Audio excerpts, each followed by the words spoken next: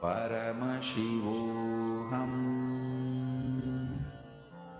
Om Nithyananda Paramashivoham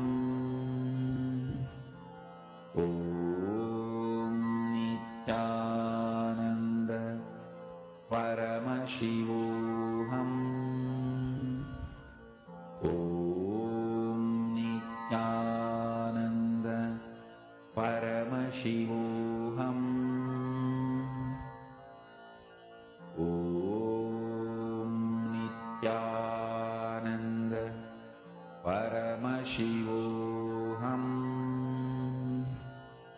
Om Nithyananda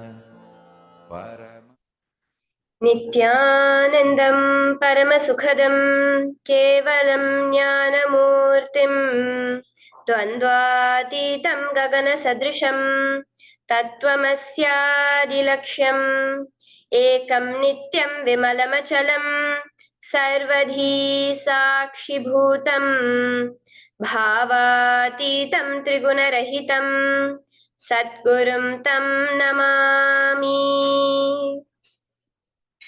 Welcome to Nithyananda Yoga, where we transcend the limits of conventional practice and dive deep into the source of our being, drawing from the original source of yoga itself. Today, we're embarking on a journey of a simple 308 asanas, the Dvitiya Vinyasa Krama. But it's not just about contorting the body or mastering complex postures. It is about connecting in oneness with the cosmos. Your body will be like wax, moldable and pliable. Today, as we embark on this journey, shed the notion of limitations. Forget the boundaries imposed by your bone and flesh. Instead, recognize yourself as the very source material of the cosmos, the consciousness from where we all come from. With each movement, you will not just be stretching muscles, you will be reaching into the depths of your consciousness. Visualize yourself as a sculptor, crafting your form with intention and precision. Want to grow 4 inches taller by the end of this session? Believe it, for your body is a wax waiting to be molded as per your intention. There is only one enemy towards this that we have built within each one of us, that is the parasites of negativity. Every muscle you have built in the moment of anger, of anxiety, of pain, of incompletion becomes the boundary of your consciousness. Today, we embark on a journey to detoxify ourselves, make us experience our original nature as divine. So as we go through these 12 components, which is so unique to Nithyananda Yoga, from the original source, the Vedas and Agamas, remember, you are not bound by limitations. You are the creator of your reality. Embrace your true nature. Let us sculpt our beings into an epitome of strength, flexibility, and bliss. Welcome to a transformative experience like no other, Nithyananda Yoga. There are 12 different components that consist Nithyananda Yoga. One is the asanas, which we traditionally know of. The various body postures revealed by Paramashiva to align the physical geometry of our body, the physical geography of our body, to the cosmic geometry, the cosmic geography. As Paramashiva says, sthiram sukham asanam, that body posture which is steady, comfortable, because it's in its original nature of Paramashivatva. The second are the pranayamas, the various systematic breathing techniques that Paramashiva has revealed for each one of us, that connect us to the higher dimensions of the cosmos and increase the life energy within us. The fourth are the bandhas, the different internal locks of the body. The third are the mudras, the various hand gestures and body movements to seal that life energy within ourselves. The very word mudra means seals. You will be able to seal the space of oneness within you with Paramashiva.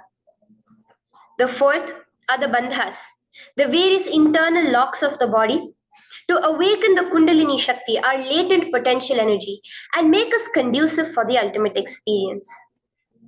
The fifth are the Karanas, the beautiful dance movements of the body, revealed by Paramashiva to put you in the space of ultimate bliss, and which engage all the different parts of your body. The next are the visualizations.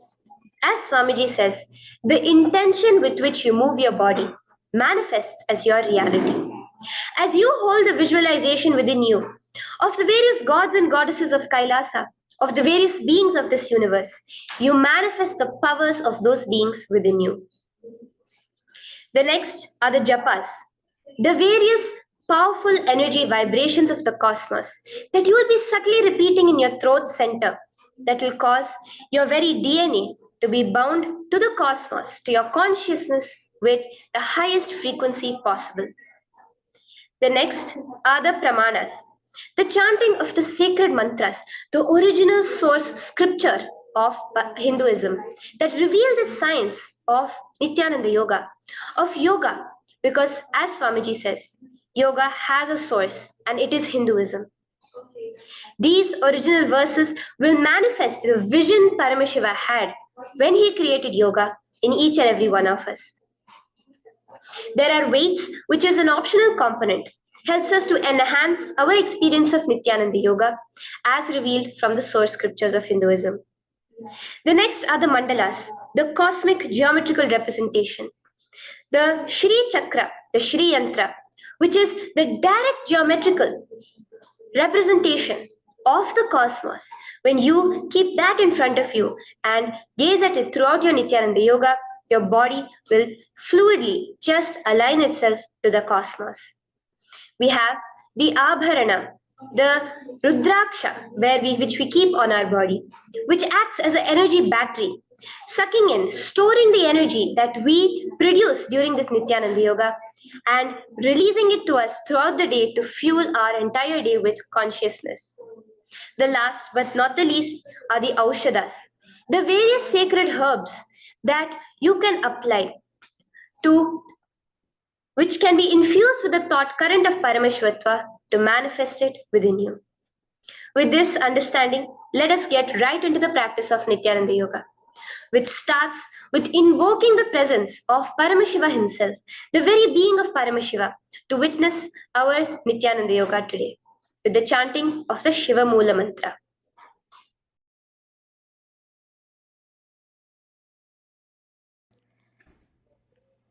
Let us now chant the Shiva Mula mantra 11 times internally. Om Ham Hom Shivaya Namaha. Om Ham Hom Shivaya Namaha. Om Ham Hom Shivaya Namaha. Om Ham Hom Shivaya Namaha. Om Ham Hom Shivaya Namaha.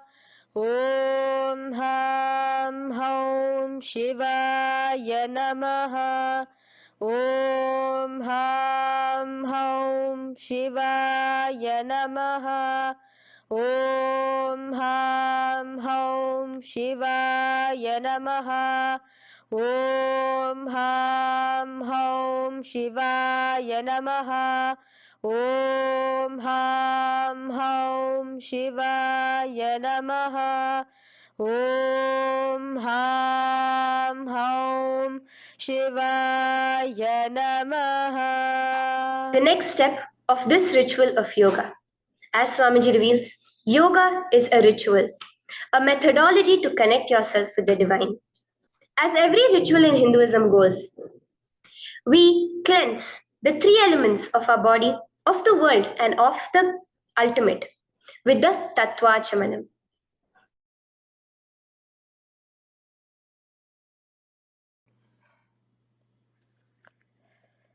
The next is the Tattvachamanam. So now I request all the participants to have the Panchapatram and the Udharani, the traditional cup and the spoon filled with some fresh water. Now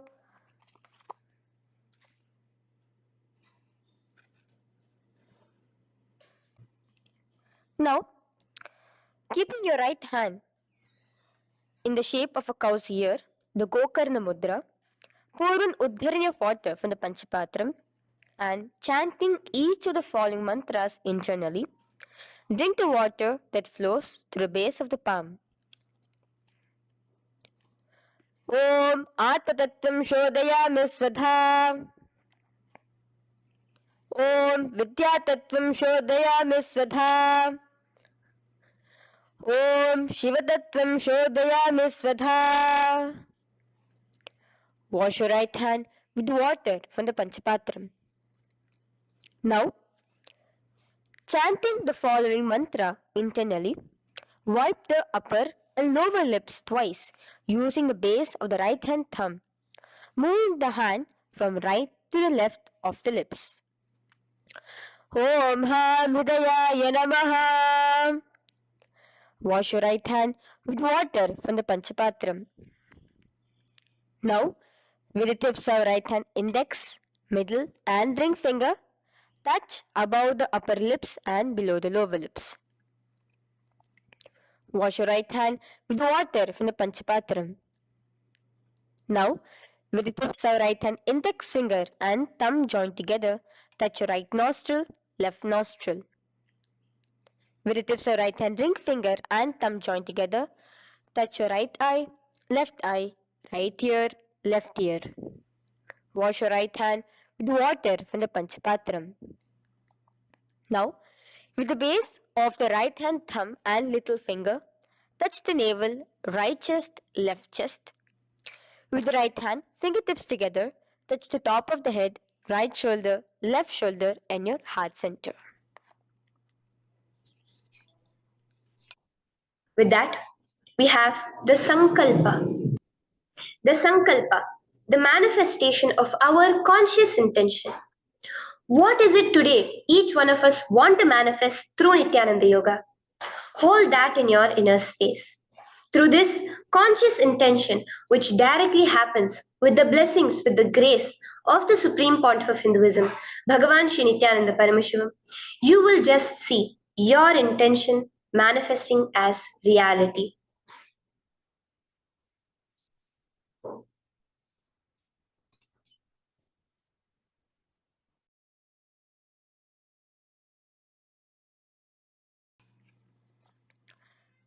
The next is the Sankalpa, the conscious resolution.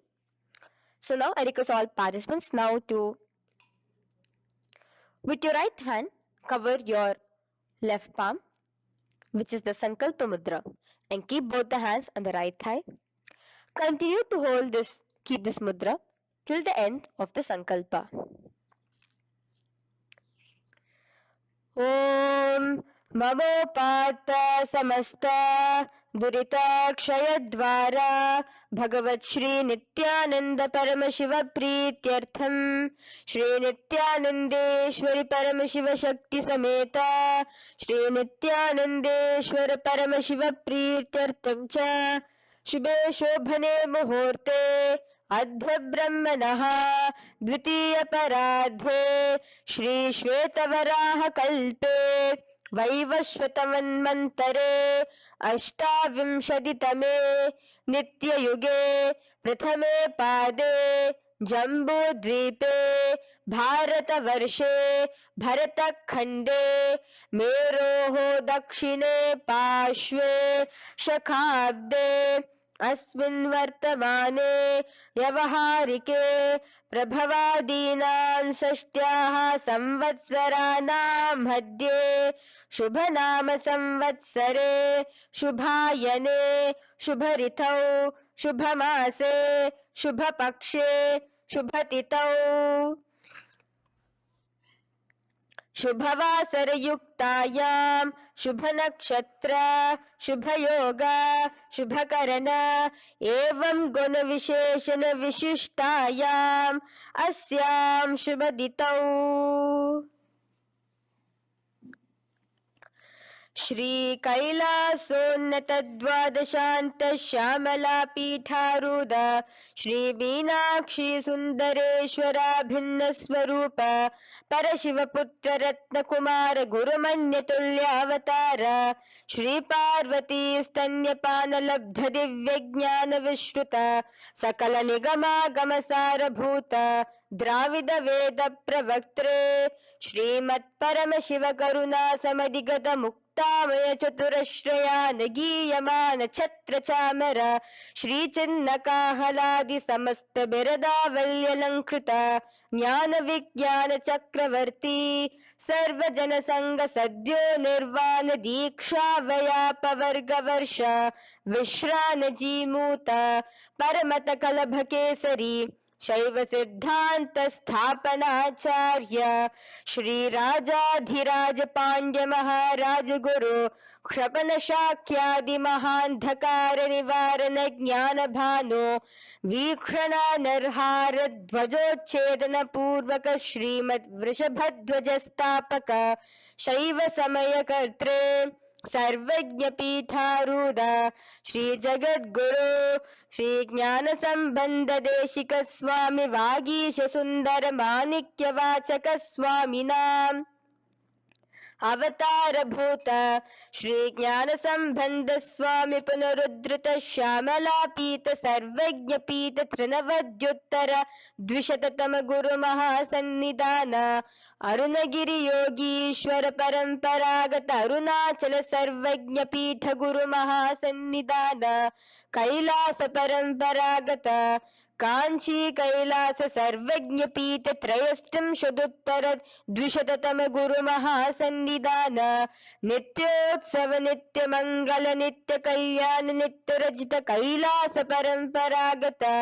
आदि कैलास नित्यानंद पीठ महासंस्थान महासिंहासन पीठ कर्त्रे साक्षात् श्री परम शिव समुद्भूत कैलास परंपरागत वैवस्वतमनि इक्ष्वाकु हरिश्चंद्र भगीरथ श्रीरामचंद्र सूरसेन इत्यादि अनवच्छिन्न सार्वभौम चक्रवर्ती परंपरागत चतुष्षष्टि योगिनी मंदिता चतुष्षष्टि संप्रदाय प्रवर्तक मनुधर्म शासन सूर्यवंश प्राप्त सर्वज्ञ पीठ सुरांगी साम्राज्य मूधाभिषिक्त चूडामणे साक्षात् श्री परम शिव समुद्भूत कपिल महागुरु पुनरुद्धृत महानिर्वाणि पीठ अष्टोत्तर सहस्र श्री महामंडलेश्वर साक्षात् श्री परम शिव समुद्भूत श्री महागणपति समारंभ अनवच्छिन्न पीताधीश्वर गुरु परंपरा प्राप्त अतल पीता अष्टोत्तर सहस्रतम अष्टोत्तर सहस्र श्री अतल पीताधीश्वर धर्म मुक्ति स्वर्गपुर स्वर्ण पीता त्रयोविंश गुरु महासन्निधान कैलास परंपरागत आदिपीठ सर्वज्ञ पीठ जगद्गुरु श्री कैलास पुनरुद्धारक श्री कैलास परमाचार्य श्रीमत् परमहंस परिव्राजकाचार्य वर्य सच्चिदानंद प्रणव स्वरूप श्रोत्रिय ब्रह्मनिष्ठ श्रीमद् जगद्गुरु श्रील श्री भगवत श्री नित्यानंद परम शिव श्री ज्ञान संबंध देशिक परमाचार्य स्वामिनां प्रीत्यर्थम तेषां पादारविन्दयोः भक्ति सिद्ध्यर्थम गुरु कृपा कटाक्ष सिद्ध्यर्थम क्षेम स्थैर्य वीर विजय आयुरारोग्य ऐश्वर्यानां अभिवृद्ध्यर्थम धर्मार्थ काम मोक्ष चतुर्विध फल पुरुषार्थ सिद्ध्यर्थम समस्त दुरितोपशांत्यर्थम समस्त मंगलावाप्यर्थम भगवत श्री नित्यानंद परम शिव प्रसादेन सकुटुंबस्य ज्ञान वैराग्य जीवन मुक्ति प्राप्त्यर्थम भगवत श्री नित्यानंद परम शिव कृपा कटाक्षेन पूर्ण आरोग्ययुक्त दृढगात्र यौगिकशरीरसिद्ध्यर्थं परमशिवशक्त्याविष्करणार्थं नित्यानन्दयोगाभ्यासं करिष्ये. Now, wash your right hand with water from the Panchapatram. Om Apaupasprisya. Now, let's get started with the asanas. Okay? Sit first in a cross-legged position on the ground in Sukhasana. Bring your hands into the Bindu Mudra with your thumbs and index fingers touching each other. Place it on top of your knees. Here we have the Kumbhaka, the pranayama of Samana Kumbhaka. As you inhale and exhale, visualize flames licking up your spine. Do the bandhas, the locks, the Mahamudra Bandha, all three of the bandhas, where you are doing the Jalandhara Bandha, tucking in your chin to your chest, the Udyana Bandha, sucking in your stomach, and the Mula Bandha, clenching your perineum. For the first set of asanas, we have the japa Soham, which you'll be repeating in your throat center. As you do Sukhasana, visualize Lord Shiva in your inner space. The next asana is Parvatasana. Now, from the seated position, bring both your feet to the opposite thighs. Clasp your hands together in front of your heart center in the Anjali Mudra and raise it above your head. Keep your hands as straight as you can. Continue the Samana Kumbhaka and the Japa of Soham. Remain with all the three bandhas, the chin to your chest in Jalandhara Bandha, the stomach tucked in Udyana Bandha, and the clenched perineum in Mula Bandha. Here, visualize yourself as Mount Kailash. The next asana is Halipavasana. Now slowly bring your feet together in front of your body as you stretch it out a little further away. Now bring your hands behind your back and clasp the left hand by your right. Lean forward, placing your forehead on the ground as you continue to engage all the three bandhas. Here, gaze at your nose. Visualize Swamiji, the Supreme Pontiff of Hinduism, in your inner space. Now, in a similar position from Halipavasana, just release your hands, slightly get up and bring your hands in front of your body. Place them on the ground, cupping your hands, making a hollow in Nagi Pavasana. Visualize yourself as a snake, gazing at your nose. Continue the japa, the pranayama, and all three bandhas engaged. Now, raise up. This is Kokilasana. Hold your big toes with your index and middle finger in the Prana Mudra. Stretch your legs straight out and upwards. Cross it into Padmasana. Bring it to your opposite thighs. Lean forward and down onto your elbows. Again, tuck your chin into your chest, suck in your stomach, and clench the perineum in the Mahamudra Bandha. Visualize yourself as a bird in Kokilasana. The next is Nithyananda. Now, raise up again. Bring one ankle to the top of the opposite knee. Hold the elbows with your hands. Hold the respective elbows with the opposite hands. Again, engage all the three bandhas and rotate your arms in a circular motion. Keep the spine completely straight and gaze towards your nose. Visualize Swamiji, the Supreme Pontiff of Hinduism, in your inner space. Next is Gajasana. Press your hands onto the ground.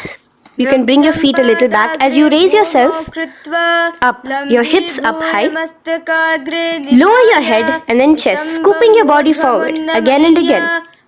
Here, engage the Udyana Bandha, where you suck in your stomach along with the Mula Bandha, clenching the perineum. Visualize yourself as an elephant. Gajasana. Now stop the movement slowly. In another dynamic asana, which is Rikshasana, you will start alternatively pressing the heel of one foot onto the ground while lifting the other heel up. Repeat this again and again. The next is Vaishyasana. Now slowly come to a standing position. Stand tall on the tips of just your big toes. Keep your head neck straight line. And bring the middle, index and ring fingers to your heart in the Hridaya Mudra.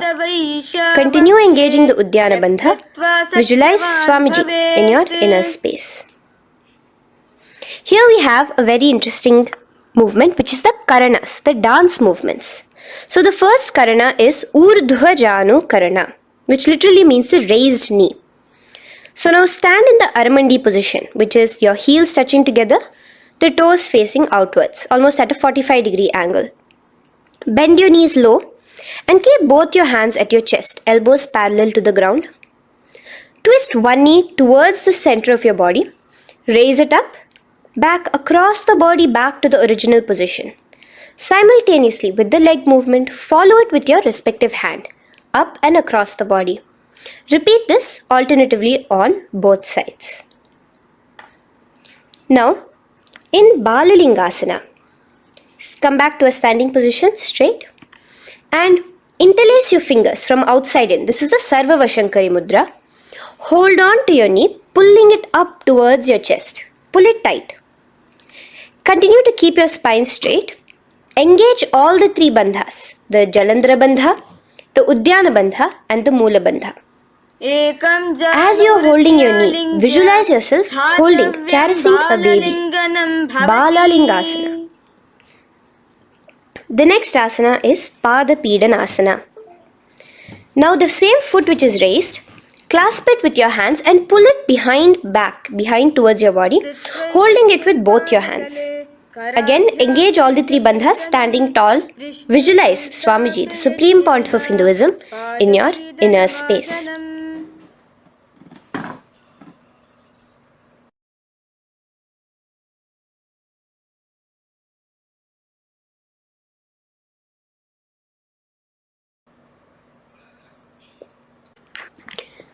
From here, let's enter into Natarajasana.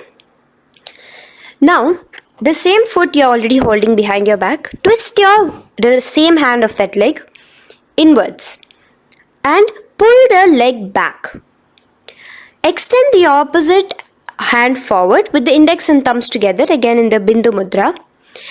Now, pull the foot back and up while leaning forward in Natarajasana. Hold your balance here. Here you will be engaging only the Mula Bandha, visualizing yourself as Lord Nataraja, the Lord of Dance.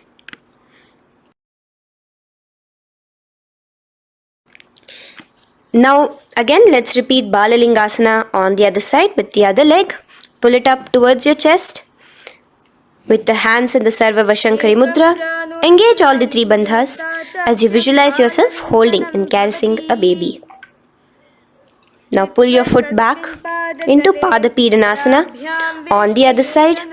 Remain with all the three bandhas engaged. Visualize Swamiji in your inner space. And lean forward. Now, hands stretched in the Bindu Mudra into Natarajasana. Balance there as you visualize yourself as Lord Nataraja. Now, come back to a standing position. Release your leg. Gain your balance. As we enter into the Ardharechita Karana. Now again bring yourself to the Aramandi position, heels together, toes pointed outwards and knees bent. Now from this position, bring your right foot onto the tips of the toes behind the left heel. The heel should be up. Bring your left hand towards your chest, parallel to the ground again, and extend the right arm out and wide like a pendulum. Bring it back towards your chest. Now while your arm is swinging, remember to move your fingers one by one inwards towards the palm and then outwards. Now place the right hand over the nose. Uncross your ankles. Let's do this on the other side also. Cross the left ankle behind and stretch the left hand out like a pendulum.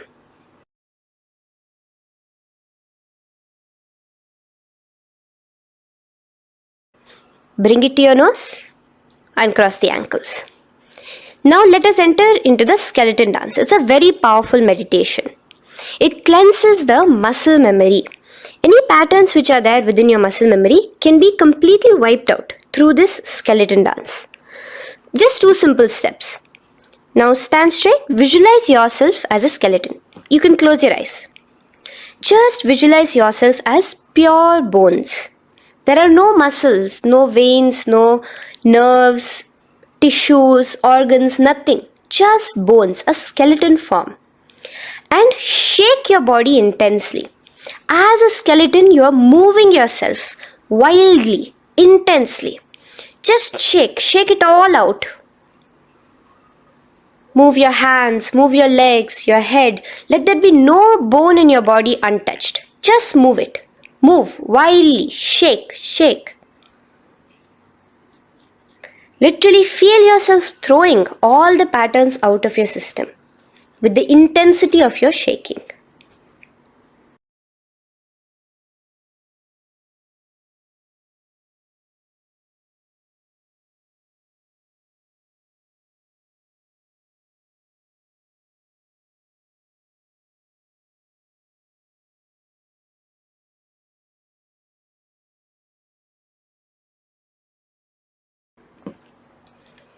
Now slowly calm down. Take a few steps, gain your breath back. That's a powerful meditation we did. Let us do the next karana. Again, come back to a standing position. Do the Aramandi. Your toes outwards, knees bent with your feet together. Now here, raise your hands above your head. Keep your palms completely straight and cross the wrists with the palms facing forward and the back of the hands outward. Now from the crossed wrists, uncross the wrists, spreading your arms out wide while you turn your hip towards the side. Turn by the waist sideways. Bring your hands back over the head and turn on the other side. Repeat this on the other side. Do it again. Let's twist out. Come back to the middle and twist out again. This is the Kati China Karana. Now stand tall. Raise your hands above your head. Bring yourself to the top of the tip of your toes. Let your hands face each other parallel to the ears. You're tall, pushing yourself, stretching yourself. Again, engage all the three bandhas. Tucking in your chin to the chest, sucking in your stomach and clenching your perineum. Visualize yourself as a palm tree. We have the japa changing over here where you will be repeating Shivoham in your throat center. Tadasana. Now, as we enter into Uttanasana, relax and lean forward, bringing your hands on by the ground next to your feet. Keep your palms flat on the ground. Try your best. Engage all the three bandhas. Remain with all the three bandhas engaged as you visualize Swamiji, the Supreme Pontiff of Hinduism himself, in your inner space. Now jump your feet back into Tarakshvasana, coming to a plank position. Keep your hands shoulder width apart. Be steady there. Chuck in your chin to your chest in the Jalandhara Bandha as well as engaging the Mula Bandha.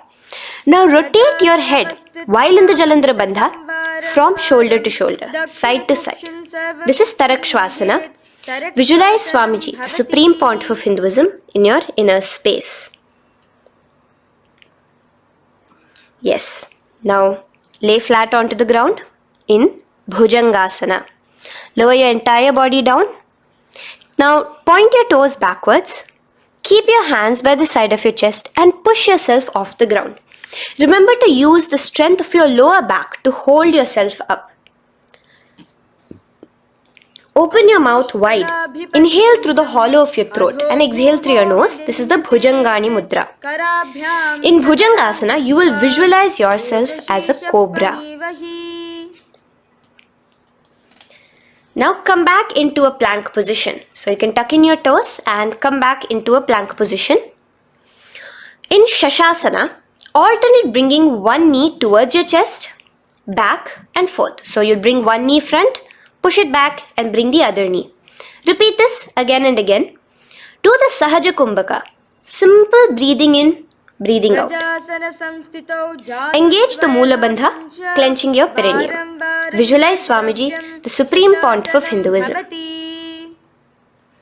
Okay. Now place your legs back into the plank position as we enter into Rathasana. Again, bring one foot between your hands and alternate jumping one foot back and bringing the other foot forward simultaneously. Again and again, continue the Sahaja Kumbhaka and the Mula Bandha engaged as you visualize yourself as a chariot, a Ratha, in Rathasana. Now, into Veerabhadrasana. Remain one leg in between your hands. So as you jump, one leg comes between your hands, stop in that position, one leg stretched back, and raise yourself up into a standing position. So the front foot will be pointing forwards and bent at a 90-degree angle. The knee will be bent at a 90-degree angle. The other leg, which is extended back, the foot will be pointed sideways at a 45-degree angle. Now raise your palms, hands up, parallel beside your ears. Do the Uddiyana Bandha along with the Mula Bandha, pulling in your stomach in. Gaze towards your third eye as you visualize yourself as Lord Veerabhadra. Now relax down, switch your legs around and let us do Veerabhadrasana on the other side. Stretch your hands up, gaze towards your third eye, suck in your stomach in the Uddiyana Bandha and visualize yourself as Lord Veerabhadra. Okay, bring your feet together now. Let us move into Vrikshasana. Now stand tall, gain your balance here slowly. Bring one foot towards the inner thigh. Bring your palms together, raise them up above your head in the Anjali Mudra. Keep your elbows as straight as you can.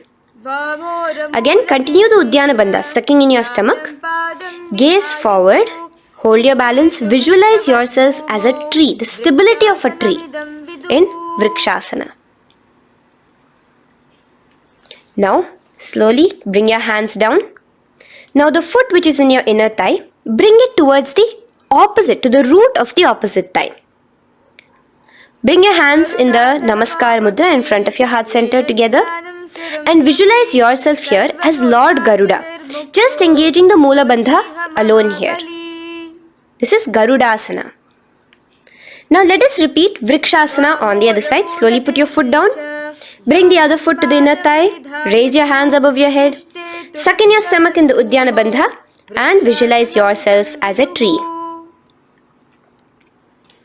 Let's repeat Garudasana on the other side. Slowly bring the foot to the opposite thigh and lower your hands to be in front of your heart center. Release the Uddiyana Bandha, just engaging the Mula Bandha, clenching your perineum.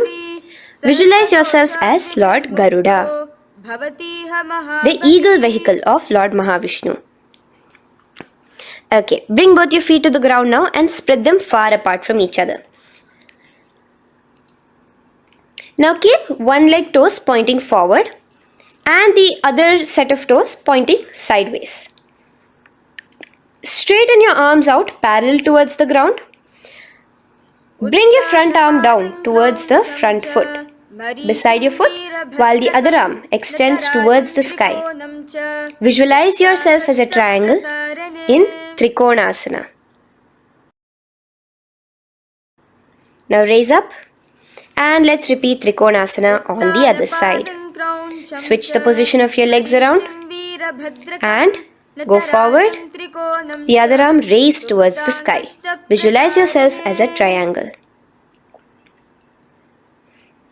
Now come back to a standing position. Bring your feet together. We are having another Karana, the Nikuttaka Karana. Bring yourself to the Aramandi position. Feet together, knees out wide. Here now bring your hands towards your chest, but keep both your palms parallel towards each other. Bring your right foot onto the toes with the heels up. And simultaneously bringing the right hand towards the top. Now drop the right foot, simultaneously lifting the left foot onto the toes and switch the hands position. Now the left hand is on the top and the right hand is on the bottom. Repeat and let us do this repeatedly. Okay, relax now, come back to a straight position and sit down onto your toes. Sit on your heels with your toes on the ground, knees raised up off the ground, together in front of you in Angushtasana. Bring your hands together in the Namaskara Mudra in front of your heart center. We have a very interesting pranayama over here, which is the Bhramari Kumbhaka, where you will be subtly buzzing like a bee as you do this asana. The japa we will be entering into is Sadashivoham. In Angushtasana, engage the Mula Bandha as you visualize Swamiji, the Supreme Pontiff of Hinduism, in your inner space. Now in the same position, slowly bring your hands to the ground. Balance yourself as you stretch one foot forward, sitting on the heel of one foot and the other foot stretched forward, toes pointed upwards. Bring your hands to the Vara Mudra, just the tips of the finger on the ground while the palm faces forward, both your hands.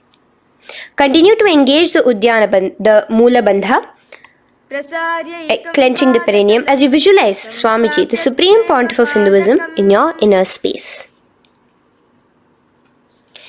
Now, stretch, the leg is stretched forward, right? Stretch the same hand, the respective hand forward and clasp onto the big toe of that foot in the Prana Mudra with your index and middle fingers. The other hand, bring it to the back of the respective heel in Vidhunanasana as you visualize Swamiji in your inner space. Okay, bring your 2 feet back together as we repeat Saurasana on the other side. Stretch your left leg forward now. Palms in the Vara Mudra on the ground. Visualize Swamiji in your inner space. And lean forward into Vidhunanasana on the other leg. Clasp your toes.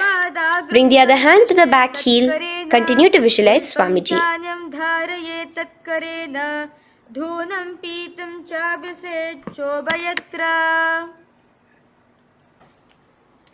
Now bring your 2 feet back together as you continue to sit on the heels, getting a nice toe workout here. Balance on your toes, bring your knees together in front of you. Now place your palms on top of the respective knees with the hands facing upwards, the palms facing upwards. Leave a slight gap between your palms and knees. As you gaze forward, engage the Jalandhara Bandha, tucking in your chin to your chest, and look between the gap between your hands. Brahma Jurankushasana. The next is Kapilasana. Now spread your knees wide and place them onto the ground. Keep your hands on the respective knees. Pull your stomach in and up in the Uddiyana Bandha. Gaze towards your nose as you visualize yourself as Maha Kapila Muni, the first man that ever started thinking. In the same position, just release that Uddiyana Bandha. Release the lock of the stomach, but continue to clench your perineum in Mula Bandha as you switch your gaze to your third eye. So from your nose, switch your gaze to the third eye. Visualize Swamiji, the Supreme Pontiff of Hinduism, in your inner space. Bhadra Gorakshasana. Next is Suryasana. Now, your toes are tucked. Just lift your knees off the ground, wide apart. Bring your hands together in the Padma Mudra with the little fingers and thumbs joined together. Engage the Uddiyana Bandha, suck in your stomach and raise your hands up tall above your head. Slightly lean back as you look towards the gap between your hands. Visualize Lord Surya in your inner space. Now relax, slowly bring your hands to the ground. Sit on top of your heels, the toes flat. Here, keep your hands on top of your knees and lift your tongue up against the roof of your mouth in the Manduki Mudra. Do the Sahaja Kumbhaka, simple breathing in and out. Engage the Mula Bandha, clenching your perineum. With the japa Sadashivoham, repeating in your inner space, here you will visualize yourself as a frog in Mandukasana. Your tongue pressed against the upper palate. Is your frog-like tongue catching the nectar of immortality dripping from your Sahasrara Chakra? Gaze towards your third eye in Mandukasana. Now from here itself, moving into Uttana Mandukasana. Just bring your hands to the opposite shoulders, remaining in the same seated position. Continue with the Uddiyana Bandha engaged, gazing at your third eye. The Manduki Mudra, tongue pressed against the top of your palate, visualizing yourself as a frog in Uttana Mandukasana. Slowly bring your hands out from behind your back. Now slightly raise up and cross your ankles behind you. Sit on top of your crossed ankles. Keep your knees wide and your fingers spread on the top of your knees, both your hands. Open your mouth wide and stick out your tongue, exhaling forcefully. Gaze at the tip of your nose. Repeat this several times because you're visualizing yourself as a lion in Simhasana. The next asana is Bhadrasana. Now you can release yourself and uncross your ankles. Just keep your toes crossed behind you. Again, sit on top of your heels, keeping your knees wide apart. Cross your hands behind your back, hold on to the big toes in the Prana Mudra with your index and middle fingers. Apply the Jalandhara Bandha, tuck in your chin to your chest along with the Mula Bandha, sucking in your perineum. As you gaze towards your nose, here, resume the Brahmari Kumbhaka, buzzing like a bee subtly in your inner space as you visualize Swamiji, the Supreme Pontiff of Hinduism, in your inner space. Now, bring your hands out from behind you. As you bring yourself to a squatting position. Keep your feet flat onto the ground as close together as possible, but your knees opened wide. Bring your body in between your knees, your torso in between your knees, and take your arms in and around your knees towards the back, clasping your fingers, interlacing your fingers behind you in the Parashu Mudra. Gaze towards your nose. Visualize yourself as a crow in Kakabhusandhiya Asana. The next asana is Kani Pavasana. Unclasp your hands and place them flat onto the floor. Keep them shoulder width apart for good balance. Now, slowly bring your knees to the back of your arms, above the elbows. Lean your chin forward and down. Keep your gaze steady as you lift your feet off the ground. In Kani Pavasana, visualize Swamiji, the Supreme Pontiff of Hinduism, in your inner space. Now in the same position, slowly lower your head to the ground and stretch your legs up high, forming a tripod between your two hands and your head in Kapali Asana. Gaze at your nose, continue the Brahmari Kumbhaka, continue engaging the Mula Bandha and the japa of Sadashivoham. Visualize Swamiji in your inner space. The next asana is Parshvamayurasana. Slowly bring your feet down. Yes, relax. And now squat on your toes with your knees together and twist your body. Place both the hands to one side of your knees. Now bring one of your elbows to the knee and the other of your elbows towards the hip. Lean onto your arms, balance, extending your legs out to the side. Gaze towards your third eye, visualizing yourself as a peacock. In Parshvamayurasana, as you do the pranayama, the Rechaka Kumbhaka, let your exhalations be prolonged and your inhalations be slightly shorter. Now relax, bring your feet to the ground and bring your body to the other side of your knees. As you repeat Parshvamayurasana on the other side, lean forward, stretch your legs, gaze at your third eye, visualize yourself as a peacock. Now let's do Bhairaganathasana. Now come again to a plank position. Place your hands down, stretch your legs back and bring one foot around your shoulder to be placed in between both your palms. Gaze at your third eye. Just engage the Mula Bandha, clenching your perineum. Here, this is Bhairaganathasana. Visualize yourself as Lord Kala Bhairava. Slowly bring your foot out and bring the other foot in between your palms, remaining in the plank position. Continue to visualize yourself as Lord Kala Bhairava in Bhairaganathasana on the other side. The next asana is Unmukha Pithasana. Now from the same plank position, bring your forearms onto the ground. Be steady as you walk your feet closer towards yourself, forming like a slight mountain. In Unmukha Pithasana, gaze at your third eye. Continue the Rechaka Kumbhaka. Visualize Swamiji in your inner space. The next asana is Vashishtasana. Now, just raise yourself onto one of your hands. So release your forearms off the ground and raise yourself onto your right arm. And keep your body completely parallel to the ground. As you raise your left arm straight above your head, visualize yourself as Rishi Vashishta as you do the Vashishtasana. Gaze towards the hand on the top. Now slowly bring that hand down. As you switch the hands, bringing your right hand up towards the sky. Balance there, completely straight on your toes. As you visualize yourself as Rishi Vashishta, the Guru of Bhagavan Sri Rama. Now, bring your feet forward into Anjani Asana. So here you will be sitting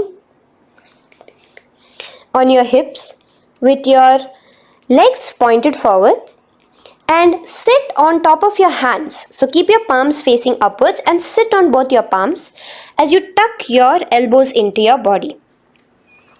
Do the Rechaka Kumbhaka, continue the Rechaka Kumbhaka. Engage the Jalandhara Bandha, tucking in your chin to your chest, gaze at your nose, visualize yourself as Lord Hanuman in Anjani Asana. Now, slowly release your hands from under your body as you lean forward into Paschimottanasana. Clasp your respective toes with your index and middle finger. Lean forward and down, bring your elbows to the ground, your forehead towards your knees. Engage all the three bandhas, the Mahamudra Bandha. As you visualize Swamiji, the Supreme Pontiff of Hinduism in your inner space, with a new japa, Mahasadashivoham, starting here.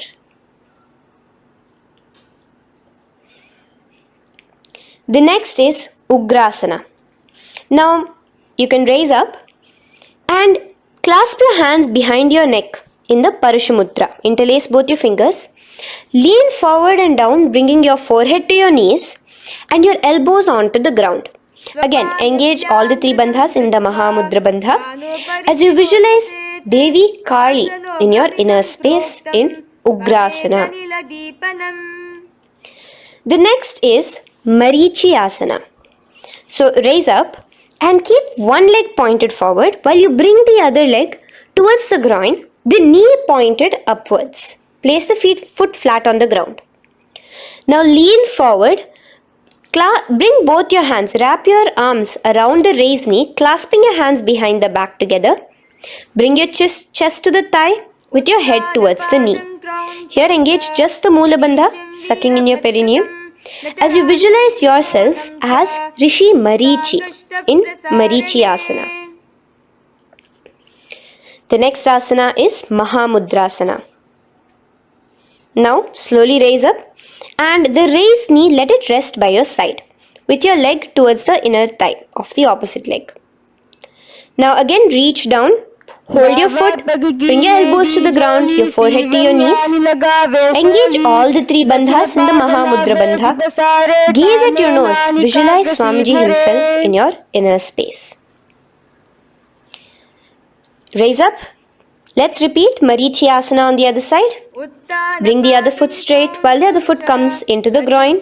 Knee up. Lean forward, clasping your hands behind your back. Visualize yourself as Sage Marichi. Now from here, raise up, engage all the three bandhas. As you let your knee fall to the side, lean forward, clasping the foot. Gaze at your nose. Visualize Swamiji in your inner space in Mahamudrasana on the other side. Now, bring yourself to a seated position. Sit and bring the soles of your feet together. Bend your knees and keep your heels as close towards you as possible. While try to touch your knees to the ground. Clasp your feet together with both your hands. Maintain a straight spine. Gaze towards your nose in Bhadrasana 2. Visualize Swamiji, the Supreme Pontiff of Hinduism, in your inner space. The next asana is Gwali Pavasana. Now, keeping your feet together, just bring your hands towards the respective knees. Just lightly place them there. Tuck your chin to your chest in the Jalandhara Bandha, continuing to engage the Mula Bandha, clenching your perineum. As you gaze at your nose, visualize Swamiji, the Supreme Pontiff of Hinduism, in your inner space. Now, push your soles slightly further away from you. The joined feet, push it further away from your body. And lean forward, keeping both your hands, the fingers inside of the feet. Hold the soles of your feet. Lean forward and down. Bring your forehead to the ground. Gaze at your nose. Visualize the Yoni Mandala in your inner space. In Joni Asana. The next is Midiki Pavasana. Raise up. Stretch your arms out wide beside your body as you lean forward, your arms going over your knees. Bring your forehead to your feet. Continue to gaze at your nose. Visualize Swamiji, the Supreme Pontiff of Hinduism, in your inner space.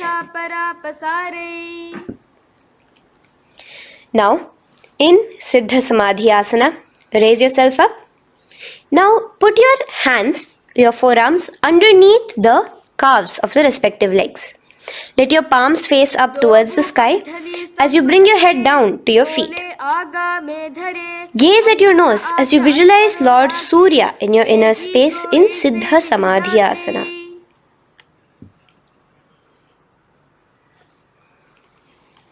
The next asana is Chiniki Pavasana. Raise up now. Bring both your feet together in front of you. Bring your feet back close to your body. Now place your hands underneath both the feet and pull your feet open like a book facing towards the sky. Both your feet. Press your elbows onto your thighs near the knees and gaze towards your nose, visualizing Swamiji in your inner space in Chiniki Pavasana. Giving yourself a nice stretch. Now release your feet and bring your hands to the respective knees. Gently push down on your knees, pushing it towards the ground. Suck in your stomach in the Uddiyana Bandha. Gaze at your third eye, visualizing Swamiji in your inner space. This is Charapata Chokasana. The next asana is Bhairavasana. Now continuing to remain with your feet together, you can use the help of your hands to bring your toes onto the ground with your heels pointed upwards. Just push yourself and try to do it. Continue to remain with the Uddiyana Bandha engaged, your stomach sucked in. Bring your hands to the Bindu Mudra with the index and thumbs together on top of the knees. Gaze at your third eye. Visualize yourself as Lord Kala Bhairava in Bhairavasana. The next asana is Samanasana. So slowly you can bring your feet out from underneath. Take now one foot towards your chest, holding with both your hands as the other foot rests by the perineum. Pull the sole onto your chest. Gaze at your third eye. Visualize yourself holding the breath in the Mula Chakra, the Chaturdala, the 4-petal lotus of your body. Gaze at your third eye. Visualize Swamiji, the Supreme Pontiff of Hinduism, in your inner space in Samanasana. From here, let's move into Apanasana. Now, the foot that you have towards your chest, just bring it over your shoulder and place both your palms onto the ground beside you. As you lift the leg by your perineum, stretch it out and lift it up high into the sky in Apanasana. Gaze at your third eye, visualizing Swamiji in your inner space.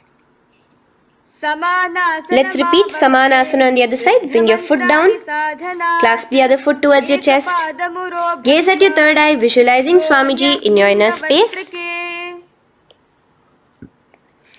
And bring the foot onto your shoulder as we repeat Apanasana on the other side. Stretch your leg out straight in front of you, up high towards the sky, gazing at the third eye, visualizing Swamiji in your inner space. Okay, relax slowly. Let's move into Gomukhasana. Now, sitting in a seated position, cross one leg over the other, like over, and align the knees together at the center of your body and the feet by the opposite hips. Place both your hands on top of the stacked knees. Gaze at your nose. Here we have a beautiful pranayama, very cooling pranayama, which is the Sheetkari pranayama, where you will be inhaling through your clenched teeth with your tongue pressed against behind your teeth and exhaling through your nose, creating a hissing sound. The japa will be for the next sequence of asanas. Om Nithyanandoham. Visualize the face of a cow in Gomukhasana. Now keep your knees crossed. From the knees, bring your hands towards the respective toes on the side of the body. Clasp the big toe in Pranamudra. Suck in your stomach in the Uddiyana Bandha. Visualize yourself as Rishika Anasuya in Anasuyasana. Now in Anusuyasana 2, just bring your hands behind your back, clasped together, interlaced fingers in the Parashamudra. Lean forward and down. Try to bring your nose to touch the ground in front of you. Just visualize yourself as Rishika Anasuya and gaze at your nose. Anusuyasana 2. Raise yourself up now. Now bring one foot towards the perineum, knee resting on the ground. Raise your other foot with the foot in front of the lying down foot, knees pointed upwards towards your chest. Place your hands on the respective knees. Keep your spine tall, chest out. Gaze at your nose. Visualize yourself as Lord Garuda, the eagle vehicle of Bhagavan Mahavishnu. Garudasana 2. From here, moving into Naradasana.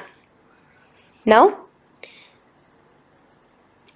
keep both your hands, bring both your hands behind your neck and clasp them in the Parashamudra. Interlace your fingers behind your neck. Twist outward of the raised knee. Just keep your whole body outside of the raised knee.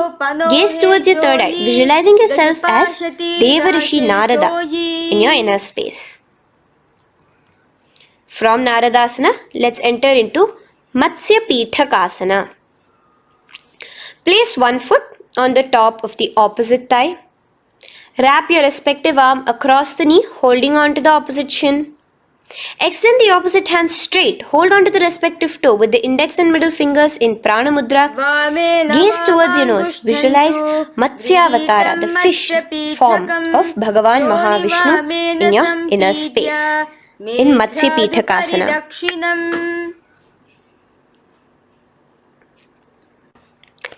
From there, let's repeat the Gomukhasana and the rest of the asanas on the other side too. So slowly you can cross your knees over to the other side in Gomukhasana. Keep your hands on the top of your knees.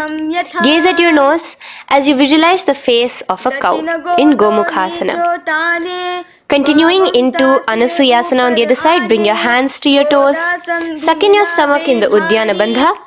Gaze at your nose, visualize yourself as Rishika Anasuya. And lean forward, bringing your hands behind your back in Anasuyasana 2. Interlace your fingers in the Parashamudra. Continue to gaze at your nose, visualizing yourself as Rishika Anasuya. As you relax the Uddiyana Bandha, just clenching the Mula Bandha alone. Raise up, bring your feet together in front of you as we enter into Garudasana 2. Place your hands on the respective knees. Stay straight.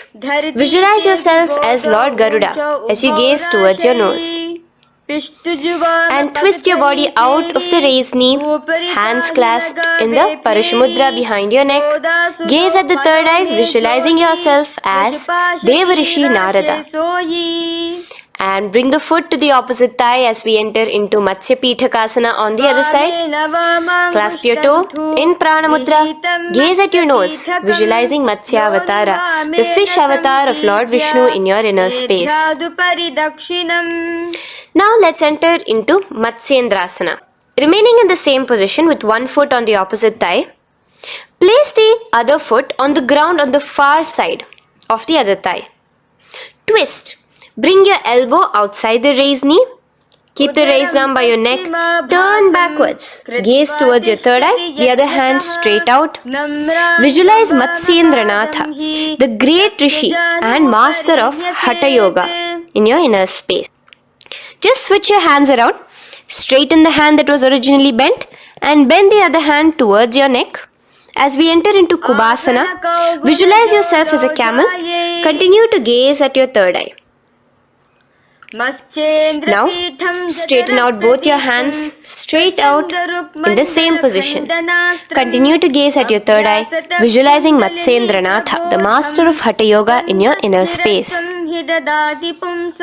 Now slowly take your foot off from the thigh. As we enter into Matsyendrasana on the other side, bring the other foot to the thigh. Place the other foot on the far side.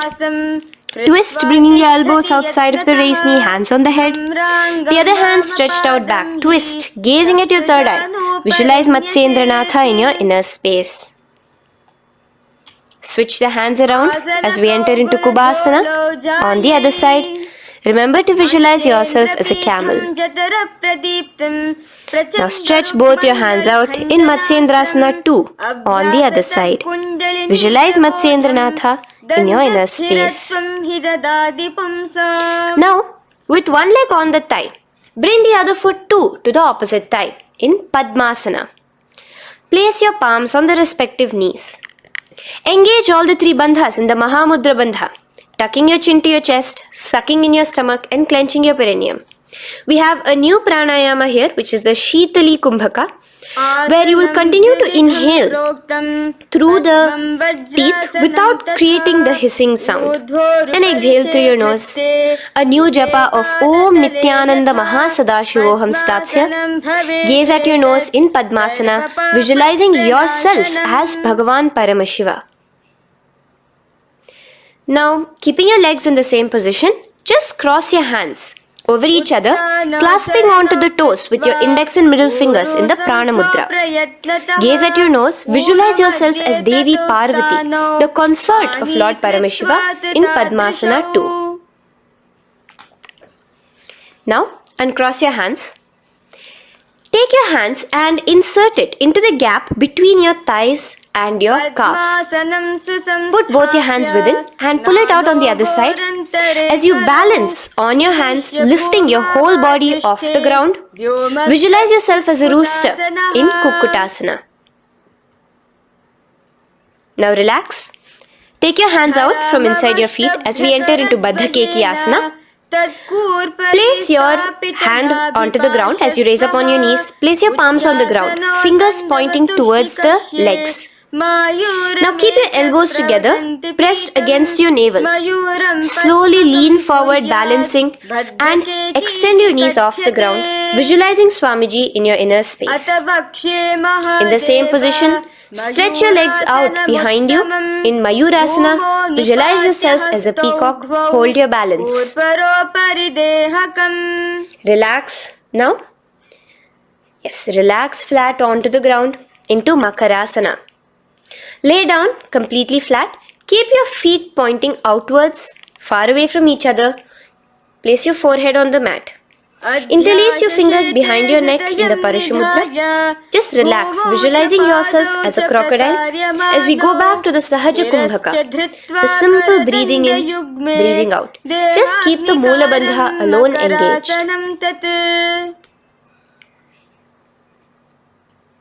The next asana is Shalabhasana. Now lay on your stomach and place your hands on the ground beside the chest. From the laying position, raise your legs up. Use your core strength to bring your thighs off the ground.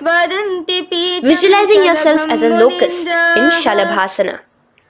Relax your feet down and bring your hands to your feet, pulling your feet down towards the ground beside your hips. In Ushtrasana, visualize yourself as a camel. Now slowly kick your legs back.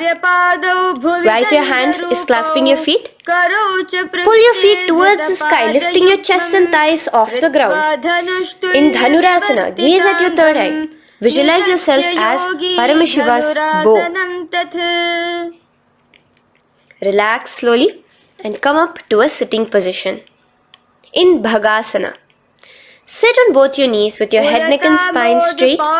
Clench your perineum in the Mula Bandha. Place your hands on top of your knees. Gaze towards your third eye, visualizing Swamiji, the Supreme Pontiff of Hinduism, in your inner space. From here, we enter into Gohyasana. We have a couple of headstand postures here, so get yourself ready. Now, place your forearms on the ground with your fingers interlocked. Ensure your elbows are at shoulder width for the best balance. Place the top of your head on the ground, holding your head with your hands. Slowly walk your toes forward until your hips are in a straight line with your shoulders, and just kick your feet up slightly. Make sure not to lose your balance. Keep your knees bent together at your chest, toes pointed upwards. Gaze to your nose, visualizing Swamiji in your inner space. From here, stretch your legs out into Shirasasana, continuing to hold the balance there as you continue to gaze at your nose, visualizing Swamiji in your inner space. Bring your feet to the ground, relax slowly. The next asana is Podhyasana. So come to a seated position. Bring your hands behind your calves, stretching your legs up and your forehead to your knees. Visualize Swamiji in your inner space. Here we have a new Kumbhaka, which is the Bhastrika Kumbhaka, where you will be exhaling forcefully, making the sound of a bellows. Podhyasana. The japa for this next series is Om Nithyananda Paramashivoham, the Mahavakya. Relax yourself. Continuing to remain balanced with your legs up, just bring your hands to the opposite shoulders. In Parighasana, visualize yourself as a mace as you gaze towards your third eye. Now relax. Keep your elbows and palms onto the ground as your legs are raised. Visualize yourself as a boat in Naukasana. Continuing to gaze towards your third eye, remember to continue the Bhastrika Kumbhaka. Forceful exhalation. Now, continuing to keep your balance, just bring your hands to your feet and scoop your hands underneath the heels, pull it towards the chest. Keep your spine upright, gaze towards your nose. Visualize yourself as Lord Rudra in Rudrasana, the most ferocious form of Paramashiva. Now lay on your back. So you can remove your hands from underneath your feet and lay on your back. With your feet flat on the ground, knees pointed upwards. Now place your palms down. Just let your fingers touch the back of your heel. Do not clasp your feet. Lift your hips up high, pressing the feet onto the ground. Chin tucked to the chest in the Jalandhara Bandha automatically. Gaze at your nose, visualizing Swamiji in Unmukha Pithasana 2. Now lay onto the ground in Shavasana.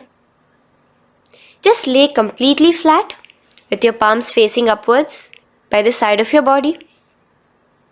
Just unclutch from any movement happening within you. Visualize your body is dead. The Supreme Pontiff of Hinduism, Swamiji, is just liberating you. Just let your awareness, your energy completely pervade your body in the Shakti Chalan Mudra as you continue to vibrate with the Mahavakya.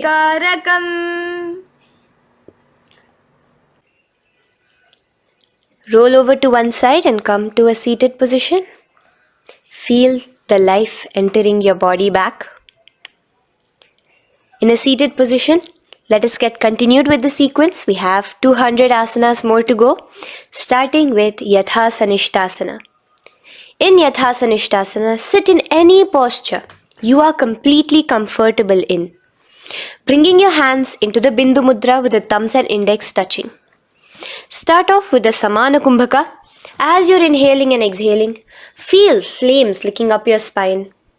Clench your perineum in the Mula Bandha with the japa Om Nithyananda Paramashivoham for the remaining of the sequence.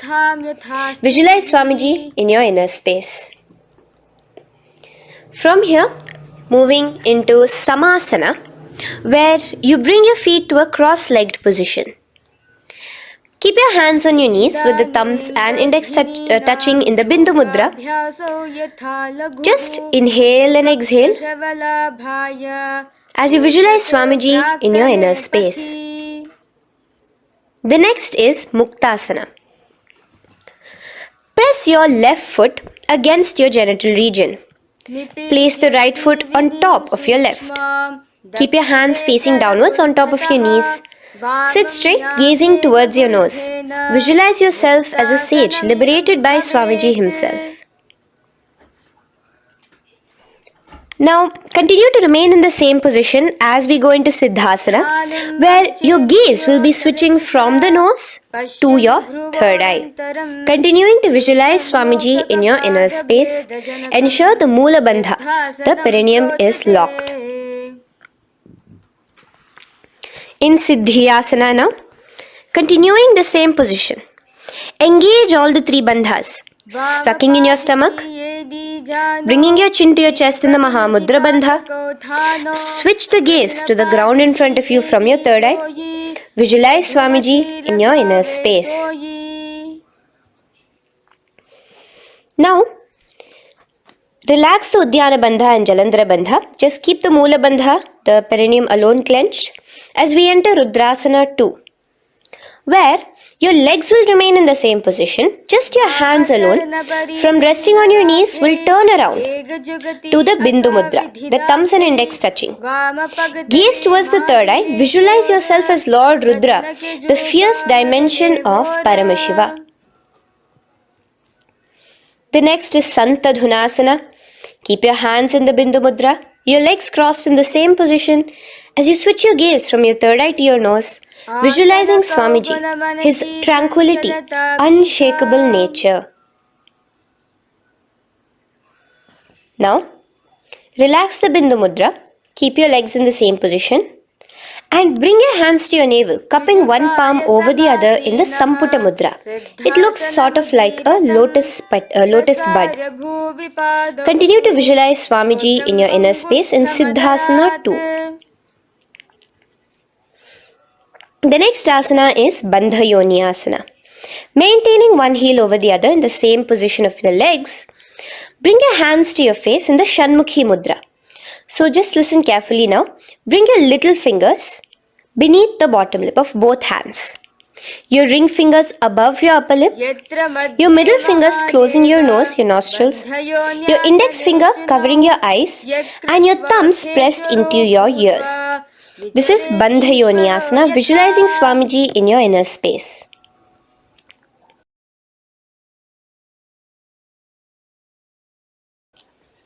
The next asana is Virasana. Now, you can remove your hands from your face and bring one foot onto the thigh, onto the opposite thigh, and the other foot underneath the thigh. Keep your hands in the Bindu Mudra, thumb and index fingers together on the top of your knees as you embody the space and state of bravery, Veera, in Virasana. Now, changing the leg position again as we enter into Valmikasana. Keep your left heel on the right side of the generative organ, toes under the thigh. Keep your right foot on top of the left leg, toes by the knee. Again, bring your hands into the Bindu Mudra on top of the knees. Gaze towards your third eye. Visualize Rishi Valmiki, the poet, the first poet and author of Ramayanam. The next asana is Joni Mudrasana. So you're going to remain here as you switch your gaze to your nose, visualizing the Yoni Mandala, a beautiful formation, divine cosmic geometry, representing Devi, Shakti, a symbol of the creative energy of the universe in Joni Mudrasana. In the same position, switch your gaze to your third eye, continuing to visualize the Yoni Mandala in your inner space. Now, let's move into Bhadrasana 3. So bring your feet, the soles of your feet together, uncross them and bring them together in front of your body. Hold it with both your hands, pulling it against you. Push your knees down towards the ground. As you gaze at your nose, suck your stomach in the Uddiyana Bandha. Visualize Lord Veerabhadra in your inner space. Bhadrasana 3. In the same position, we are entering into Aghorasana, where your left hand will rest on top of the left knee, while your right hand comes towards your face.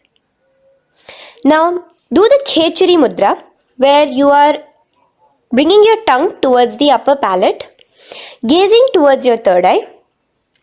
Now, with your right hand, cover your mouth, close the left nostril with your index finger, inhale through the right nostril.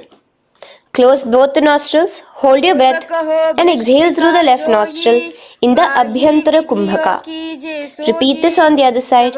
Visualize yourself as an Aghori, completely dedicated to Paramashiva in Aghorasana. The next asana is Kaneri Pavasana.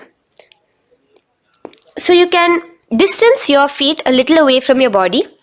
As you lean forward, place your elbows onto the soles of your feet and rest your chin on your palms.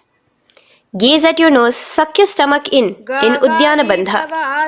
Here, continuing with the Rechaka Kumbhaka, where your exhalations are prolonged than your inhalations, visualizing yourself as a female elephant drinking water in Kaneri Pavasana. The next asana is Parasana. So now, come to a seated position, raise yourself up and keep your knees raised. Bring your hands underneath your knees, between your calves and thighs, and clasp them together. Interlace your fingers in the Parashumudra in front of your navel. Lift your feet off the mat. Visualize Swamiji, the Supreme Pontiff of Hinduism, in your inner space as you gaze at your nose in Parasana. The next asana we'll be moving into is Gopi Chandasana. Now take your hands out from in between the feet as you let your feet rest on the ground. Take your hands out from underneath your calves. Interlace your fingers around the feet with the soles of the feet together and raise it up towards your chest. Rest your knee on top of your feet. Gaze at your nose. Embody the state and space of a king in Gopi Chandasana.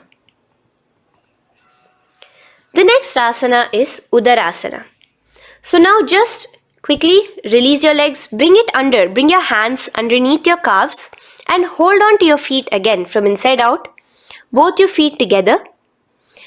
Bring your feet up to your chin, resting your chin on top of the interlaced fingers. Bring your feet to your chest, gaze at your nose, visualizing your body, the Supreme Pontiff of Hinduism, free from any defects in Udarasana.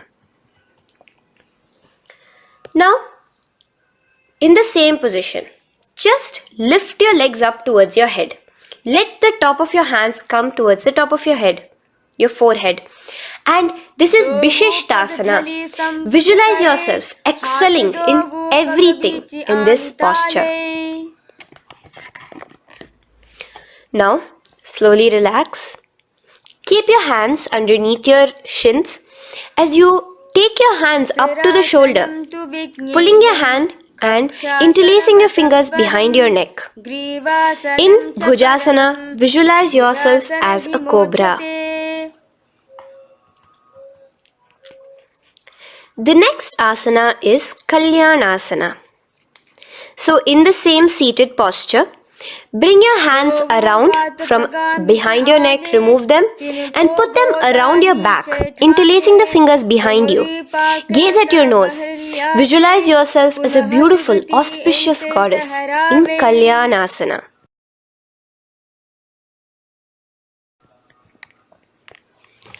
The next posture is Sankatasana. So now, uncross your hands from behind you. Release yourself completely onto the ground. Place your left knee on the mat and the left foot flat. Sit on top of your left foot, knee pointed forward. Raise your right leg on top of the left, bringing the right heel to the left hip. Place your hands on the opposite knees. Here, do the Ujjayi Pranayama. As you inhale and exhale, make the sound of an ocean. Visualize yourself as a swan, a beautiful swan in Sankatasana. The next is Dhenukasana. Just in the same position, slide your left heel to the left hip. Keep your right knee on top of the left. Place both your hands on your right thigh. Visualize a cow in your inner space as you suck your stomach in the Uddiyana Bandha, Dhenukasana. Now slowly uncross your legs as we move into Matsyendrasana. Place the right foot on the left thigh, the left foot on the right knee. Bring your left hand behind your back, hold the right thigh Twist a little bit. Place your right hand on your left thigh. Twist your body, gaze towards your third eye, visualizing Swamiji in your inner space. The next asana, Machandrasana 2, just untwist your body. As you clasp the respective toes of both your feet with your hands, lean forward and down, bringing your forehead to the ground in front of your feet. Visualize Swamiji, the Supreme Pontiff of Hinduism, in your inner space. Raise up now. Keep your legs in the same position. We have the Guru Asana. Interlace your fingers together and place it over the topmost knee. Suck in your stomach in the Uddiyana Bandha, clench your perineum in the Mula Bandha, tuck your chin to your chest in the Jalandhara Bandha. As you engage all three bandhas, visualize Swamiji in your inner space. Let us now repeat Sankatasana on the other side. So, you can release your hands, your legs as you cross the other leg over. Visualizing yourself as a swan, remember to put your hands on the opposite knees. The next asana, Dhenukasana, repeating it on the other side. Slide your leg out, bring both your hands to the topmost knee. Suck your stomach in the Uddiyana Bandha. Visualize a cow in your inner space. Machandrasana again, repeating it on the other side. Bring your legs to the cross-leg position. Twist your body around as you gaze at your third eye, visualizing Swamiji in your inner space. Untwist as we enter into Machandrasana 2 on the other side. Hold on to your feet, bring your forehead to the ground, continuing to visualize Swamiji in your inner space. Slowly raise up and let us do Guru Asana on the other side.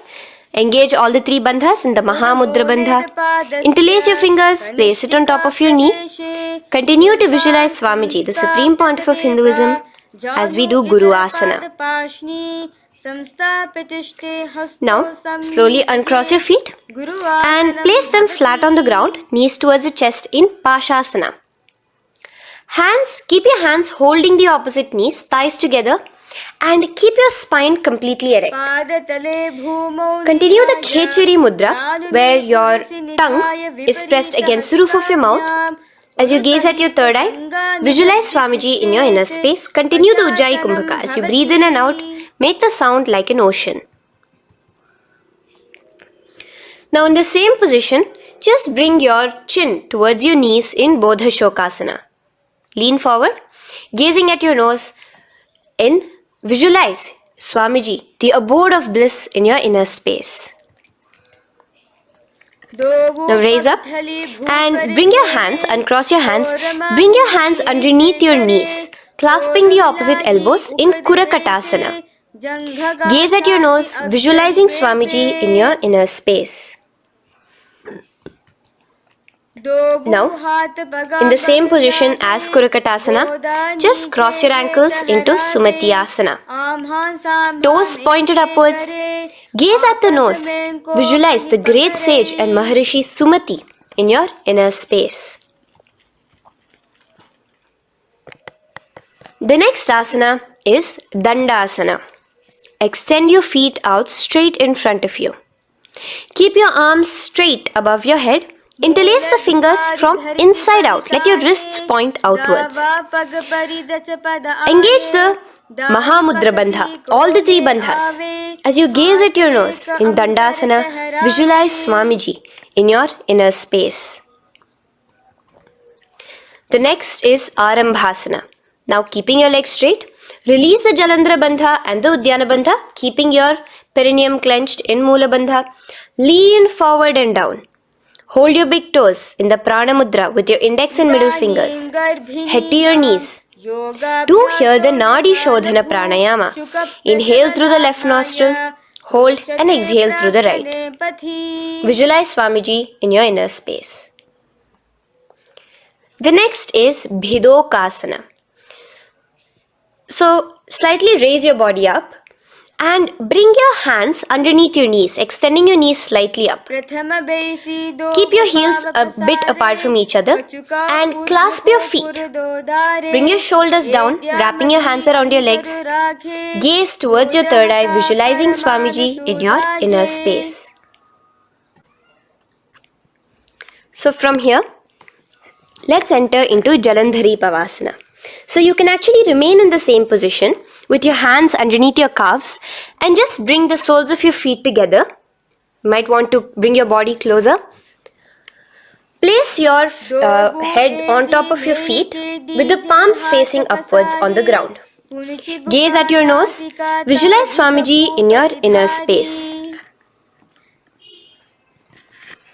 Now slowly bring your hands out from underneath and come to a seated position.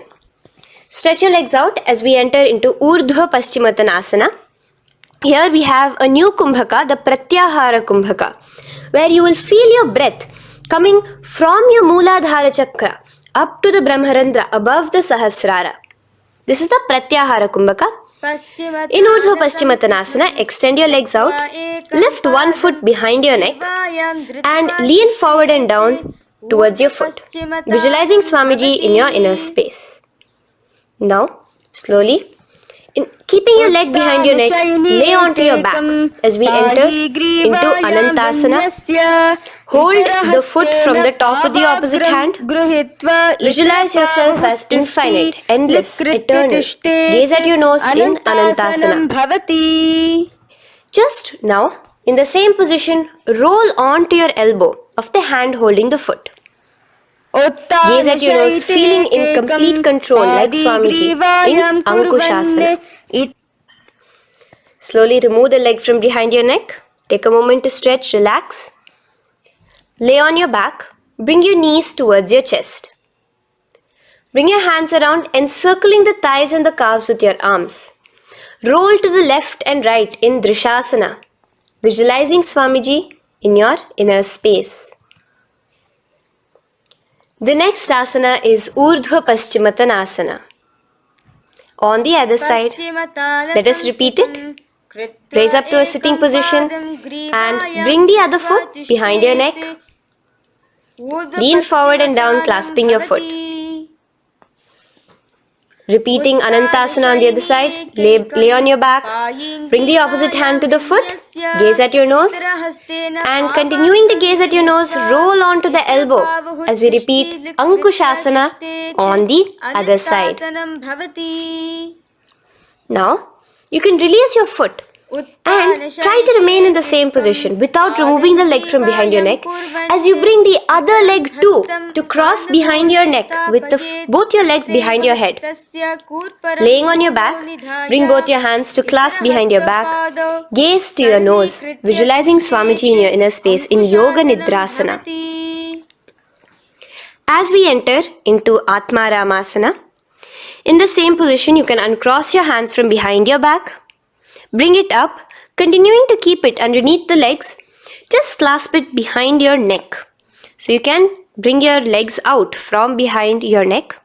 Just let your hands interlace behind your neck, gazing to your nose, visualizing the Atma Rama, Bhagavan Mahavishnu within you as your soul blessing you, as you gaze at your nose in Atma Ramasana. Now, you can release your hands and legs. Continue to lay on your back as we enter into Kochikasana. Bring your knees to your chest with the soles facing upwards. Extend your arms sideways as you gaze towards your third eye, visualizing Swamiji in your inner space. Now, from Kochikasana, keep your arms reached out to the sides at shoulder level. As we enter into Jatara Parivritti 1, keep one knee bent, twist it and bring it to the ground on the opposite side with the other leg extended straight. In Jatara Parivritti 2, keep both the knees bent to one side. And in Jatara Parivritti 3, keep both the legs straight to one side. Throughout this, keep your head looking in the opposite direction. And let us repeat this on the other side. You can bring your knees back to your chest. Let your legs out, go to the other side and do Jatara Parivritti 1, 2 and 3.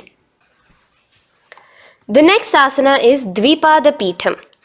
So now from Jatara Parivritti you can bring your feet down, lay on your back with your knees pointed upwards, feet flat on the ground. Extend your hands holding your ankles and lift your hips up. Engage the Jalandhara Bandha automatically as you raise your hips up. Gaze at your nose, visualizing yourself as a bridge in Dvipada Pitham. Now in Paryankasana, so you can lay back onto the ground and place your feet flat. Bring your arms over your head, placing the hands flat near your shoulders with the fingers pointing towards the feet. Lift your entire body up and off the ground in Paryankasana as you visualize yourself as sturdy as stone furniture. Lay back down slowly as you bring your hands out. Keep your knees to your chest here and your hands on the shoulders as we enter into Svottanasana. Visualize you're laying on your back as a playful dog. Move your hips in the circular motion. Do the Sahaja Kumbhaka. Now let us enter into Viparita Karani. First, bringing your arms out from behind your shoulders. Let your arms be extended by the side of your body. Use the strength of your arms, palms flat on the ground, to push your body, your upper body, your lower body off the mat. And keep your legs straight above you, extended. Move your legs around and around in Viparita Karani. Automatically the Jalandhara Bandha is engaged. Breathing during the Jalandhara Bandha is the Murcha Kumbhaka. Visualize Swamiji in your inner space. The next is Viparita Karani 2. In the same position, just stop the rotational movement of your legs. Visualize Swamiji in your inner space. Now, as we enter into Langalasana, just let your feet from the top rest onto the ground above your head. Interlace your fingers in the Parashu Mudra behind your body. Visualize yourself as a plow in Langalasana, continuing to engage the Jalandhara Bandha. Bhumim karshayet Langalasanam bhavati. Now, in Shaita Paschimottanasana, bring your hands out from behind your body and hold on to the toes above your head. Keep your legs and hands completely straight. Visualize Paramashiva as Shaita Paschimottanasana is one of the 84 different asanas directly revealed by Paramashiva himself. Continue to do the Murcha Kumbhaka, inhaling and exhaling with the Jalandhara Bandha. Clasping your toes now, spread your feet wide apart from each other in Supta Konasana. Visualize Swamiji in your inner space. Bring your feet back together as we enter into Chakrasana. Clasp your ankles, keeping your legs and hands completely straight above your head. Visualize yourself as a chakra, a wheel in Chakorasana. Now slowly rest your back onto the ground. Keep your legs raised up in Supta Prasarita Padangushtasana. Clasp the respective toes in the Prana Mudra with your index and middle fingers and spread your legs out wide apart from each other. Visualizing Swamiji in your inner space, restart the Ujjayi Kumbhaka where you're inhaling and exhaling, making the sound of an ocean. Bring your feet together in Supta Padangushtasana in the same position, continuing to visualize Swamiji in your inner space.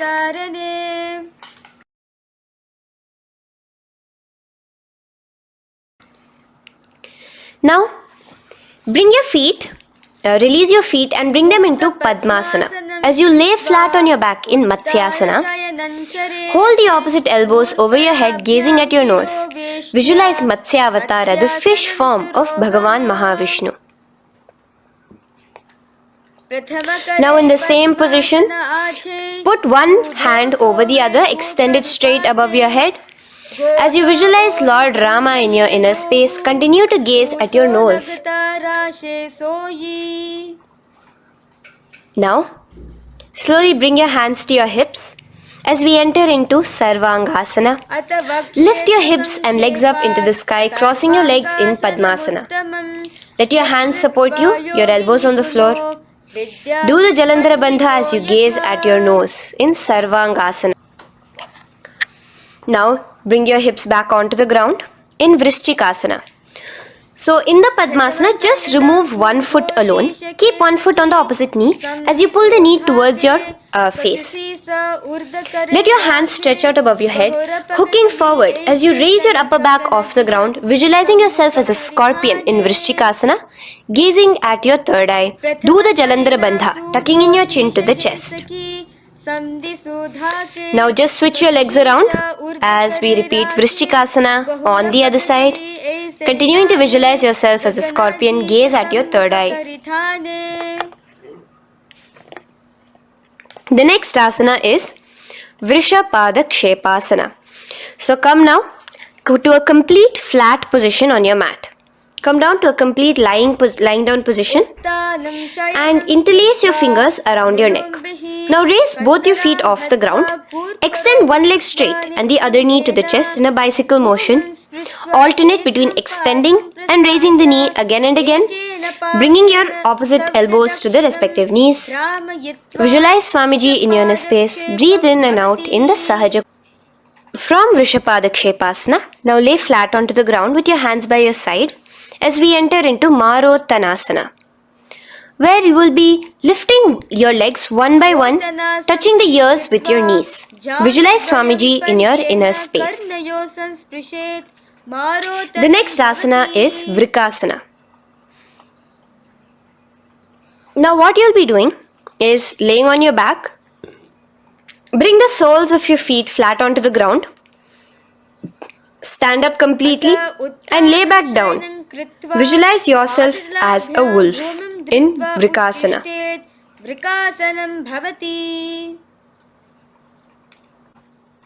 Now come back to a seated position as we enter into Luthasana, where you are going to be quickly throwing your legs above your head as you roll over completely, finishing in a prone position. Do this a couple of times. Come forward, roll over. Come forward and roll over again. Visualize Swamiji, the Supreme Pontiff of Hinduism, in your inner space. Now, take a moment to relax. Lay on your belly with your toes extended in Sarathasana. Keep your hands onto the ground by your shoulders. Now here, contract your lips and make a sound like a flute, whistling while inhaling. Visualize yourself as a ratha, as a chariot carrying warriors into battle for dharma on your back. Now from Sarathasana, let us enter into Dehalyullanghanasana. So place your palms on the ground and bring yourself to a plank position. Jump your leg forward and back between your arms, visualizing Swamiji in your inner space. Jump forward now. When your legs are between your hands, stand tall. Holding your toes with your hands, walk back and forth. Visualize yourself as a wise 60-year-old elephant in Jatyasana. Now come to a standing position. The next is a beautiful karana, the Lolitika karana. So keep your knees bent, feet pointing outwards again in the Aramandi position. Bend your elbows, keeping your hands at the chest level. Now swiftly move your arms across the body, bringing it back to the center and tilt your head back. Opening your chest up towards the sky, move your head in all the directions. Now stand back straight as we enter into Sarpasana. So stand erect like a rod with your arms by your side, hands touching the thighs. Visualize Devi, Kundalini, raising up and curling upwards around your body in Sarpasana. The next asana is Ushtrasadanasana. Lean forward and down, standing on top of your palms. Begin to move and walk like a camel, visualizing yourself as a camel. In the same position, continuing to walk around, switch your visualization to visualizing yourself as a horse as you start to walk around like a horse in Ashvasana. Now raise up tall as we enter into Kapotanitakasana. Interlace your fingers behind the back, pulling them down towards your calves. Open up your chest. Keep your hands in the Parashamudra. Visualize yourself as a soaring bird diving down in Kapotanitakasana. Now, stand tall as we enter into another Karana here, the Tala Pushpaputam Karana. Bring yourself to the Aramandi with your hands in the Namaskara Mudra. Simultaneously now, open up your palms while raising one heel off the ground, slightly lowering the waist and shoulder of the heel you have raised. Visualize you're offering a bouquet of flowers to Paramashiva as you come back to a standing position and repeat this on the other side. Let's do this a few times, offering flowers to Paramashiva. Now, come to a standing position. Stand straight and bring your hands together in the Namaskara Mudra. Slightly lean forward. Visualize yourself as a rhinoceros. Your hand is the horn as you gaze at your nose in Khadgasana. The next asana is Utthanotthanam. So come to a standing position and sit down all the way as low as you can to the ground and stand up. Do this again. Sit down, stand up, and again. Sit down, stand up.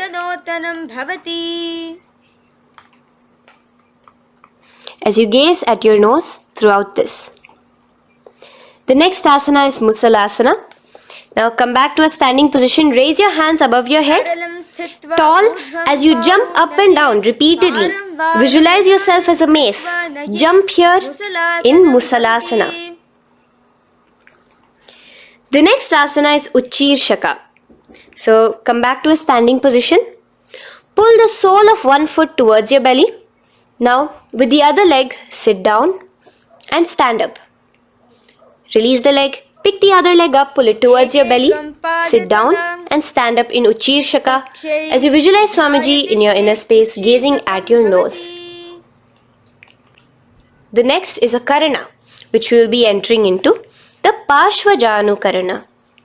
So again, bringing yourself to the Aramandi position, bend and lift one knee towards your chest, pointing the toes downwards. Keep your arm around the knee, holding it with the hand in a fist. Let the other hand hang down on the thigh, wrist twisted, fingers pointing inwards. This is the Parshvajanu Karana. Now slowly release as we enter into Tandavasana. Stretch one leg out straight in front of you as you alternate between sitting and standing. Visualize yourself fiercely dancing as Paramashiva. Raise the foot to the inner thigh of the opposite side. As we enter into Brahmanasana, let your hand be resting by the sides. Keep your standing leg erect like a rod. Visualize yourself being blessed by Lord Brahma. Now, you can bring the left foot around the right knee and rotate it, tucking the left toes on the other side of the right calf. Simultaneously cross your left arm below the right, bring your palms together in the Namaskara Mudra. Visualize yourself as Lord Garuda in Garudasana 3. Now slowly uncross your legs and hands as we enter into Ekapadasana, coming to a standing position. On the right leg, bring your left foot to the opposite thigh with your hands relaxed by the knees. Now take a hold of the raised foot with your hand in the Prana Mudra. Stretch your leg out wide, out to the side and rotate your body quickly on the standing leg. Visualize yourself as the North Pole star in Dhruvasana. From here now, in the foot which is in your hand, just slowly, once you finish the rotating movement, in Trivikramasana, bring it up towards the back of your neck. Stand as tall as you can and alternate between sitting and standing. Visualize Bhagavan Mahavishnu in your inner space. Now you can take the leg out from behind your neck and stand straight. As we repeat the Parshvajanukarana on the other side, bring your knee up to your chest, clasp your knee in a fist while the other hand comes to the opposite thigh. Hold there for a second and stretch your leg out. In Tandavasana, sit and stand. Visualize yourself fiercely dancing as Paramashiva. Bring the foot to the inner thigh, standing straight like a rod. Get your hands by your sides. Visualize yourself being blessed by Lord Brahma. In Brahmanasana on the other side. Move into Garudasana 3 on the other side as you rotate your leg over, your hand under. Visualize yourself as Lord Garuda. And uncross yourself as we move into Ekapadasana on the other side. Bring your foot to the inner thigh, to the root of the thigh, and stand straight. Clasp your toes, stretch it out as we go into Dhruvasana on the other side. Visualize yourself as a pole star rotating quickly. Come back to a standing position and bring your foot behind your neck. In Trivikramasana, sit and stand. Visualize Vishnu, Bhagavan Mahavishnu in your inner space. Now, stand tall as we do the Samanakha Karana. Stand with your feet close together, toes slightly pointed outwards. Keep both the hands to the side of the body. Take a moment to breathe in and breathe out and relax. Now, slowly relax and from the standing position, slowly bend forward, bringing both your hands underneath your knees.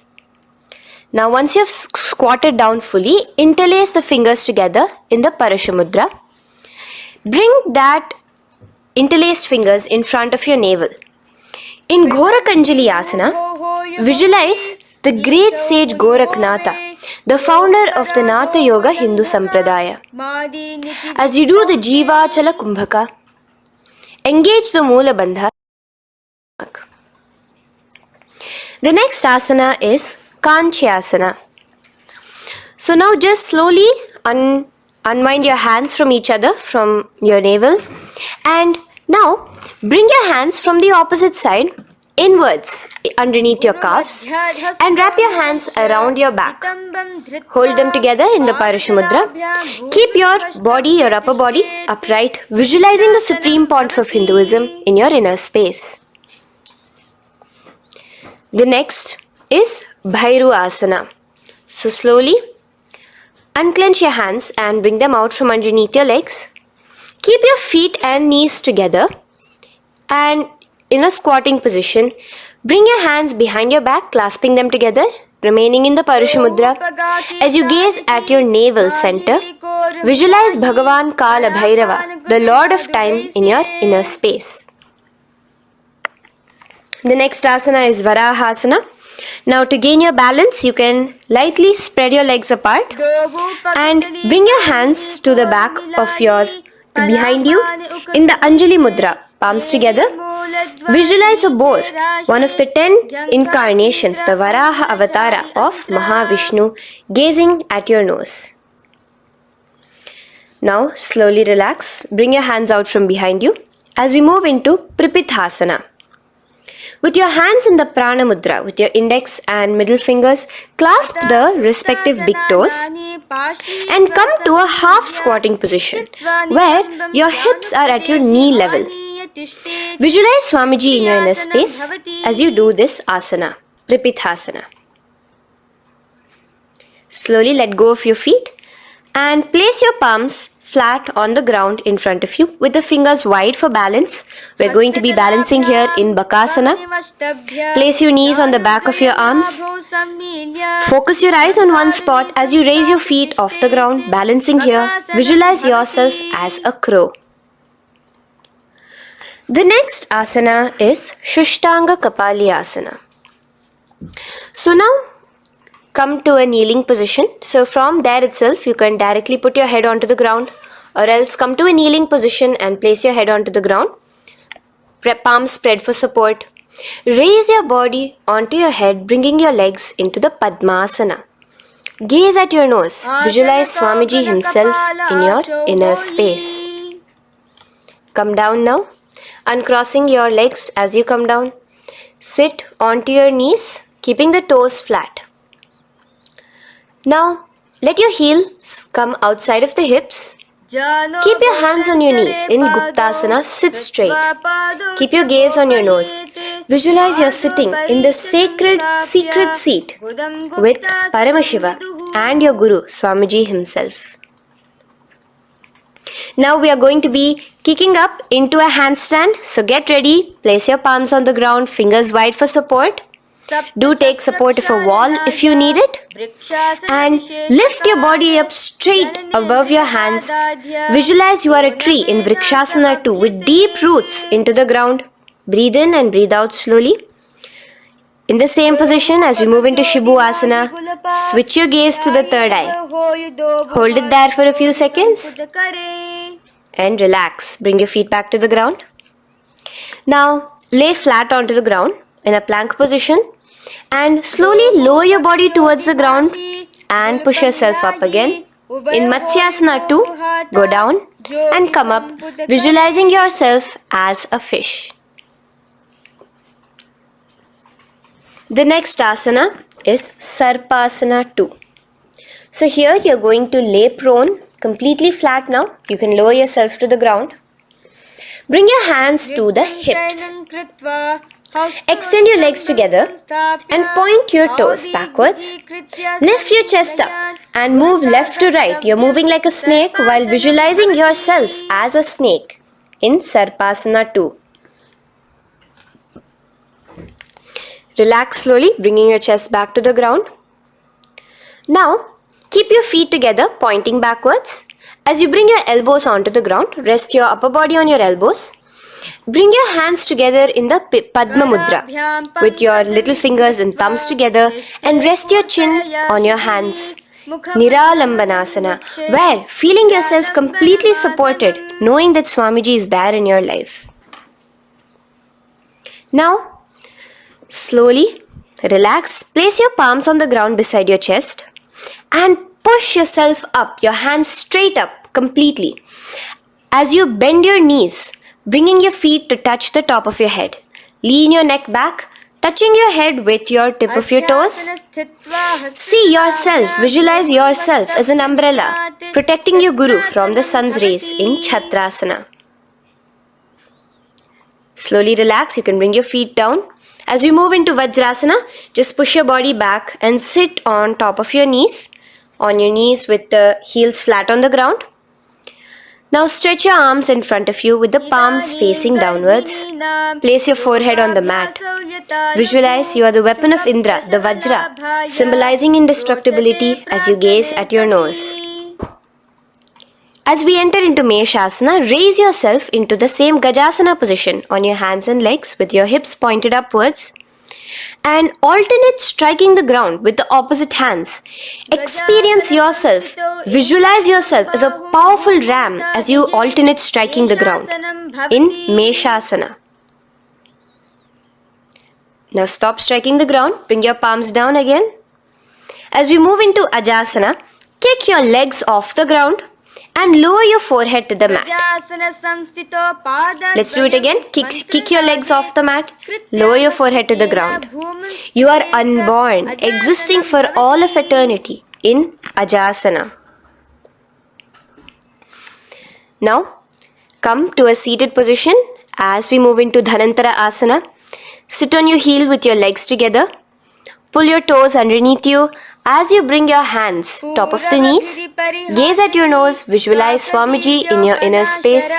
Here, do the Ujjayi Pranayama, inhaling and exhaling like an ocean, Dhanantara Asana. From Dhanantara Asana, now interlace your fingers in front of you and then behind you. Stretch your arms towards all the sides, backwards, forwards, giving a massage to the various different joints and muscles in your body. Lean forward, get up again, continuing to visualize Swamiji in your inner space. Relax your hands and now take your respective heels and point them outwards, outside the side of your hips. Keep your hands on your knees, with your thighs and knees resting on the ground, spine straight. Visualize yourself as Lord Garuda in Garudasana 4. You have Mahavishnu and Mahalakshmi on your back as you are flying. The next asana is Ananda Mandirasana. Now you can continue to remain in the same position. You can bring your feet pointing inwards. Use your hands to clasp underneath your ankle. Make sure your knees are spread out wide. Gaze at the third eye. Visualize residing in the blissful space of a temple. You are in a temple in Ananda Mandirasana. Now, as we move into Mandukasana, keep your knees wide and sit on top of your ankles. Your hands underneath your knees. Gaze to your nose. Visualize yourself as a frog. Suck in your stomach in the Uddiyana Bandha and remember to do the Manduki Mudra, your tongue, your frog-like tongue, catching the nectar dripping from the Sahasrara Chakra in Mandukasana 2. Now, as we move into Narasimhasana, tuck your toes in and sit on top of the heels. Place your palms on the ground, spread your fingers wide and spread your knees apart onto the ground too. Gaze towards your nose, stick out your tongue and exhale forcefully, visualizing the Narasimha Avatara, the form of Mahavishnu as a half lion and half man. Now just raise up, bring your hands off the ground. Here we'll be doing a new pranayama, which is the Bhishraka pranayama, as we enter into Bhishrakasana. So continue to keep your knees and feet on the floor. As you bring your hand up to your face, make a hollow of your palms and place it over the mouth. Keep your thumbs under your teeth and close your lips. Gaze to your nose. Inhale through your left nostril, exhaling through the mouth. Gaze at your nose again. Visualize yourself as Devi, presiding over any and all minuscule fears you may have within you. Now moving back into the Ujjayi Pranayama, let us do Makadasana. So you can take your hands off your face and slowly remaining in the same position, bring it to your armpits. Bring your fingers to your armpits. Imitate as if a monkey is scratching. As you gaze to your third eye, visualize yourself as a playful monkey in Makadasana. From Makadasana, let's move into Vajra Sangharasana. So you can slowly lift your knees off the ground, just balancing on your toes, sitting on the heels. Bring your hands behind your back and clasp the opposite elbows. Gaze to your nose, embody a diamond. Visualize yourself as a diamond-like strength for yourself and your Sangha. The next asana is Khanjanasana. So now you can uncross your hands, rest on top of the heels with your knees on the ground. Keep the toes down, ankles crossed behind. Place your palms on the mat to your side. Suck your stomach in the Uddiyana Bandha as you gaze at your nose in Khanjanasana. Now, you can uncross your ankles and just sit with your toes flat. Keep your knees wide on the floor. Rest your hands on the knees. Just relax the Uddiyana Bandha, just sucking in your perineum in the Mula Bandha. Gaze at your nose, visualize yourself as a turtle with a stable body and mind to live for hundreds of years. And without changing anything in your physical posture, just visualize yourself uniting with Swamiji himself in Yogasana.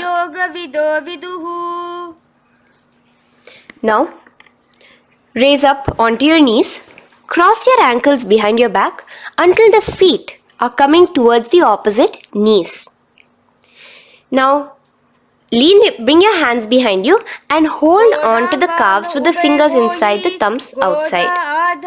Gaze at the third eye As you visualize yourself in a space of oneness with Paramashiva himself as Swamiji. Now you can uncross your ankles, come back to standing on your knees as we enter into Ushtrasana 2.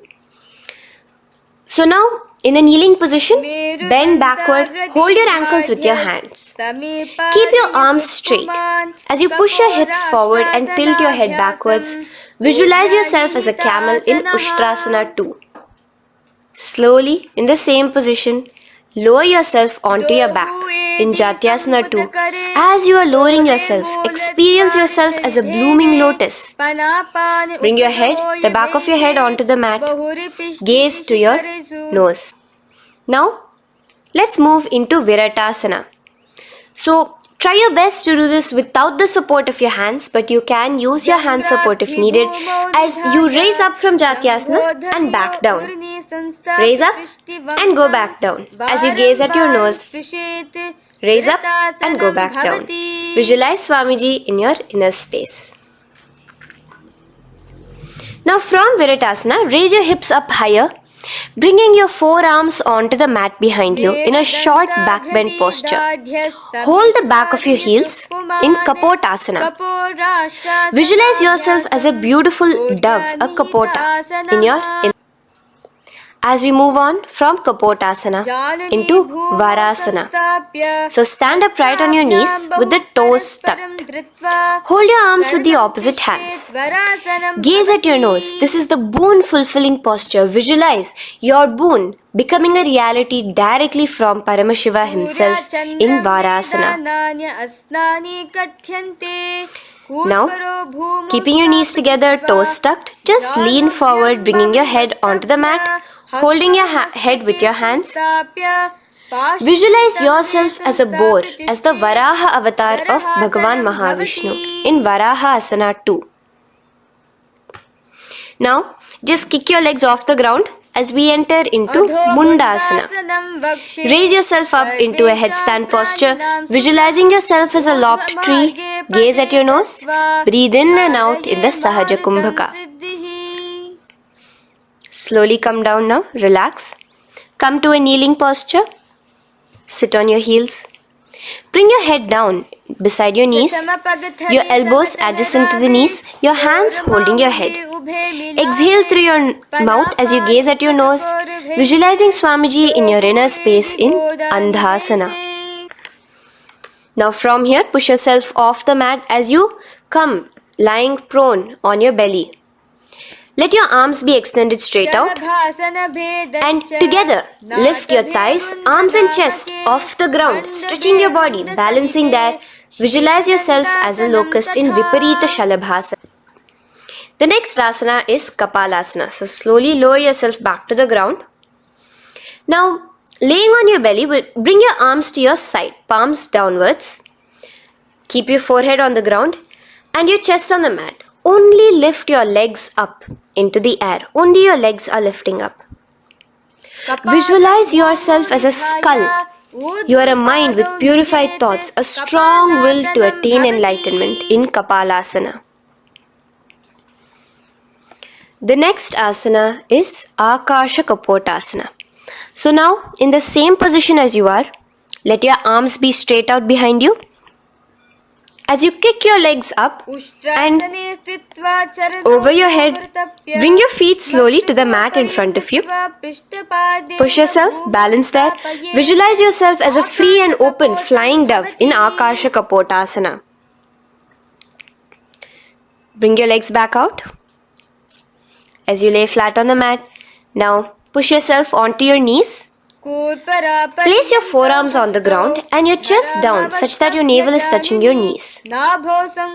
Be sturdy, visualizing yourself as a sparrow in Chatakasana. The next asana is Vrishchikasana 2. So your forearms are on the ground. Now slowly raise to your toes and kick your legs off the mat. Slowly lowering your legs to your head. Visualize yourself as a scorpion as you balance in Vrishchikasana 2. Slowly release yourself, coming back to the ground. as we enter into Vrishasana. Sit down on top of your right heel and let your left foot remain outside of the hip, the ankle to the side. Place your hands on the mat, visualizing yourself as a bull in Vrishasana. Now, bring both your knees underneath you, sit on both your heels, cross your left leg over top of the right lightly, and in Lolasana, push yourself off the ground. Your knees are off the ground, you're just balancing on your hand above the mat. Visualize Swamiji in your inner space. Lower down now. Bring the left foot now outside. Bring the right foot out and sit on your left heel now.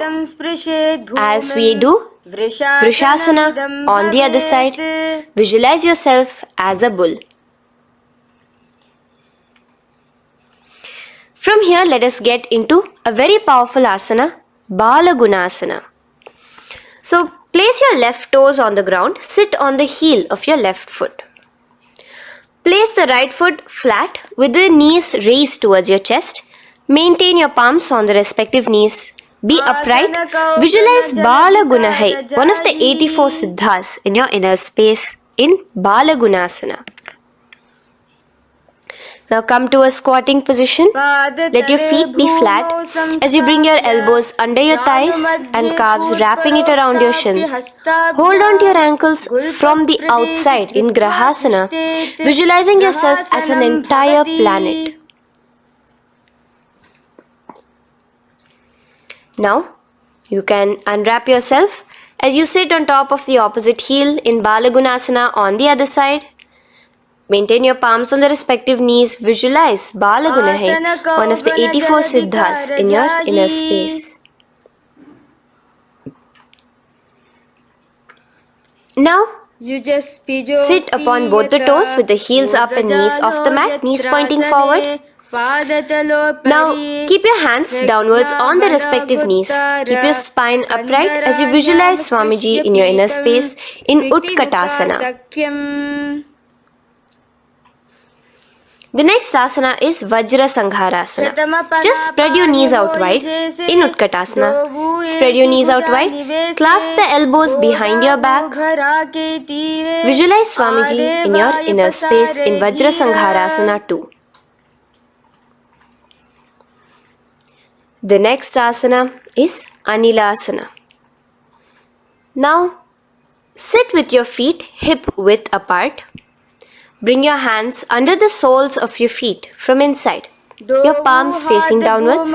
Step onto your hands. Keep your arms straight, elbows together at the navel.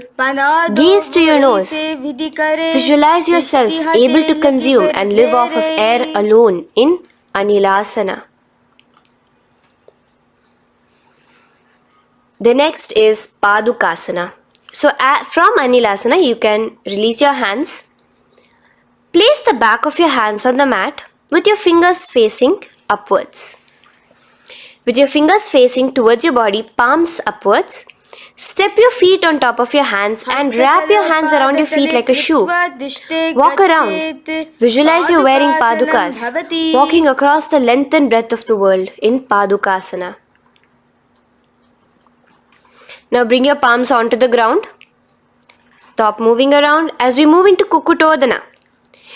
Kick your feet up into the air and let them fall back down. Let's go up again and come down. Kick up and go down. Visualize yourself as a rooster in Kukutodana.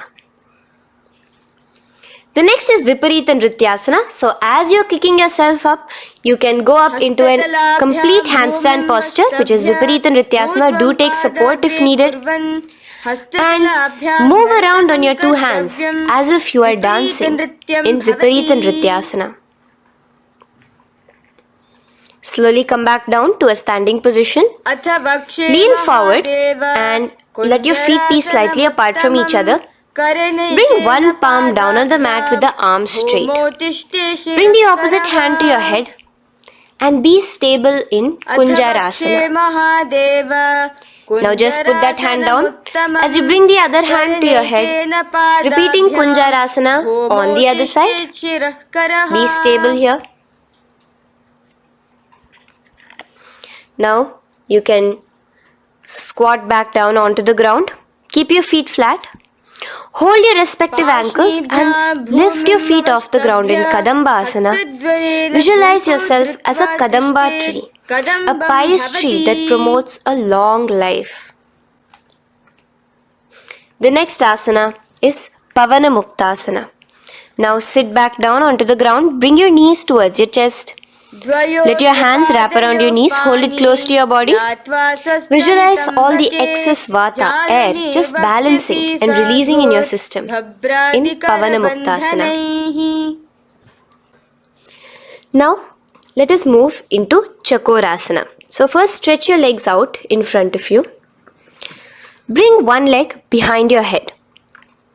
Now place both hands on the ground and lift your body off the ground while lifting the other leg too, up straight. Visualize yourself as a powerful source of energy. Gaze at your third eye in Chakorasana. Slowly relax back down. Now hold your left toes with the left hand, index and middle fingers. Pull the foot to the left ear. We are entering into Dhanurasana 2. Extend your right leg out, keeping straight. Hold the big toe with your right hand. Visualize yourself as a bow in Dhanurasana 2.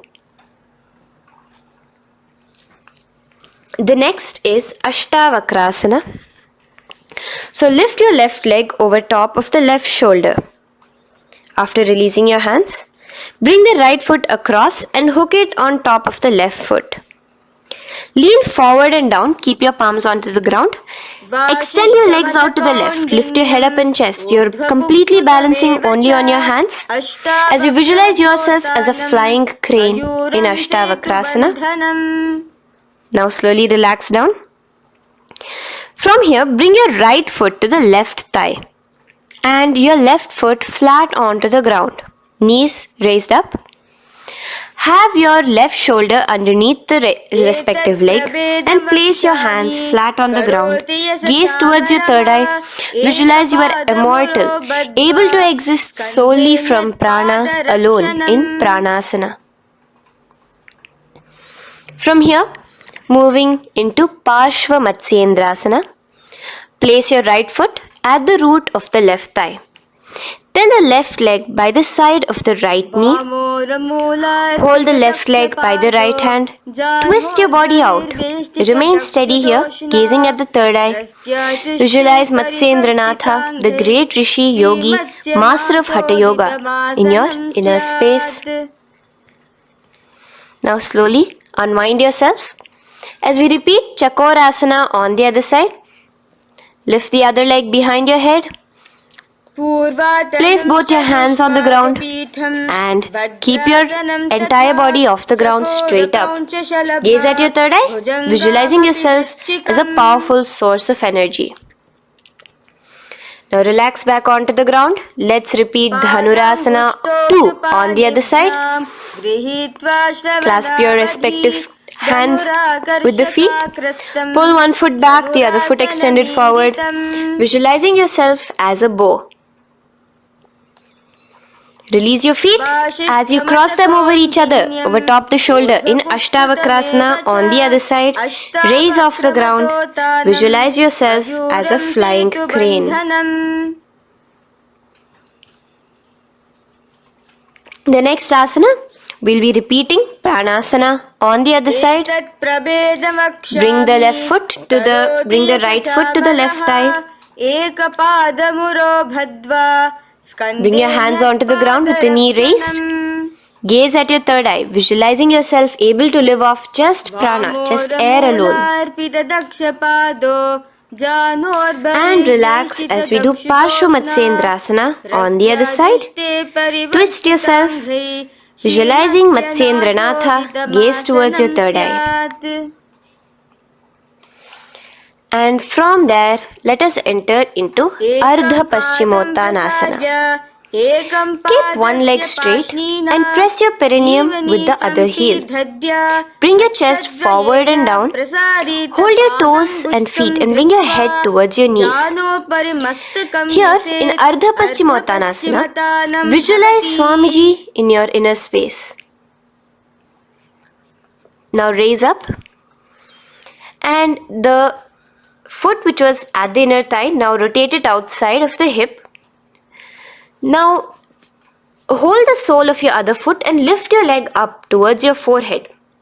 Try to bring your knee to your forehead as you keep your knee straight. Gaze to the nose in Crouchasana. Visualize yourself as a crane. Now slowly relax down your leg. Now the leg that is now straight, you can bring it to the inner thigh as you straighten out the other leg. As we repeat, Ardha Paschimottanasana on the other side. Lean forward and down, clasping your foot. Bring your forehead to your knee.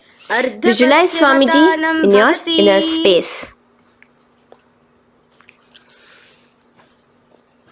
Slowly raise up. Place your right ankle outside of the hip now. Hold the sole of the left foot, lifting the leg up towards your forehead. Stretch yourself there. Gaze at the tip of your nose. Visualize yourself as a crane in Crouchasana on the other side. Now, from here, bring the soles between the thighs and calves. So once you have relaxed yourself, bring your soles between the thighs and calves. Keep your spine straight. Palms resting on your knees. Visualize a swastika, embodying peace, well-being, good fortune and prosperity as you gaze at your nose in swastikasana. Now without changing anything about your position, just take your hands alone. Cover the respective heels with your hands in Gorakshasana as you tuck your chin to your chest in Jalandhara Bandha. Gaze at your nose.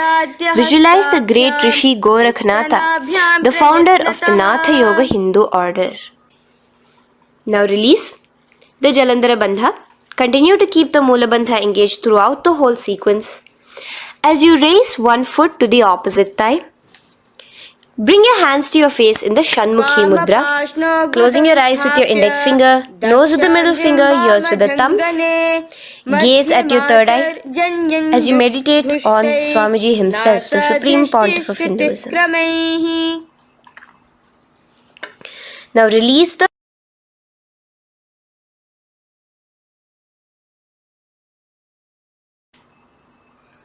Shanmukhi Mudra. And in Yogasana 2, bring your legs into the Padmasana position over the opposite thighs. Keep your hands flat onto the ground beside your knees with the palms facing upwards. Sit straight, gaze at your nose. Here we'll be starting the Kaka Chanchu Kumbhaka, where your inhalation will be through your tongue wrapped like a pipe, and your exhalation will be through your nose. From Yogasana 2, now keeping your palms beside your body, just switch them around to be flat on the ground and push your entire body off the ground, balancing. Visualize yourself as a rooster in Urdhva Kukkutasana. Now relax down, come back to a seated position on the floor, keeping your legs in Padmasana. Insert your hands through your knees and place them on the mat. Remember, do not lift your body up, just stay seated down there. In Siddha Haritali Asana, gaze to your nose, visualize Swamiji himself in your inner space. From there, let's enter into Hamsasana, where you will actually be pushing yourself off the ground. Lift your thighs up high above your shoulder, above your elbows as much as possible. Gaze to your nose, visualizing yourself as an elegant swan in Hamsasana. Now release yourself. Now, do not take your hands out from between your thighs and calves. Just go onto your knees and reach your hands behind your body with your fingers interlaced in the Parashu Mudra. Bring your forehead to the floor as you gaze at your nose. Visualize yourself as Lord Paramashiva's bow in Karmukasana. Now, slowly come back to the seated position as we move into Kurmasana 2. Keeping your hands in between your thighs and calves, bend your elbows and hold your respective shoulders with your hands. Visualize yourself as a turtle, a stable body and mind to live for hundreds of years. Now in the same position, just engage the Jalandhara Bandha, tucking your chin to your chest as we move into Granthi Bhedasana, gazing at your nose. Rejoice, knowing you are in Paramashiva's secret knot posture. And from there, release the Jalandhara Bandha as you roll onto your back. Keep your hands on the shoulders, laying flat on your back. As you visualize yourself as a turtle on its back, playful, gaze at your nose in Uttana Kurmasana. Now rock yourself back to a seated position as we do Pangu Kukkutasana. Now it's the same as your hands between your thighs and the calves, except you will be placing one hand flat on the mat. Hold the wrist with the other hand. Lift your body up and holding only on one hand. Visualize yourself as a rooster in Pangu Kukkutasana. Now release back to the ground. Hold. Let's do Pangu Kukkutasana on the other side. Place the other palm flat and bring the other hand holding the wrist. Push yourself off the ground. Visualize yourself as a rooster. Continue the Kakachanchu Kumbhaka, sucking in your breath through your curled tongue and exhaling through your nose. As you slowly extricate your hands from between your thighs and calves, let's do Girdharasana here. So now, interlace your fingers in the Parashamudra as you place your elbows on the feet, remaining your legs in Padmasana. Lean forward and down, resting your chin on your knuckles. Place your thumbs to your throat in Girdharasana. Visualize Swamiji in your inner space. From there now, sit straight into Padmasana 3. So with your legs in Padmasana, bring one hand over the other near your navel center. Engage all the three bandhas, suck in your stomach, clench your perineum, tuck your chin to your chest and gaze at your nose in Padmasana 3. Slowly now, as we move into Padmasana 4, bring your hands to the respective knees. Release the Jalandhara Bandha and release the Uddiyana Bandha, just engaging the Mula Bandha alone. Visualize Paramashiva in your inner space as you gaze at your nose in Padmasana 4. Now we'll be entering into Karmukasana 2. So in the Padmasana position, hook your right hand index and middle finger in the Prana Mudra around the toe. Pull it back while your left hand rests on the knee. Now, as you visualize yourself as Paramashiva's bow, just release your right foot, bring your left hand to the left toe, right toe, and let your right hand be on the right knee. Now from here, let's do Karmukasana 3. So you can release your toes, cross your hands behind your back, continue to keep your legs in Padmasana, and with your respective hands, cross behind your back. Hold on to the toes in the Prana Mudra. Engage all the three bandhas, suck in your stomach, clench your perineum, tuck your chin to your chest. Visualize yourself as Paramashiva's bow in Karmukasana 3.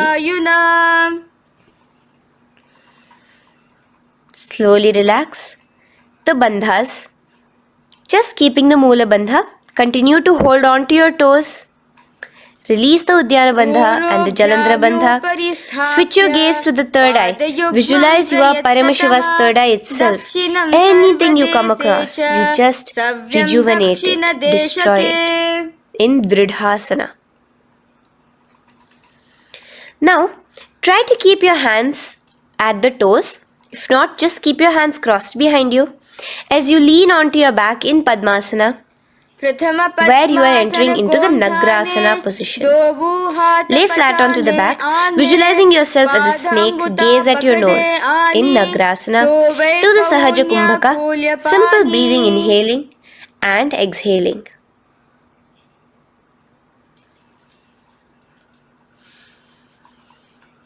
Now bring your knees to your chest. Let your hands wrap around your knees. Slowly uncross your Padmasana and bring your knees to your chest. Bring your hands to the Paramashivoham, the fingers interlocked on top of your knees. As you pull your chin up to your knees, visualize yourself as a ball in Kandukasana. Now relax. Bring your feet onto the ground, the knees pointed upwards in Urdhva Pavanasana. As you interlace your fingers, bring the interlaced fingers behind your head. Laying down, gaze at your nose in Urdhva Pavanasana. The next asana is Marakata Pithasana.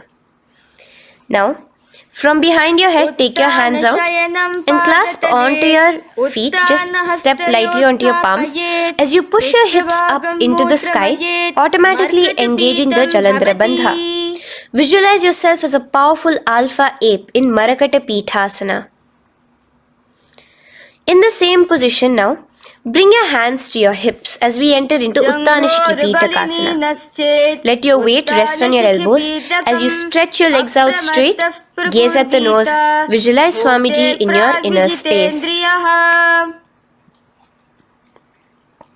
From there, continuing to rest on your elbows, kick your feet up high into the sky in Narakasana. Stretch your palms out behind you, flat on the ground. Balance there. Visualize yourself blissfully traveling through hell unscathed in Narakasana. Bring your hands to your hips now as we move into Tiryanavkasana. Angling your legs down at an angle, visualize yourself as a boat crossing the ocean of samsara in Tiryanavkasana. Now from there, come back straight as we enter into Dhwajasana. Keep your legs up high above your body, your hands stretched out down behind you.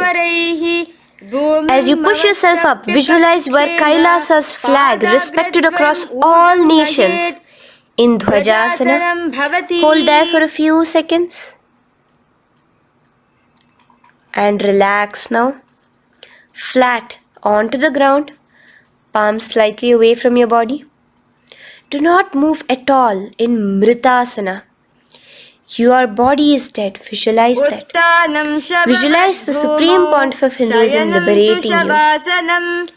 Let your awareness travel to all the parts of your body in the Shakti Chalan Mudra as we do Mritasana.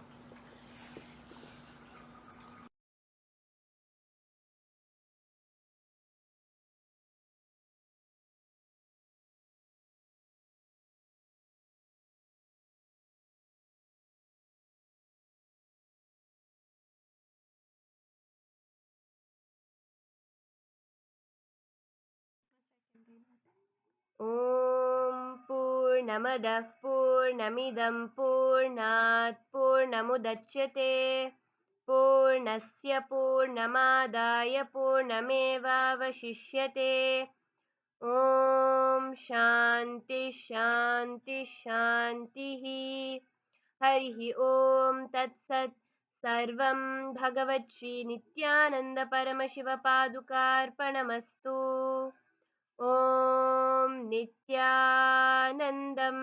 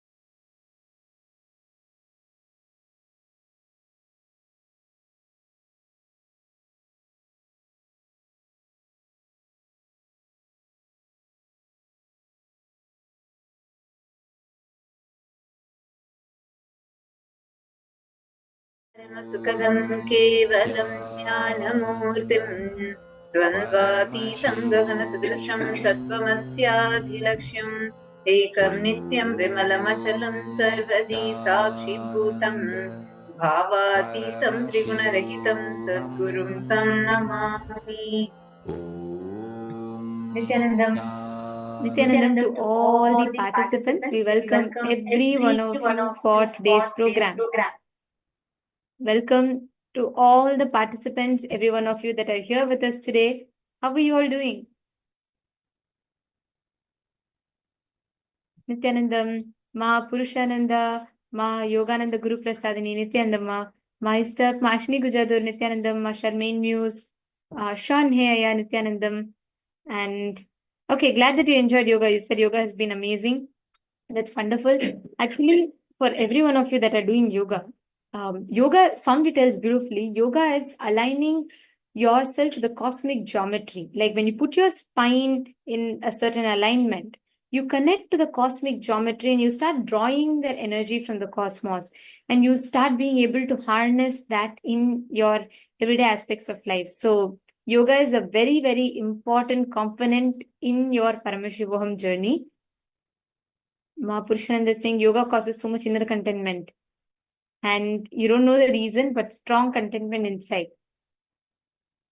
Beautiful, Ma. Glad that you're enjoying it. And I see you sincerely do it every day. So that's wonderful. Now, to all the participants that are here with us today, we're all going to be learning about some of the most key secrets in life today. Right from understanding how you experience the awakening of DNA, how you can manifest the highest consciousness. And we're going to be learning about how to never be stuck in life, how you can manifest that highest reality. And in addition to learning all of this today, we're going to be receiving the initiation to connect with the Panchabhutas, the 5 elements of nature, and a lot more. So get ready for a very, very exciting day today. And let us start our day with manifesting the power of third eye. Can I please request all of you to come on camera? All the Sarvajñapita Yajamans, Sarvajñapita manifestors, and all the Sarvajñapita Kartas, I request all of you to please come on camera.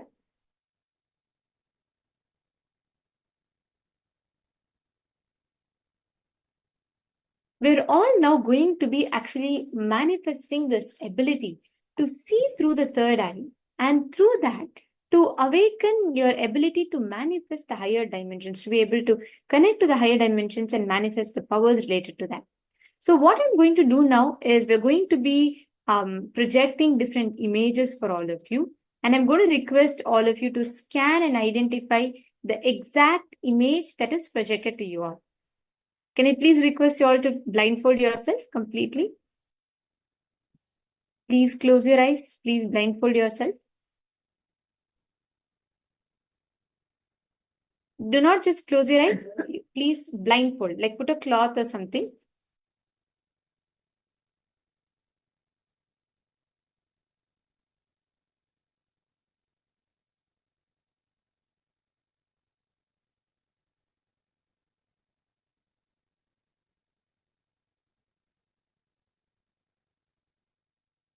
Now, we have projected an image for all of you. I request all the participants to connect to Swamiji, chant the Mahavakya, and to try and scan, identify all the different aspects of the image that is projected for you all. Please take a moment.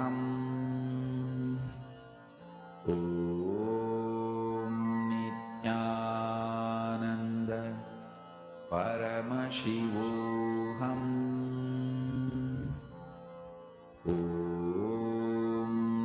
Nithyananda Paramashivoham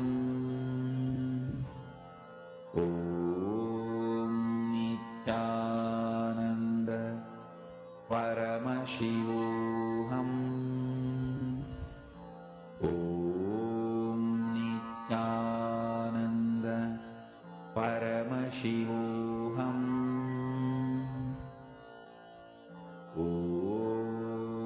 Nithyananda Paramashivoham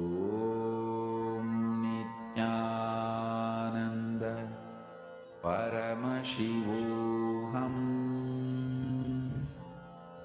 Om Nithyananda Paramashivoham.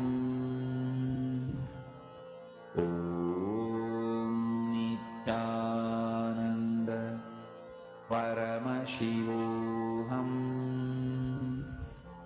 Om Nithyananda Paramashivoham. Om Nithyananda Paramashivoham. Om Nithyananda Paramashivoham. Om Nithyananda Paramashivoham. Om Nithyananda Paramashivoham. Om Nithyananda Paramashivoham. Om Nithyananda Paramashivoham.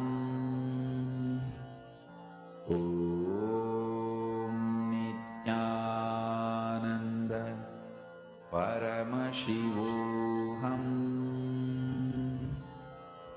Om Nithyananda Paramashivoham. Om Nithyananda Paramashivoham. Om Nithyananda Paramashivoham. Om Nithyananda I request all the participants to please relax. And of course, whatever Swamiji showed to you in your third eye, whatever, whether you saw something or even sometimes, even your other senses might experience, like you felt like you tasted or you smelled something. Even if such things came, please feel free to post.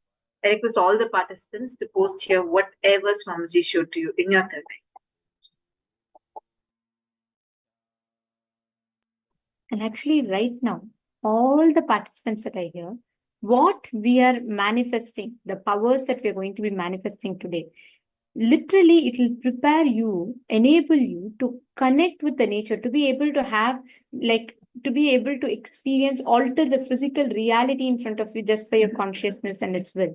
So we're going to be learning some of the most advanced sciences today. And I'm going to request all the participants to be there throughout the day for all the sessions. Do not miss. Every session is going to prepare you for today's initiation. And yes, I request all of you to post. Here is the answer, the exact image that was projected to you all. It was just a bunch of pastries and cakes that was projected to you all, an AI-generated image. Actually, for all the participants that are here, when you are manifesting this power, right? Whenever you're working on manifesting the power of third eye. And Swamiji is very particular. Swamiji says every time when you start power manifestation, it started with third eye. Because whether you are actually seeing or not, the very act of entangling, connecting for manifesting third eye starts putting you into a high frequency. So at that time, any further initiation, any further powerful cognition directly starts getting emboldened in your inner space and you start manifesting them. All right. And today, let's all enter into today's program. The first session we're all going to be learning about is Panchabhutas. The 5 elements of the nature, their connection with us, and how you can harness them in your daily life, how you can manifest with the Panchabhutas in your daily life. And this is going to be the main session, which sets the context or helps you understand the science for the powers that we're going to be manifesting today. So here in this session, Swamiji elaborately explains what is the exact state you need to be in to manifest oneness with the nature. And Swamiji is going to be revealing a lot of these signs. So let's all listen to this revelations from Swamiji now.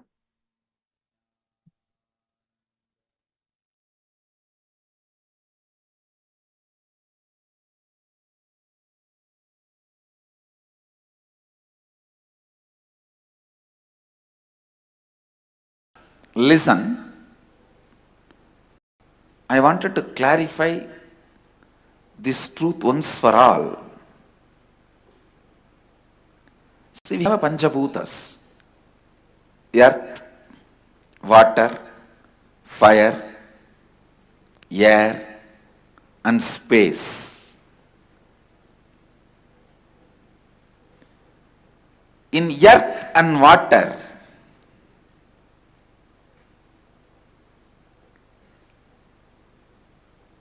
the grass elements,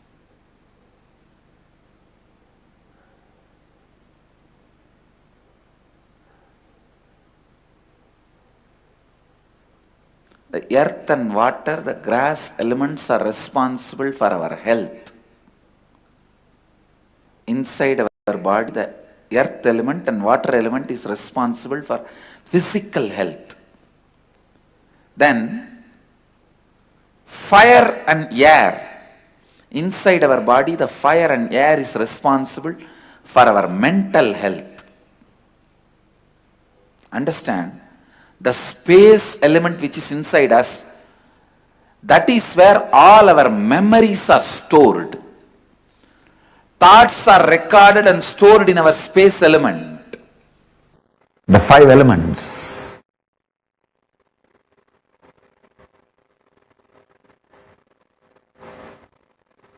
Five elements, 5 actions, 5 faces of Mahadeva. All these are closely connected. The earth element represents creation, and water elements represents sustenance, and fire element represents rejuvenation. Air represents prabhava, delusion, and the space represents liberation. If you get conscious access to the superconscious happening inside Agni. Agni is a being, a powerful being. Among the Panchabhutas, Agni is the most powerful being. I'm not trying to create competition. I'm just giving you some facts. So inside Agni, there is a superconscious happening. If you get conscious access to that superconscious happening inside Agni, you will manifest all kinds of power related to Agni. Agni won't burn. Wherever you invite, Agni will start. And wherever you say, please stop your manifestation or expression, he will settle down. If you say don't destroy these things, he will not. He will do anything you want. Having superconscious being opening up to you and to give conscious access to you, to that superconscious happening only, we use great mantras. Listen.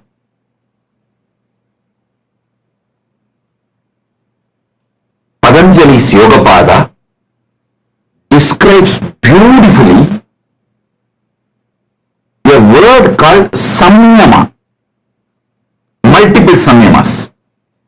Patanjali describes elaborately wonderful samyamas, and especially Patanjali's disciples who wrote Bhashya, the tradition, who built the tradition by writing commentaries, give elaborate detail about each samyama with mantra, tantra, yantra, to have conscious access to earth, prithvi tattva, to have conscious access to water, Jala Tattva, to have conscious access to fire, Agni Tattva, to have conscious access to Vayu, air, the Vayu Tattva, to have conscious access to the superconscious happening inside space, Akasha Tattva.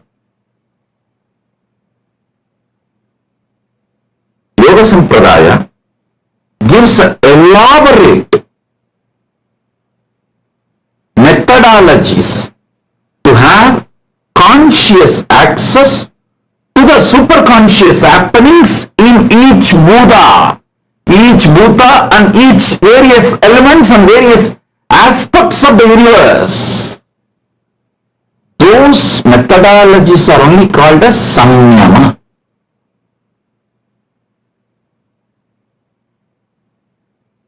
Life becomes rich in you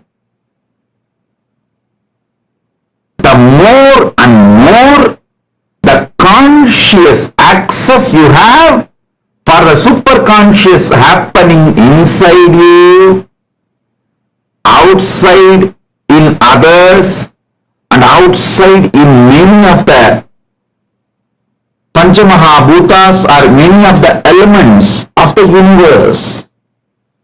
You can have a conscious access to the superconscious happening inside Chandra.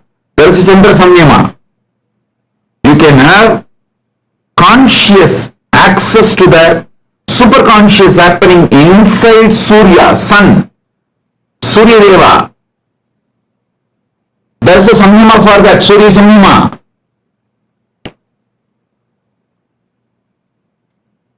You can have conscious access to the superconscious happenings in universe, people near you, inside you. Start with inside you because that is easiest. It's the best and easiest. Because the whole Brahmanda is happening in your Pindanda. If you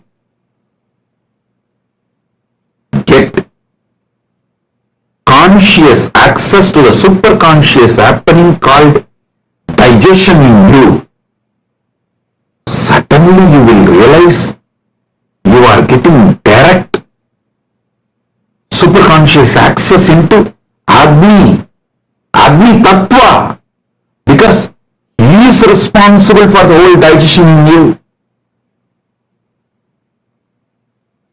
If you get conscious access to your superconscious happening of breathing, whole breathing system,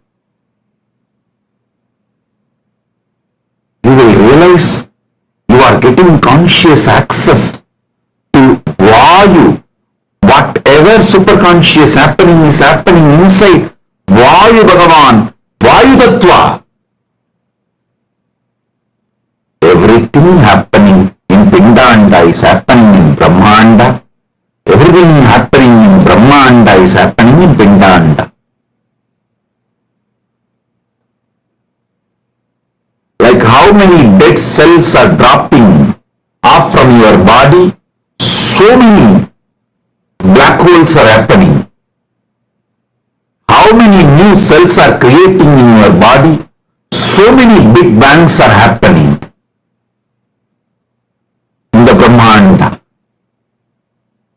Brahmanda and Pindanda is just mirroring each other. Mirroring each other. Pindanda is just a miniature version of Brahmanda. Brahmanda is macro version of Pindanda. Having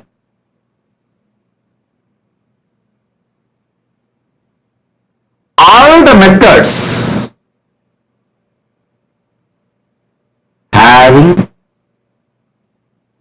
all the methods to have conscious access to the superconscious happening is agamas. See, conscious access to the superconscious happenings in your life, everything from birth to death, that whole knowledge is called Charyapada. Understand what I am talking, the pure science, super science, the pratyaksha pramana, the existential reality of super science, the physicality of the existence is physics in super science, and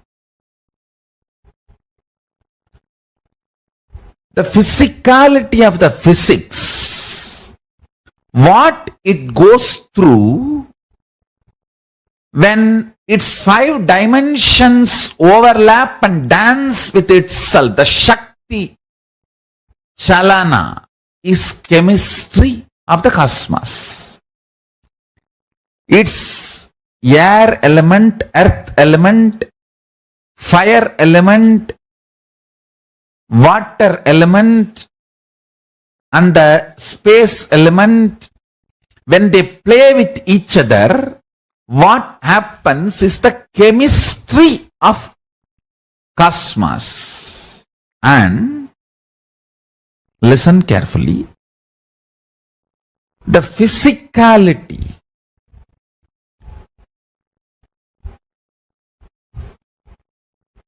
of the existence, when it goes through the chalana, means its 5 fundamental elements play with themselves, and that process is chemistry. These two are not responsible for biology. Understand? The human science is trying to tell you these two are the responsible for biology. No. Biology is the pure gift from the existence into this. Maybe the growth of the biology and different permutation combination of biology may be impacted by the physics and chemistry, but the physics and chemistry is not origin of the biology, is the truth from super science. Understand? That is why I insist the evolution theory of the Darwin is not complete.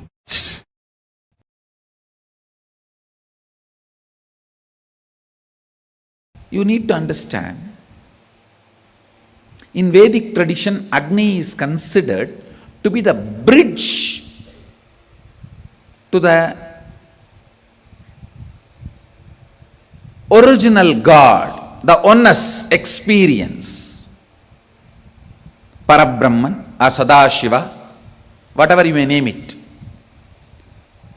That oneness, Agni is considered to be the bridge for that oneness, because anything which has a form, if you offer it into Agni, he will make it as formless.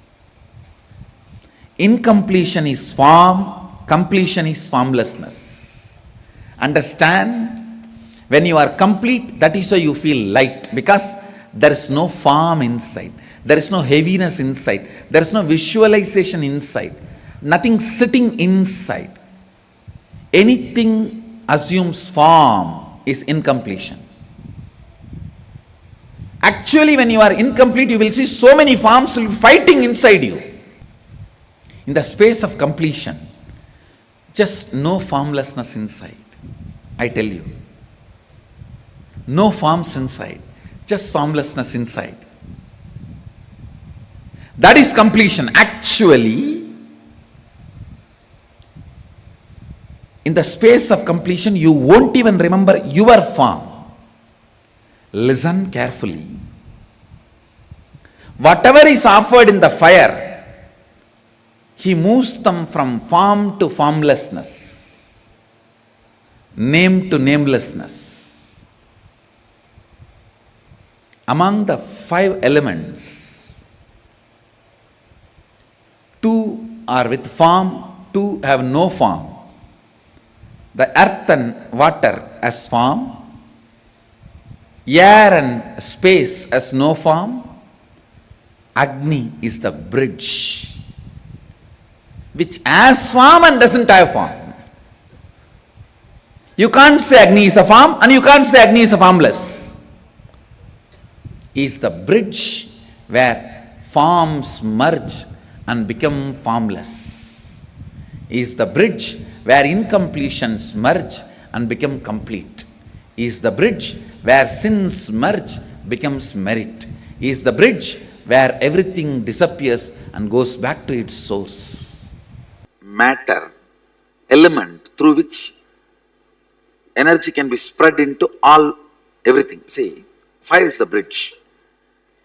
If you put earth element, water element both into fire, you will convert that into air element and space element. Is the bridge. These 2 have form, this 2 does not have form. This is formless form. Air and space does not have form. Earth and water has form. Fire is formless form.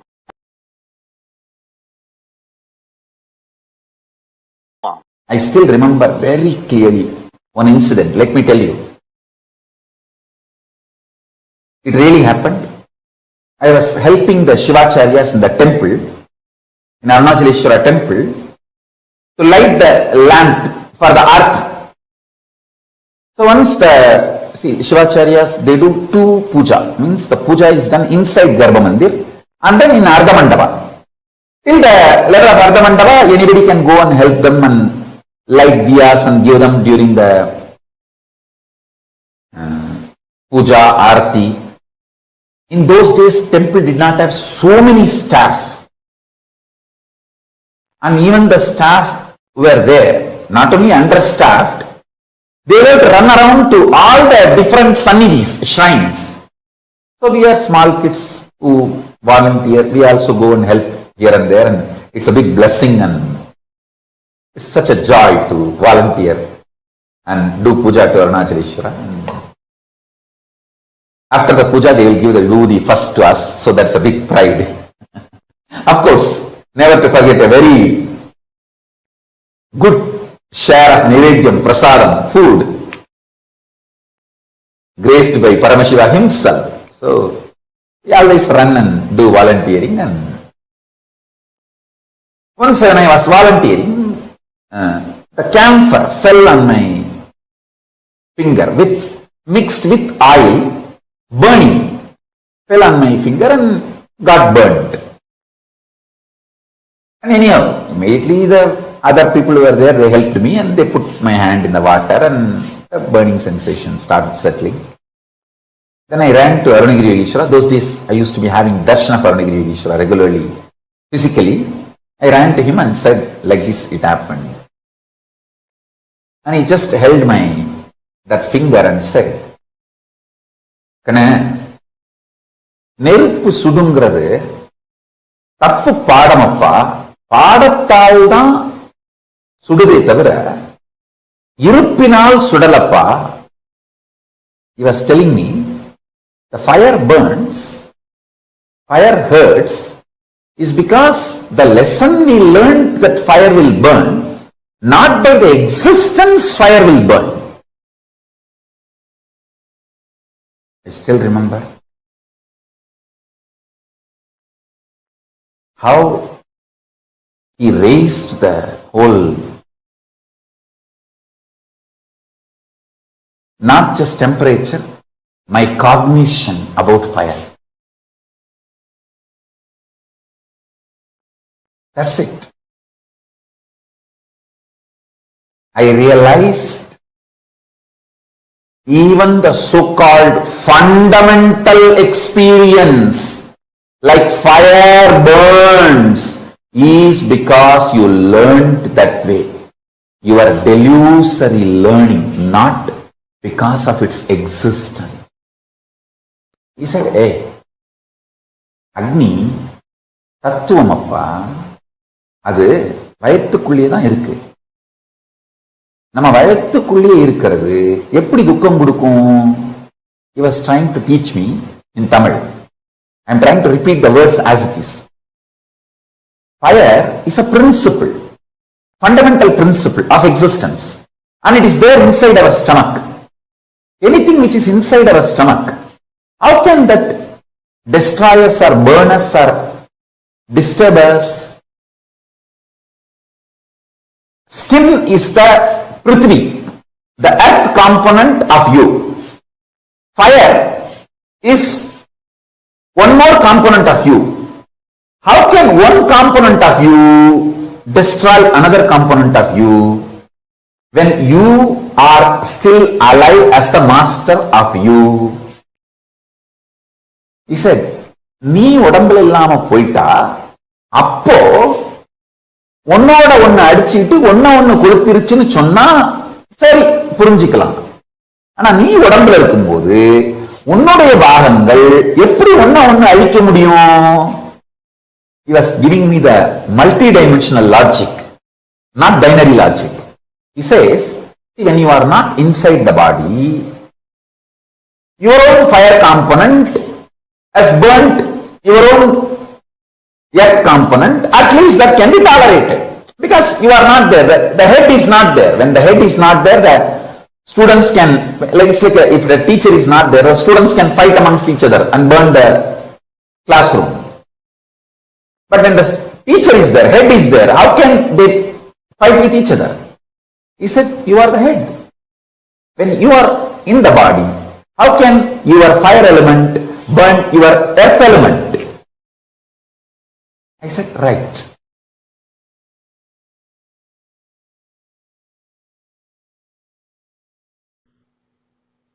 Next.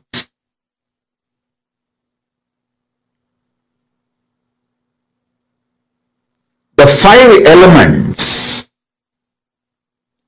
Knowing about the astrology empowers you in your space, Akasha Tattva.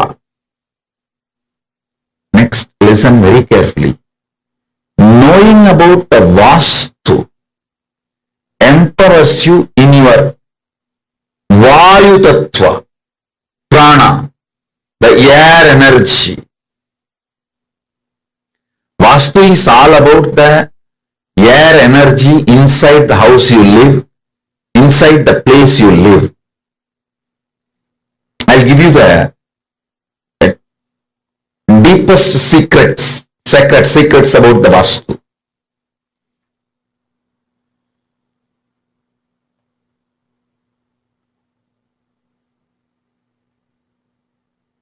In your own house, sit in southeast, you will feel fresh whole day.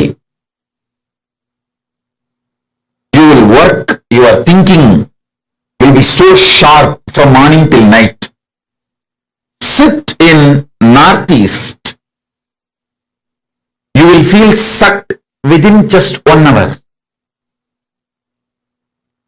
Because the place to sit is southeast, Nairuti. All this you can see in your own day, everyday life.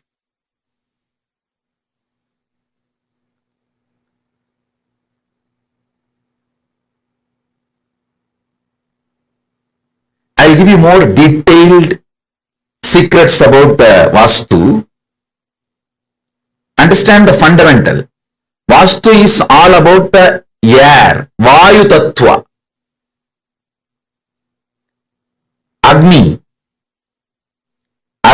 in you, the fire element in you can be mastered by the proper havans, yajnas, homas.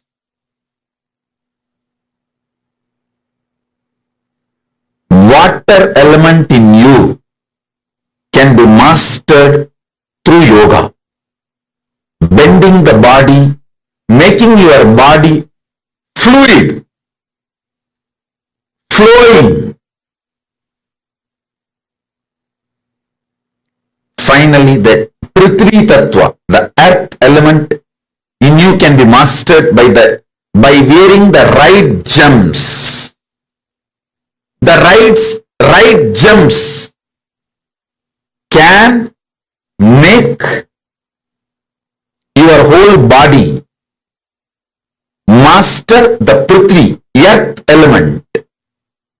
Listen to this very carefully.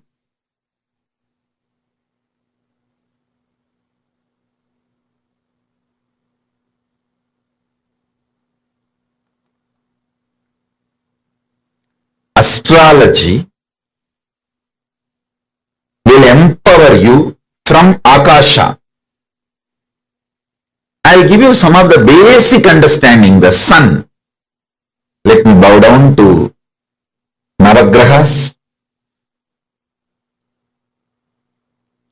Receive their grace by praying to them, offering ourselves to them, requesting them to reveal themselves to us.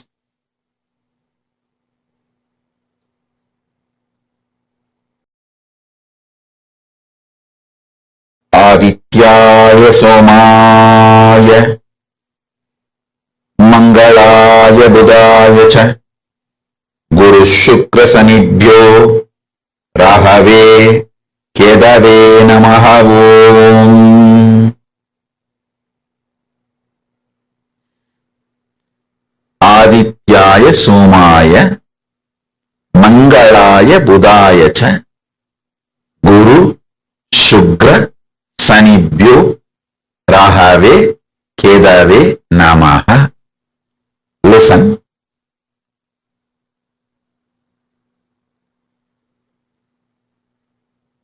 The truths I am revealing to you now is not only just words, it is an experience. It will enter into your system.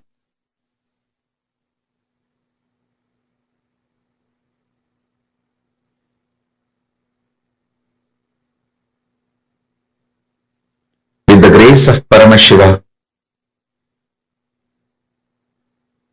you will all be relieved from all the graha doshas, vastu doshas, and any dosha in the gemology, any dosha in numerology. You will be free from all the doshas, and all these higher energies will support you. See that earth element interfering in you is rigidity. Try to use the body maximum. The more you use the body, you will be more healthy. More you start doing the physical work, physical activity, more healthy you will be. Fear of physical work is interference by earth element in your life.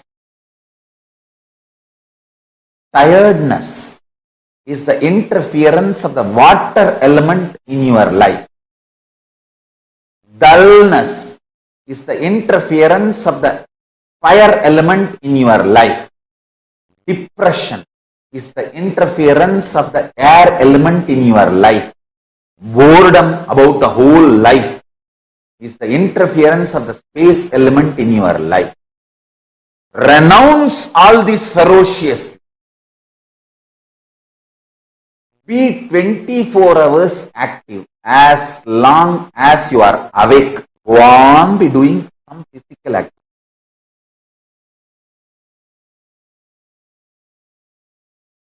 Stop this stupid life of couch potato. Stop this stupid lifestyle of couch potato. It's for all. Being unaware. The base from I wanted people to start the understanding is By the nature of your intelligence, your body can directly produce whatever it wants from the Panchabhutas, means from the sky, from the air, from the sun rays. Sun rays is the fire representation. And from the water, from walking on the ground. It can just imbibe whatever it wants directly. You may need to support very little for the earth element, whatever has grown out of earth, like little grains, little vegetables. Maybe that support you need to add, that's all. Otherwise, your body is independently intelligent to run itself. In that 5 Panchabhutas, only one Bhuta you may need to supply little bit. Supply only required for one Bhuta element. First, let us understand something about breath. From the moment of your birth to death, the one and only thing which you do without any discontinuity is breathing. Anything else can be stopped.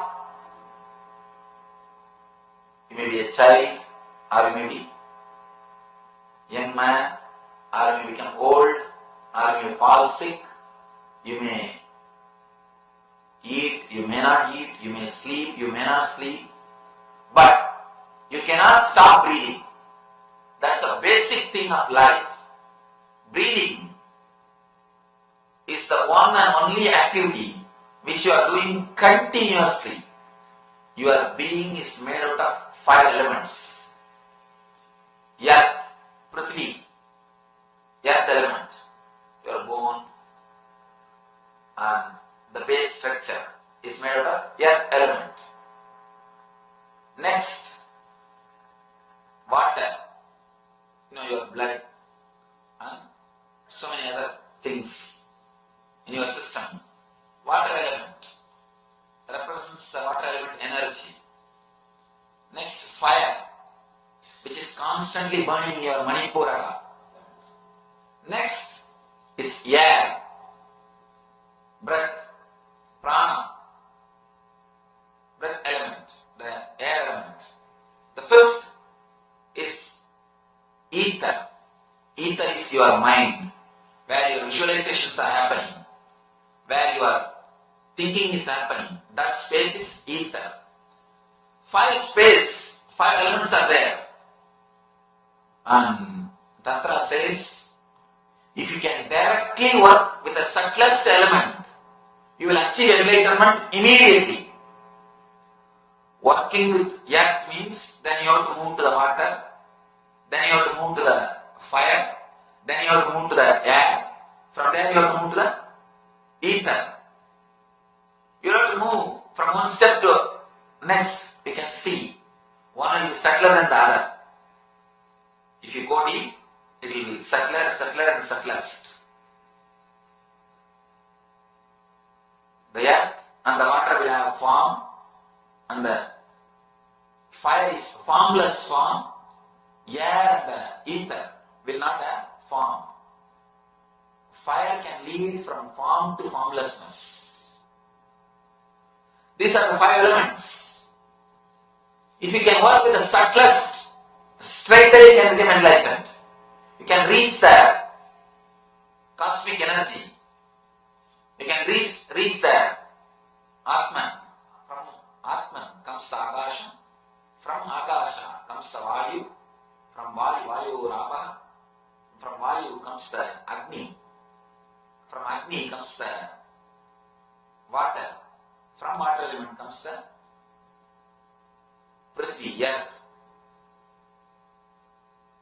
If you can work with the subtlest element, straight away you can reach the enlightenment, the inner space. Here the subtlest element is Akasha, ether. But the big difficulty is you cannot directly work with ether. You cannot directly work with ether. You cannot directly work with your mind. the more you try to work with your mind, you may create suppressions and more difficulties. That's the reason Shiva is straight away working with air, little less subtle, but which is practical. You may have a question, how can I become enlightened? Just by watching my breath. How can I become enlightened? Just by going into the space where my breath is taking turn. How enlightenment is possible? Logically, you may not understand, but when you go deep, it happens. It happens. Human beings as such cannot work directly on the ether, on mind. The thing which they can directly touch is only the breath. And breath is the bridge between you and the universe. It is the bridge between your body and the mind. That stage, I can say, is one of the most powerful pranayama. The fourth stage of pranayama.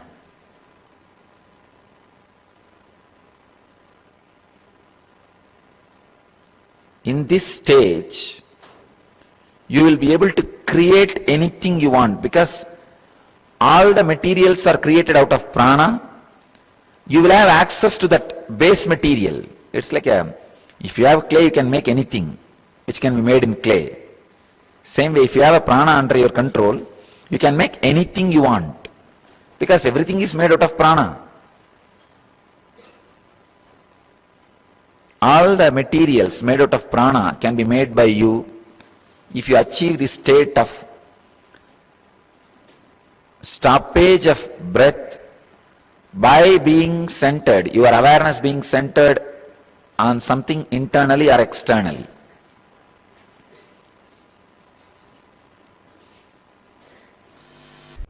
Inhaling, holding, the prana which was held in your body, that prana spreading all over your body, and exhaling and cleansing. Inhaling, holding, spreading, exhaling and cleansing. These are the 5 life breath movements, Pancha Pranas. Prana, Vyana, Udana, Samana, Apana. 5 movements. If these 5 movements are balanced and proper, naturally your body will be in health, your mind will be in a balanced space, your consciousness will be soaring higher and higher and higher. Understand? Hundreds and hundreds of good positive effects on your body, mind, consciousness will happen in your system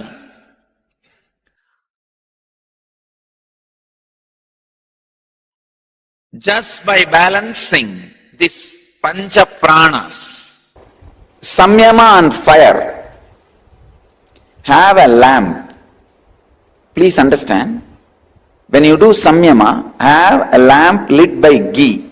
Don't use any other oil, don't use candle, don't use any other type of fire, just lamp used with ghee. You may think, what is the difference between ghee lamp and other oil lamp? The material you use and the quality of the fire are actually related. If you gaze at the lamp used with ghee and gaze at the fire created by kerosene, you will see the difference. So for Samyama, always use lamp of ghee lamp. 1 feet away, keep piece of camphor. Do the samyama. Let me give you the exact instruction. First feel you are inside that light, the flame of the lamp. Then visualize that flame is inside you. First 21 minutes, you inside the flame. Second 21 minutes, the flame inside you.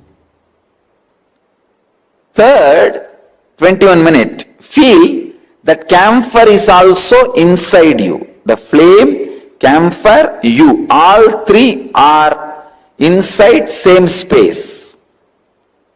I am not telling you some story. Really the camphor will catch fire.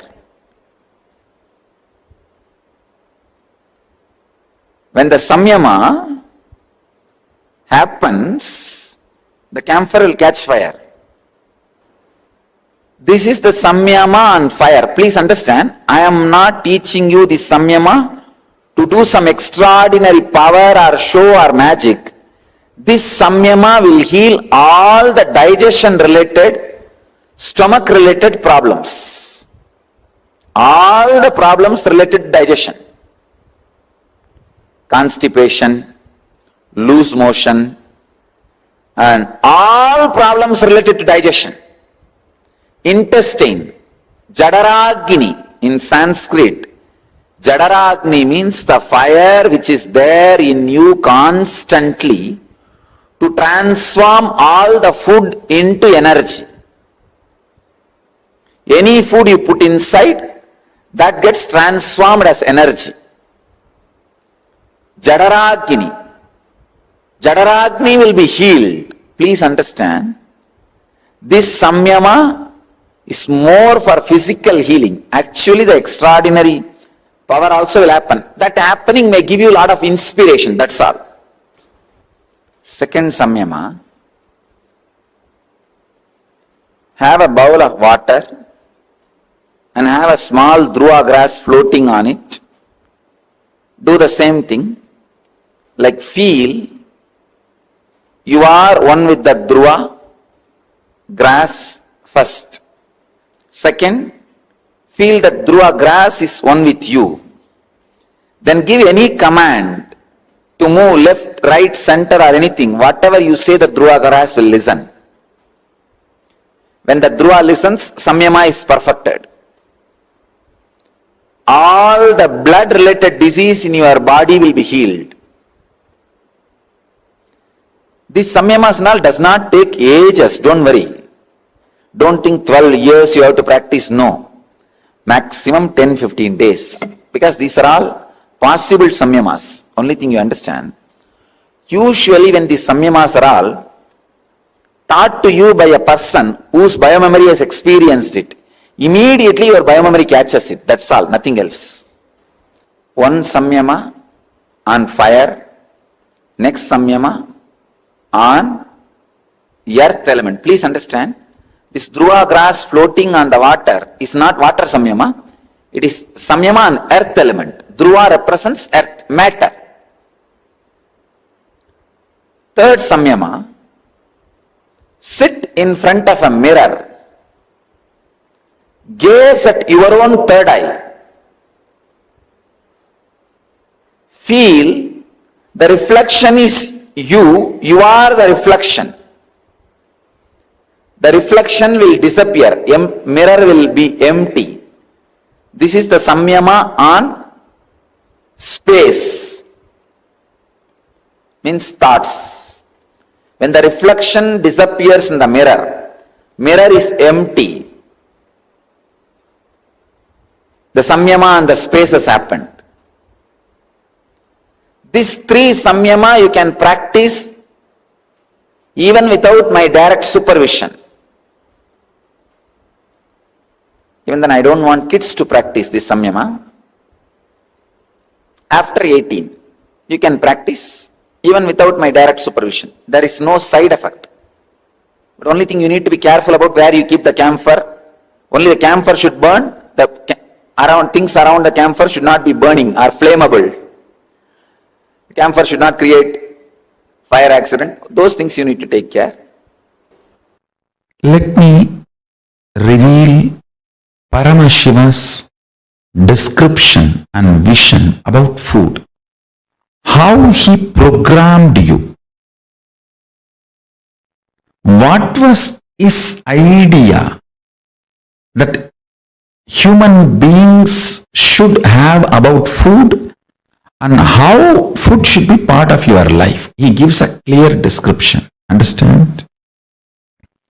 He says food should be taken to your inside your body for your life through 5 ways. The component of earth element, solid items like vegetables, rice, everything that grows from the earth. The gift of Bhuma Devi to your body. That's the first component. Second, water. Milk, water, juice, all the liquid components. Third, fire. All the fire components you need to invoke in your system. Every day you need to invoke fire in your system till you sweat completely. Either through workout or yoga, some activity, the fire should be consumed. Understand? Fire creation inside your system. Jadarakni creation activity should be done to consume fire and air. Pranayama should be done like eating, compulsory to consume air element, and right thought currents should be consumed in your inner space. All these 5. Earth element, water element, fire element, air element, space element. All these 5 food should be conceived every day. Let me explain the first, earth element. To tell you about what food you should eat related to earth element. Actually, all of you know only earth element food as a food. The super food for superpowers is stop eating. Please understand.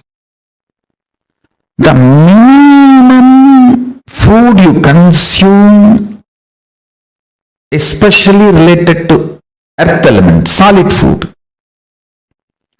as minimum as possible. Reduce it drastically, bring it down to 10%. You will live long, I tell you. Your body is not only not programmed for non-vegetarian food,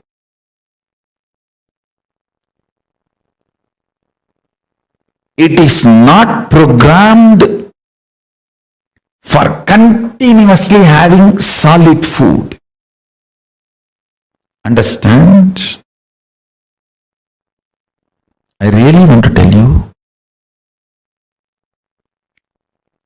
before I give any medical advice, I think multiple times, experiment on me and multiple ways, because I know I am responsible for what I am uttering.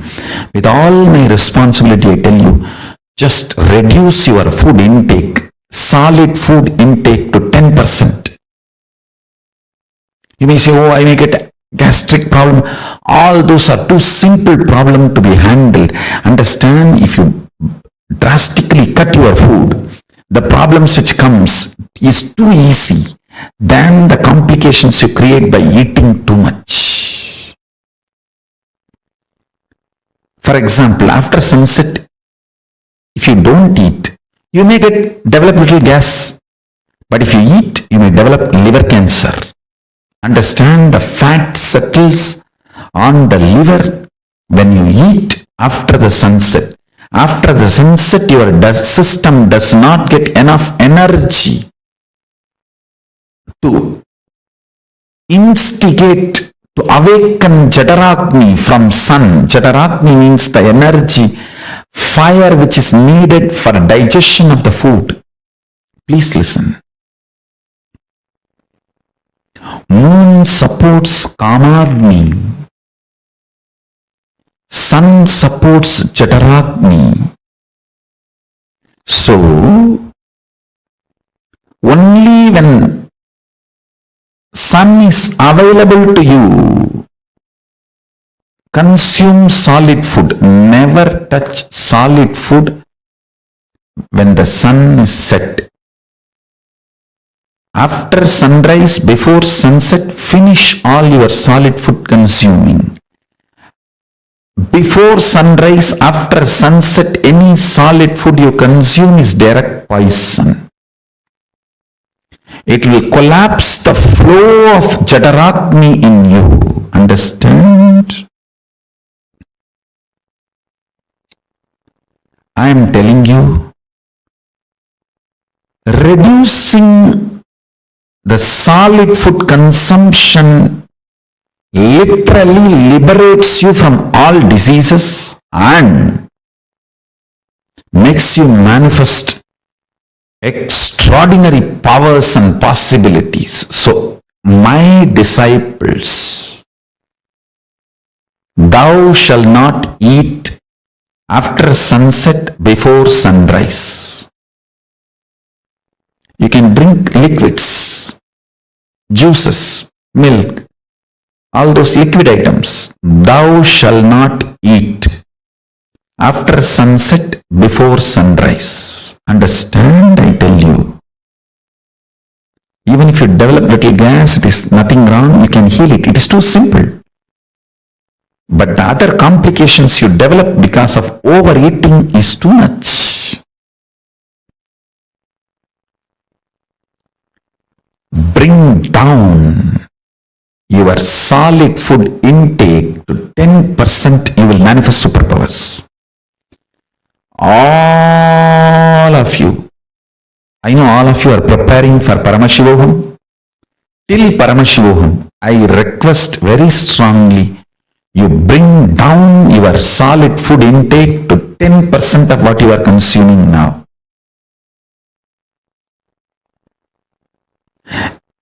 Support yourself with the liquids, juices, more of lemon juice, ginger tea, even coffee is okay, hot chocolate is okay.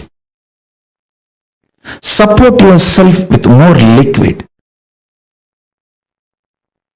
And every day, at least 42 minutes, do some activity like yoga, jogging, running, something which awakens the Jataragni in you, makes you sweat, awakens the fire of digestion in you.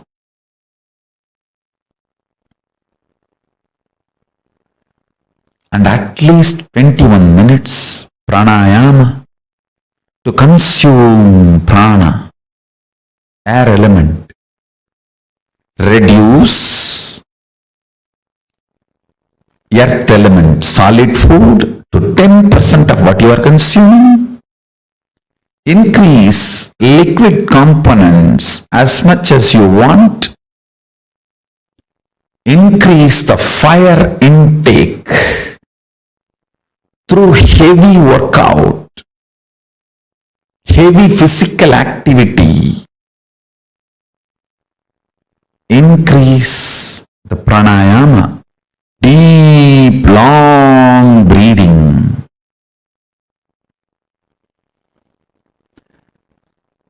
To consume the prana, air-related food. And when you are fasting, reducing the solid food, in your inner space, the thought current goes on, is your space food. Evolve powerful cognitions during that time. That is what I call religious fasting detoxification. Understand this whole process. Superfood for superpowers is religious fasting detoxification process. 5 instructions. Reduce the solid food to 10% of what you are consuming now. If you can completely stop, great.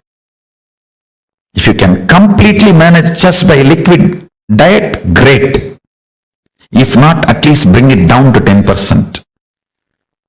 If you are consuming 100% solid food, bring it down to 10%. Your calorie intake should be drastically reduced to 10%. Solid food. Solid food calorie intake should be brought down to 10% of what you are taking now. And add more and more liquids and juices.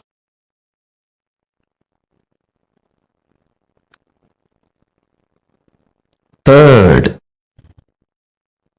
first instruction, cut down 10% of the solid food. Second, increase more and more liquid food, liquid intake. Third, intake fire through heavy physical activities like running, jogging, yoga, workout, all that. Fourth, increase the pranayama as air intake. Fifth, develop more and more powerful cognitions. Whenever you deny solid food to your body, it will get into irritation, agitation, anger, and throw tantrum on everyone and on you. Bring powerful inner space, powerful cognitions. That is the space food, akashic, agara. Understand? Prithvi akara, solid food. Jala ahara, liquid food. Agni ahara, fire food. Vayu ahara, air food. Akashakara, space food. Balance these 5 as per Paramashiva. You will manifest extraordinary possibilities and powers. Everyone who is preparing for Paramashivoham, do this. Do this, you will manifest the powers and possibilities. I tell you.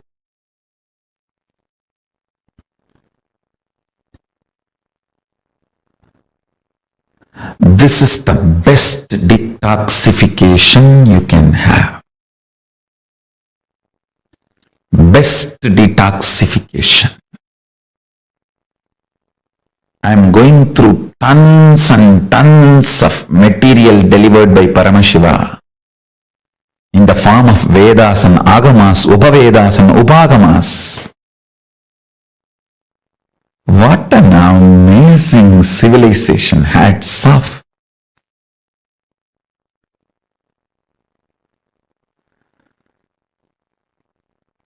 What amount of research and development in every field.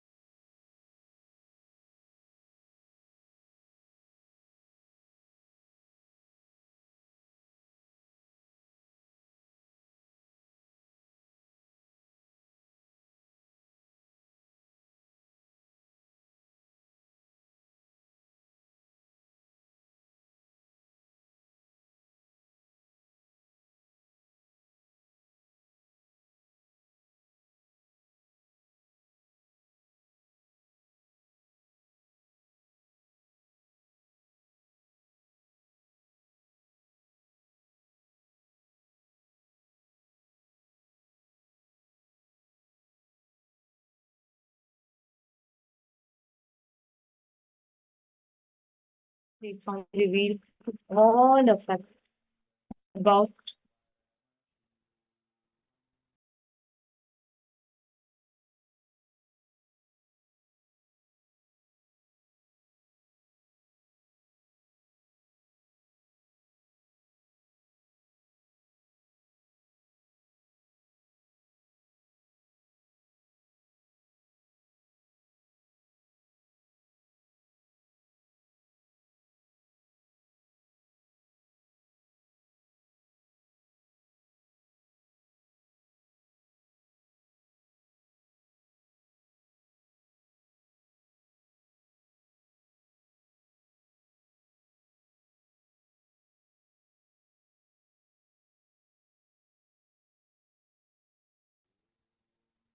Nithyanandam, your presence for technical glitch.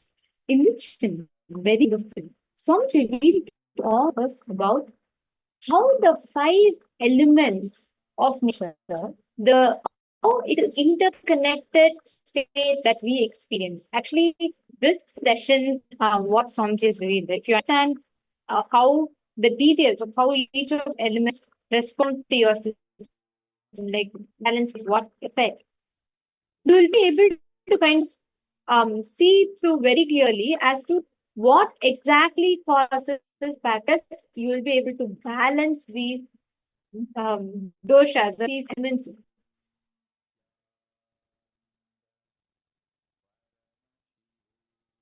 I request all the participants to post what are the files and their connections.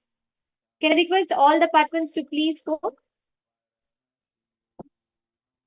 Each of you post earth element, water element, fire element, space, and all air, all of these elements. How exactly are they connected?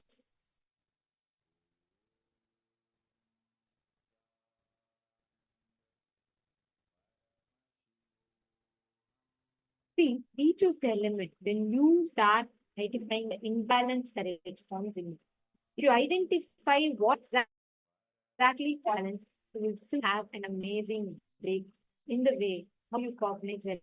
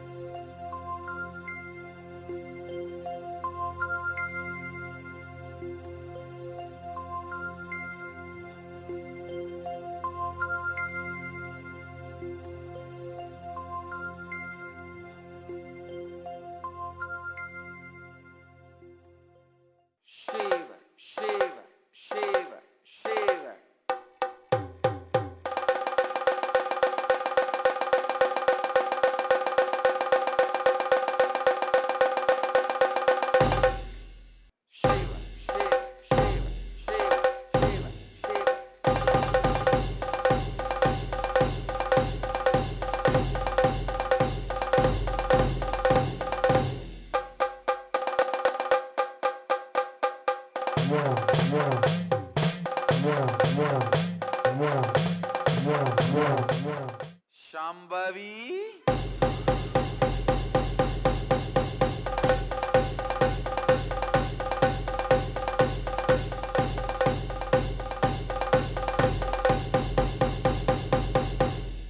Shambhavi,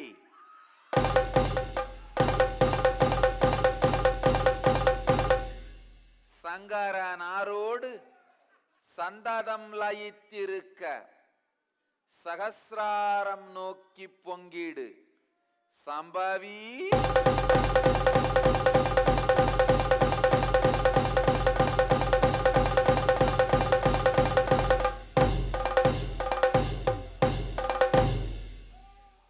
சங்கரனாரோடு சந்ததம் சல்லாபித்திருக்க சங்கரி புறப்படு குண்டாலினி மூண்டெழு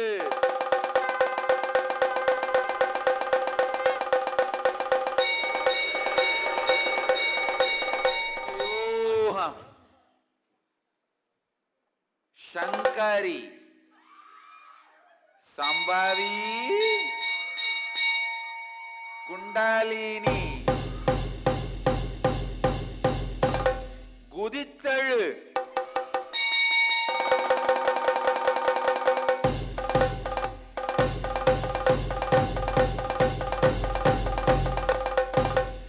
மூலாதாரத்து மூண்டெழு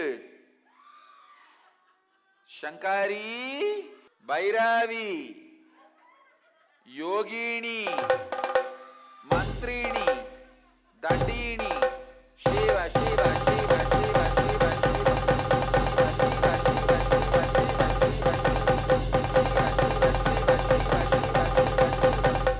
சிவ குண்டலினி மூண்டெழு வெகுண்டெழு மூலாதாரத்து குண்டலினி மூண்டெழு யோகினி Bhairavi Sankari சிவோகம் சிவோகம் சிவோகம் சிவோகம் சிவோகம் சிவோகம்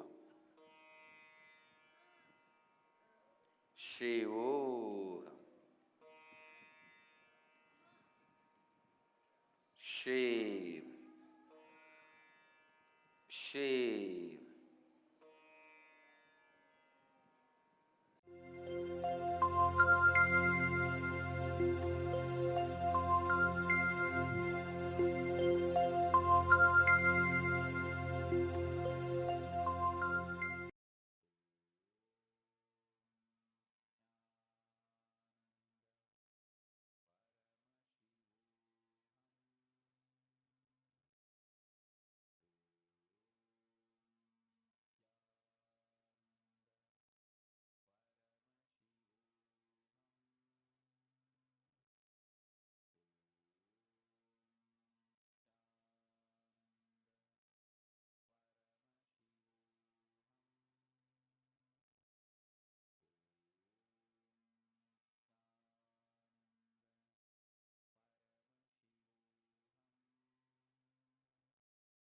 Firstly, appreciate the participants for the technical issue, that difficulty in the audio that you all had. Hope all of you are able to see us in here. What I was sharing is in this session, how much you really beautifully highlighted some of those important aspects of how the 5 elements of nature are connected to us. And even importantly, had to talk first. How imbalance in a particular element, fire element, water element, and either and space, basically Akash, water, each of these elements, they have an impact, create an imbalance in your system. And they start reflecting, how those imbalances start reflecting in you. Actually, right now, going to be seeing, understanding in detail about this, what we are reading right now about the Panchabhutas, and all these 5 elements. It is important to have the right understanding, powerful cognitions about all these elements, which will give you which will help you understand about how to balance these elements better.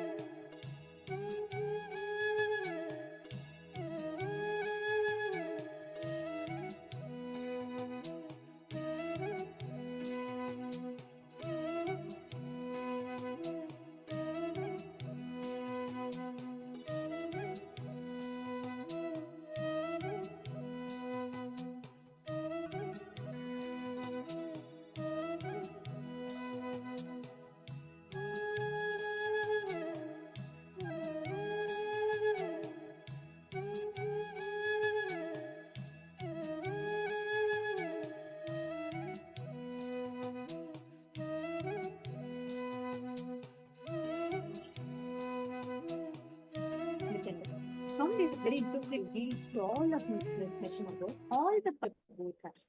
How Each of these forces influence, impact our actions.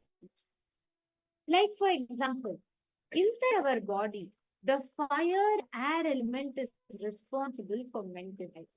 Means all the thought currents, ideas, opinions carry in.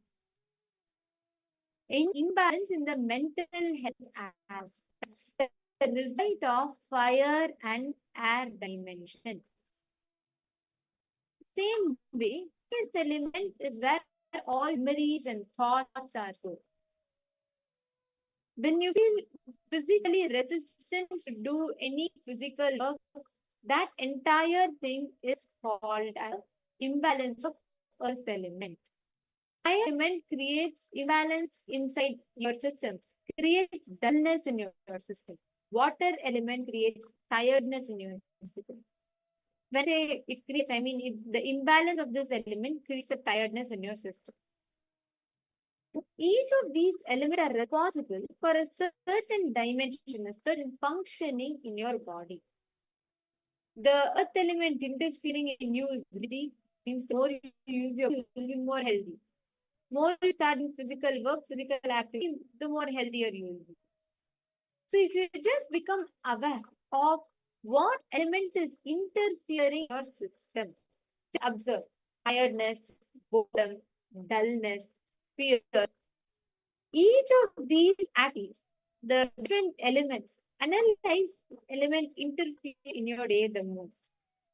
If you start actually even becoming aware, if you start understanding it, you will suddenly see amazing, you will start manifesting amazing results because of that. Please take a few minutes and I request all of you to just reflect upon yourself and see which elements interference is like the interference of certain elements is maximum or high in your system.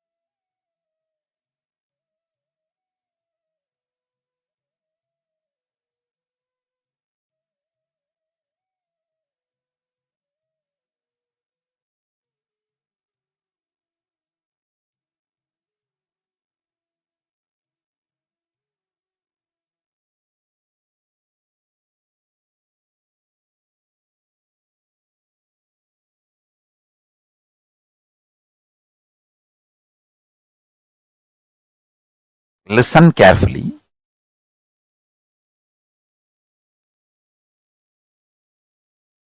Inner space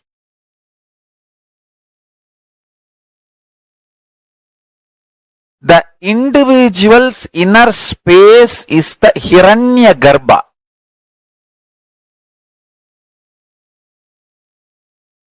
For individual's life to manifest.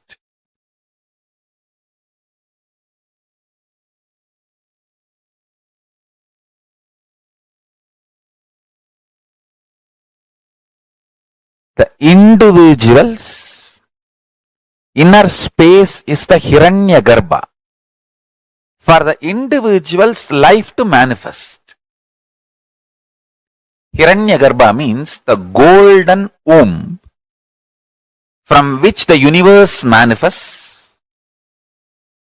Same way our inner space is the golden womb, Hiranyagarbha, for us to manifest our lives.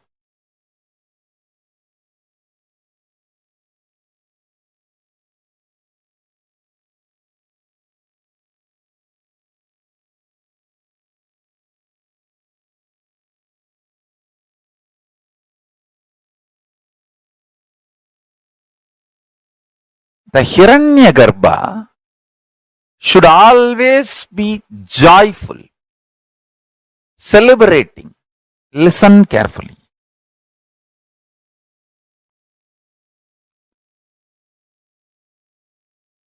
Poor are those who get affected by the words of others. Stupid fellows.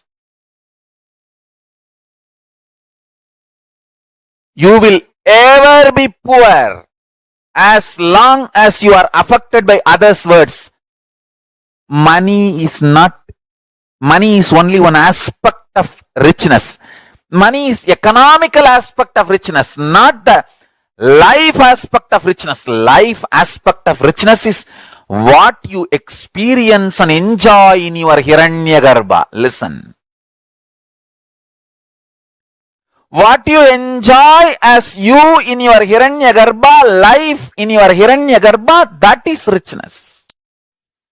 Chidambara, the arena of the cosmic dance, is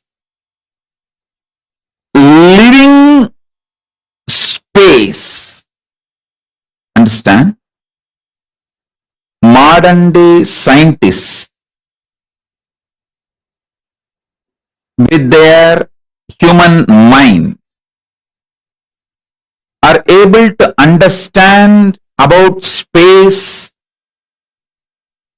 only now, too little and too late.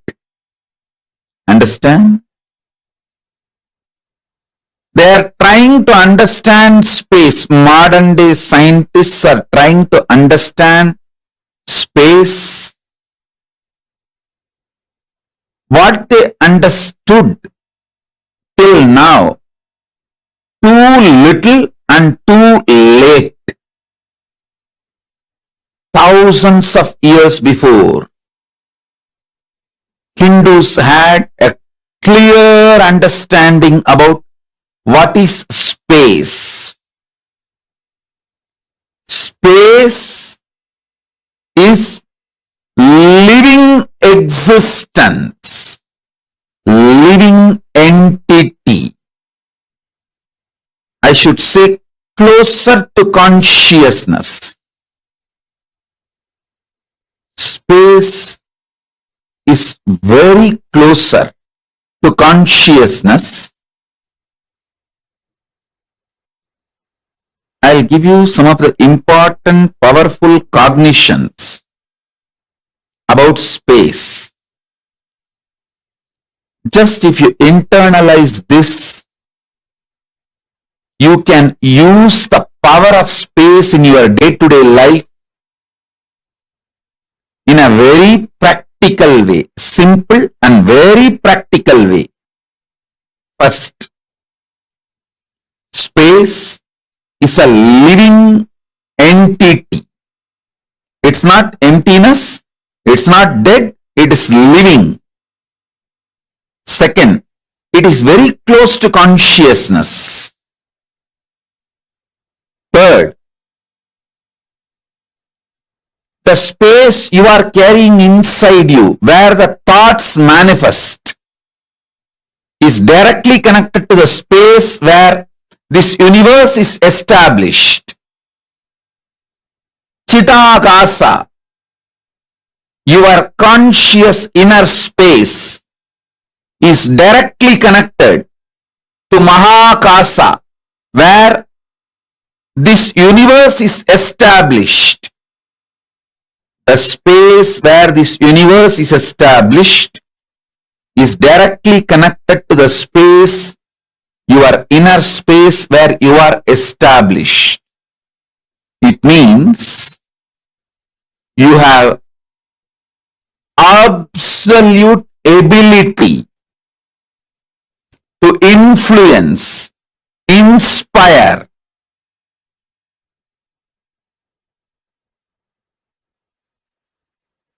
directly intervene with the outer space on which the world is established. Any mass has a power to influence the space. When you are able to influence space through which you can influence anything which is established in the space, and just by sheer power of thoughts, you can raise, lower your mass through which you can influence the space, through which you can influence anything established in the space. Please understand.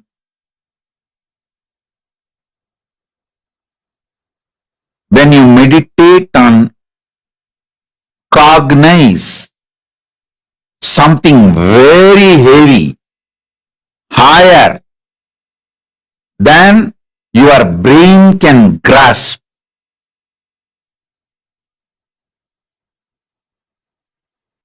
your space becomes powerful,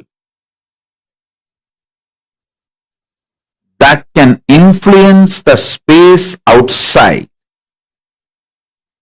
and anything established in the space outside.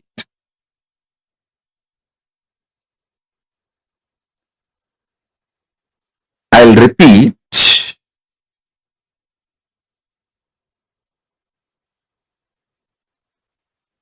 Very recently, modern day scientists are trying to understand how to influence the space, how space can be manipulated to make our lives more comfortable and better. But thousands and thousands of years ago, Hindus had clear knowledge. This time-space balancing itself and the speed of the light is constant, and the continuum of time-space balancing itself almost like eternal. All these are known to Hindus long before, thousands and thousands of years before. I'll add some more truths. Thoughts can travel using space as medium. Anything which has a mass can influence space, through that can influence anything established in the space.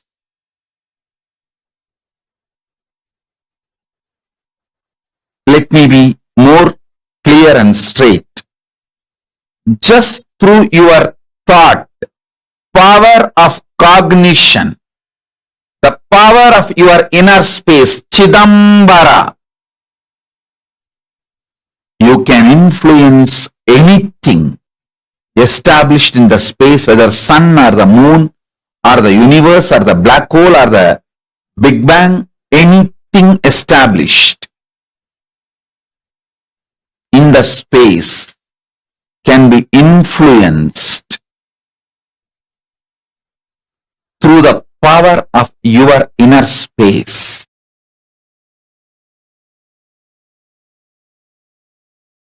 Space in you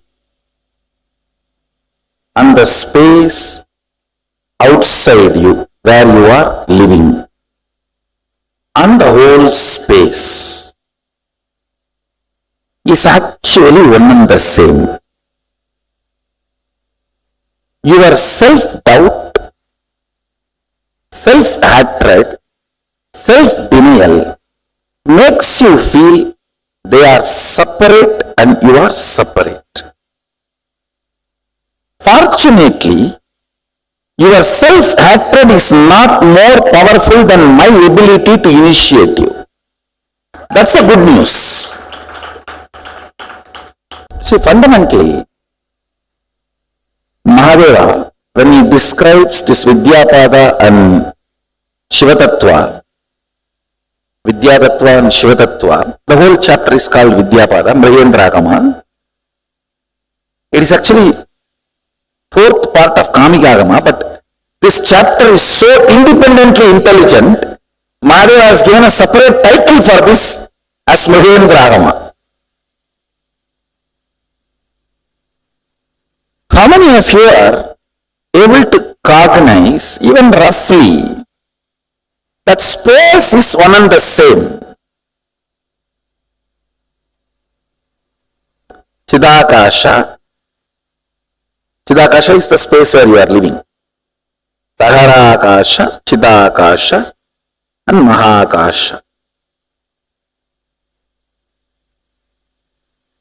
I want all of you to know, if you have teleported 21 times consistently, the Akasha element has fallen in love with you and it is in tune with you.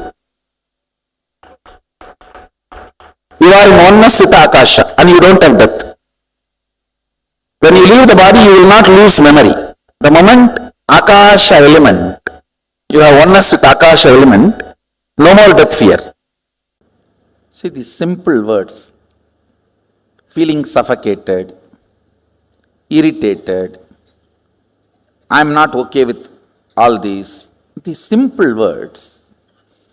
Only by uttering them again and again, you create that feeling. How many of you understand this? Usage of those words avoided, that experience is also avoided. How many of you understand that? So, can you take 2-3 minutes and pen down, listen carefully. Usage of words in your space, becoming experience, few incident. When you started using these words, cherishing these words, and manifesting those experiences in your space, just for you to understand, listen, please listen. If two objects are stuck, sound is generated. If a thought is stuck on the space, reality is generated. That's all. Thought, idea, depression, irritation, simple words. How you teach to these teenager kids, how they pick up between when you guys are fighting, I cannot tolerate this, I can't digest this, hell with it, better to die than living like this. All these words, they pick up while both of you fight. And when they use that word on their space, they generate that as an experience You yourself have done this crime against you. First time when you did this crime, try to remember and pen down. The words you utter,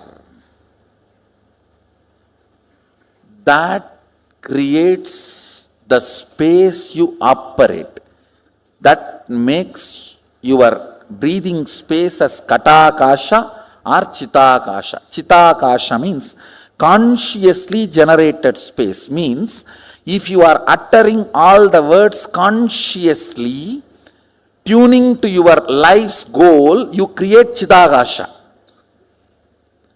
If you are uttering why without knowing why you are uttering, or because of compulsions, and manifest default reality by fault, that is called katakasha. Listen, default reality is katakasha, conscious reality is chitakasha. These three words, taharakasha, katakasha and chitakasha, and mahakasha. Mahakasha is whatever exists, that you don't know anything. You don't know ABCD of mahakasha. Please understand. See, one more thing you need to know. One good thing about akasha is it can never get corrupted. It can be easily programmed. Like electricity cannot be corrupted.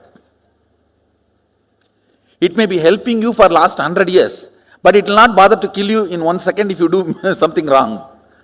Same way it may be killing so many people in so many places if something wrong is done. It will not bother to help you if you do it proper circuit. No qualities acquired, no favoritism, and no corruption. That's the quality of space. No favoritism, no quality acquired.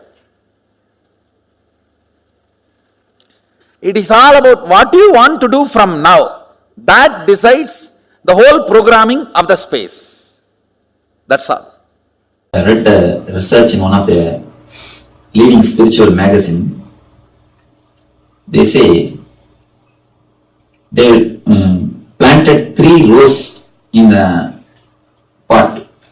The same type of rows, same way the water is given, same way the minerals are given, same type of care is offered. Only one difference. All the 3 are kept in a different room. Every day the owner will go to one plant and curse that plant. You will never be alive. You will never do anything properly. Continuously curse that plant. Next plant, he will not do anything. He will just pour the water and come away. Third plant, he will go and tell, you are going to have a beautiful flowers. Don't bother about it. Your life is totally going to be different. Just words, nothing else. Just words. First plant, he will go and through all negative things. Second plant, he will go, pour the water, manure and come away. Third plant, he will go and speak in a very loving way. I do not know how you will believe. It is done, this research is done for 11 days, 21 times, by 21 different persons. By 11 days, the same thing will be repeated. They say, all the 21 times, the first plant died. All the 21 times. The second plant grew normally. Third plant, 2 times more grew. It was flowering. 2 times more. 2 times more. All the 21 times, not once or twice. All the 21 times the first plant died. You can understand how much the thoughts are reciprocated. Our thoughts are affecting the surroundings. And one more thing, like a ECG, now they feel the vibrations of the trees. They have connected some 10 trees in one garden with that machine. The graph of their vibrations are read by the machine. The woodcutter was asked to enter into the garden thinking to cut one tree. He was already given the instruction, you think that you are going to cut this tree and enter the garden. The report says, only that tree graph goes havoc. not the other trees. Only the tree graph goes when he enters inside the garden with the idea to cut the tree. So the same man, if he enters without any idea of cutting the tree, the graph is going very normal, smooth.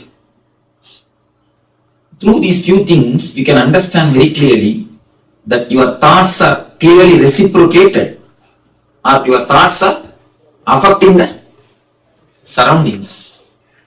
And the Vastu Shastra says, all your thoughts are captured and stored in your house where you stay. Because never think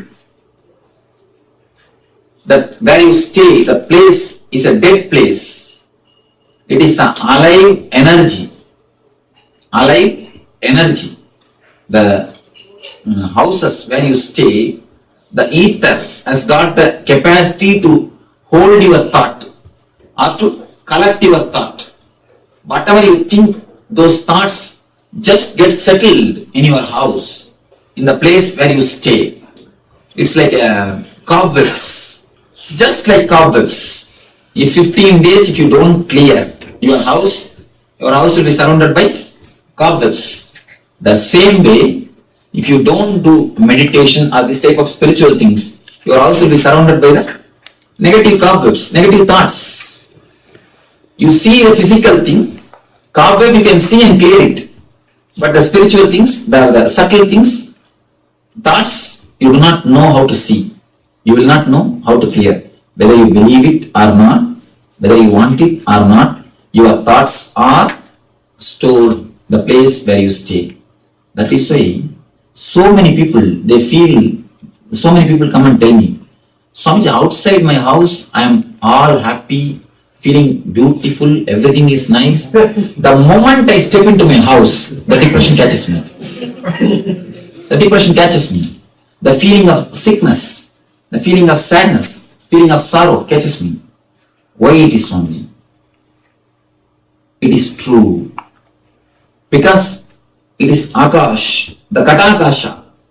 Katakasha means never think the house is a dead space. It is a living being.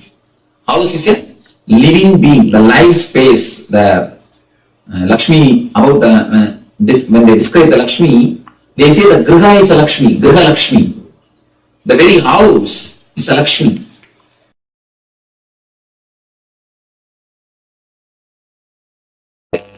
Please understand.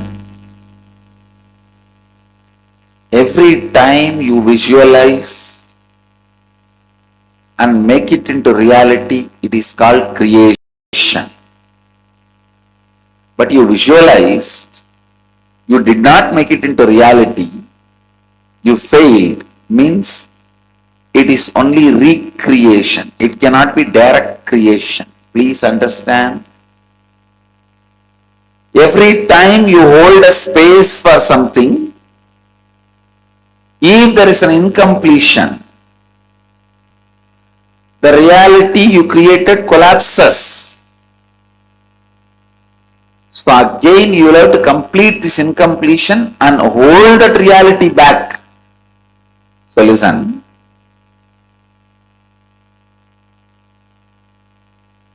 So it cannot be called as creation.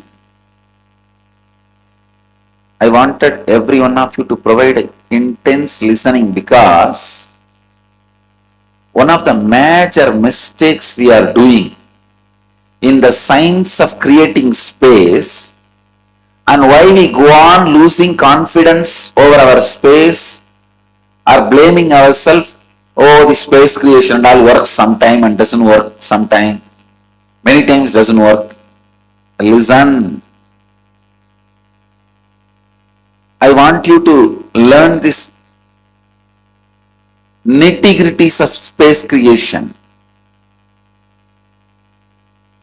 Once you create a space, if there is an incompletion, the whole space collapses. Don't think if you just complete that incompletion, that space runs. No. You have to recreate again. So whenever you find an incompletion, complete that incompletion and drop and recreate the whole space again. Only then it gets its own individual energy, intelligence, inspiration. If you want wealth, you create the space for attracting maybe $100 million. After you created the space, after 2-3 minutes, who is going to get fooled by this space creation idea and all? Maybe by teaching the space creation idea, he might have become what he wanted to achieve, but we have not got anything. Some foolish, stupid thing. The moment that incompletion comes, but you are so intelligent, you catch that. You catch your SDHD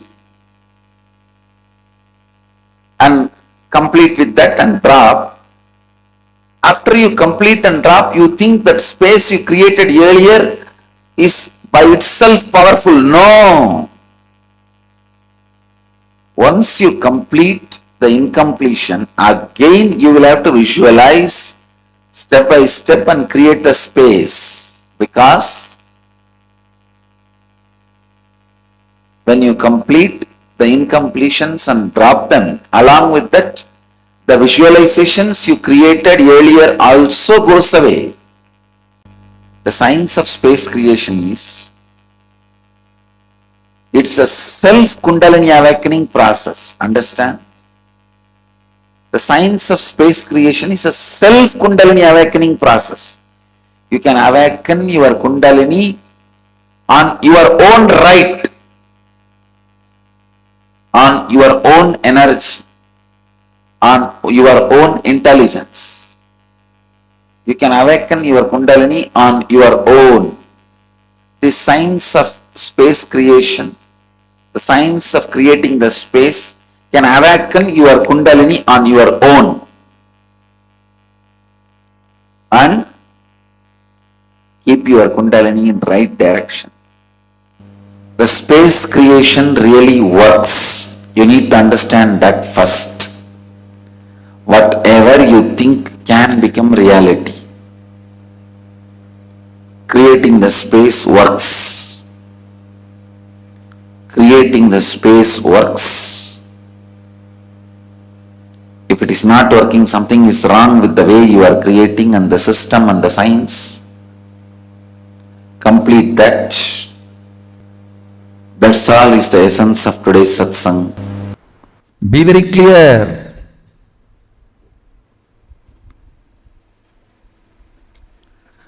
The space you carry, its smell, its flavor comes out of you like energy.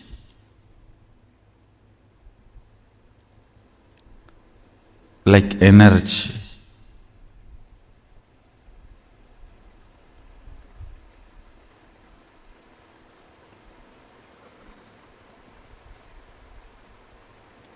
Many of the Indian restaurants use this as a tactic. They release a certain masala flavor. That whole area will have that masala flavor. The moment you enter that zone, you will feel like eating. That is also again like a marriage only. You go to the restaurant and you order what do you want. Then when you see what the other person has, you always wish you had ordered for that.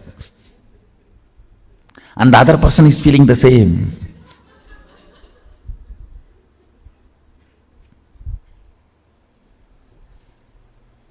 And you can't even exchange the plate, owner will not allow.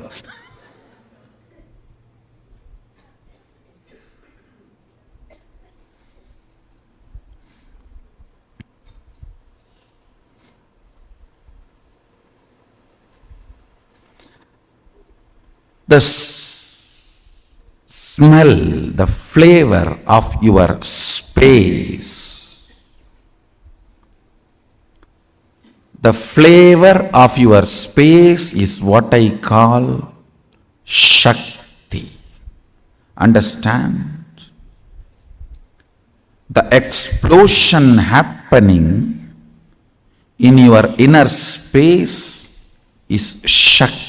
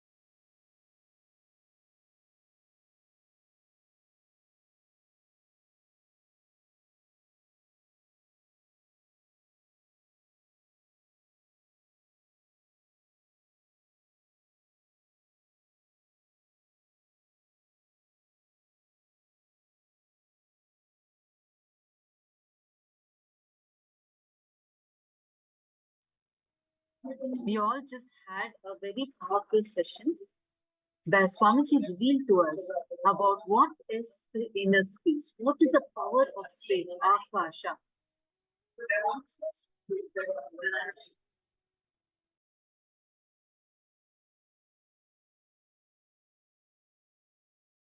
Your inner space, your conscious inner space, is directly connected to Mahakasha, where this whole universe is established.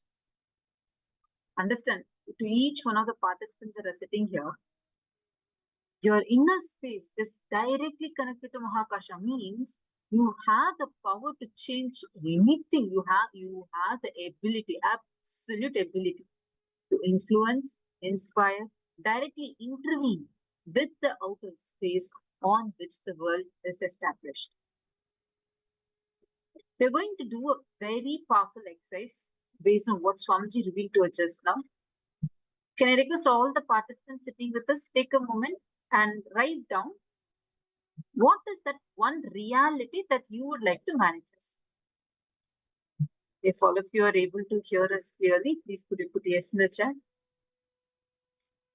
What is that one reality? Choose one reality and please post here what is that one reality you want to manifest.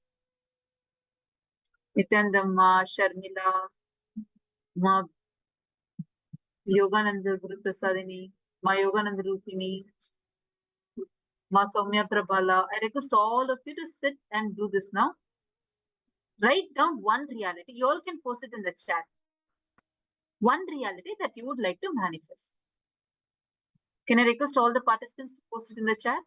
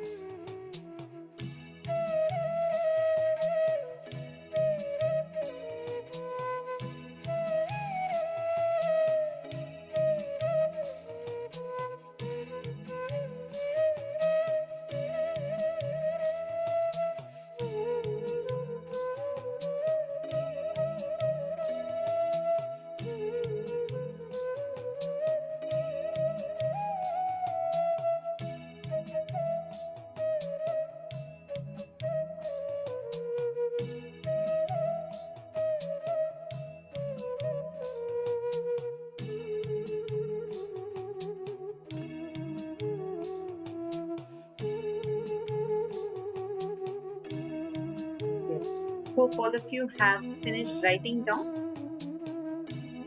Now, all of it shows one reality that you would like to manifest.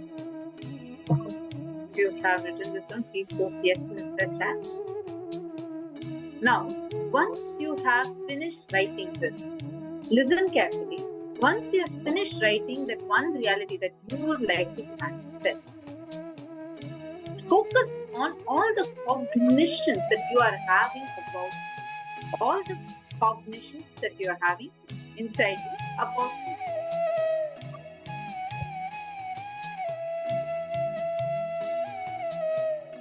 and any doubts, self-doubt, self-hatred, self-denial patterns that are coming inside you. See, the moment you write, now because probably in the past, where you might have tried the same thing before, but it would have not happened, and now the moment you're writing it, you will have the same cognitions. This is going to work out for me.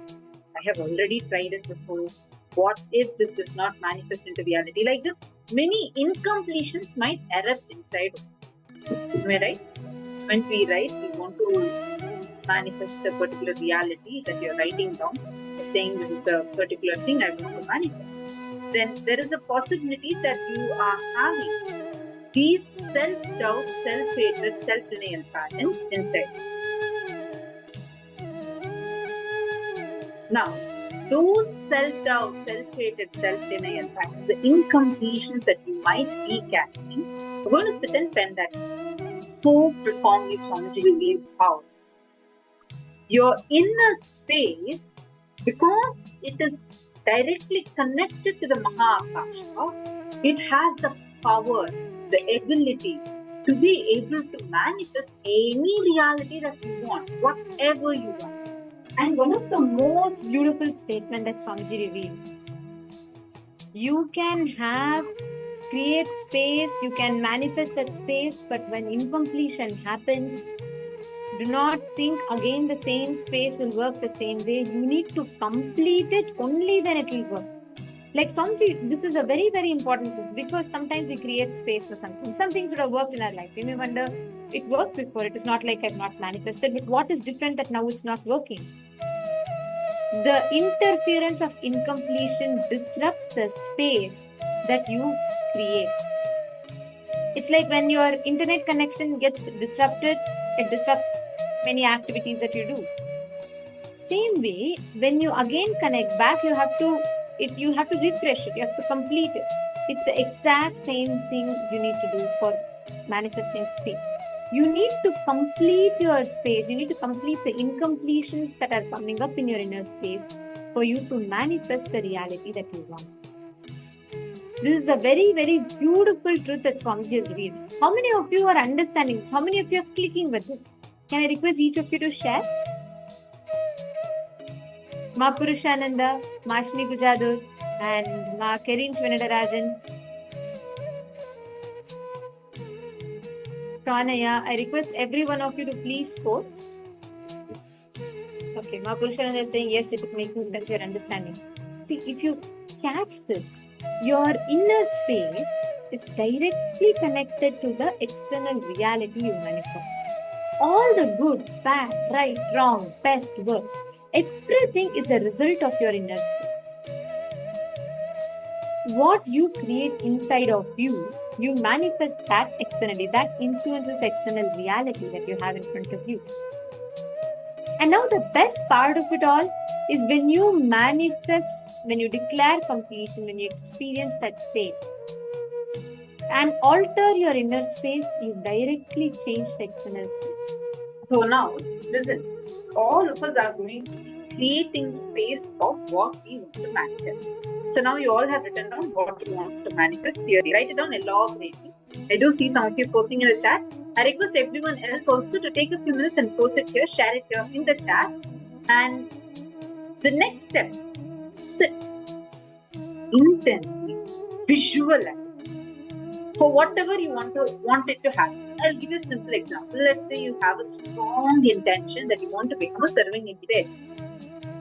Visualize like it has already happened, like you're already serving infinite right now.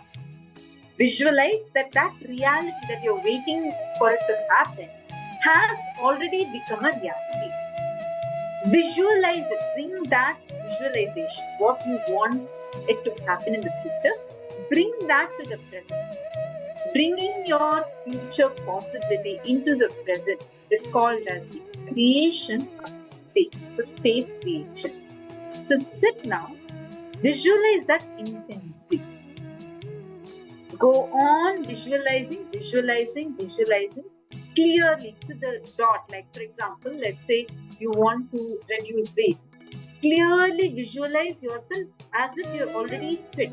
Exactly how you want your body to be visualized. If you want to become a serving epitome, visualize like the exact way of how you've already manifested the money and then you're offering it at Swamiji's feet, you're already becoming a serving epitome. Visualize that whole thing clearly. Are all of this clear?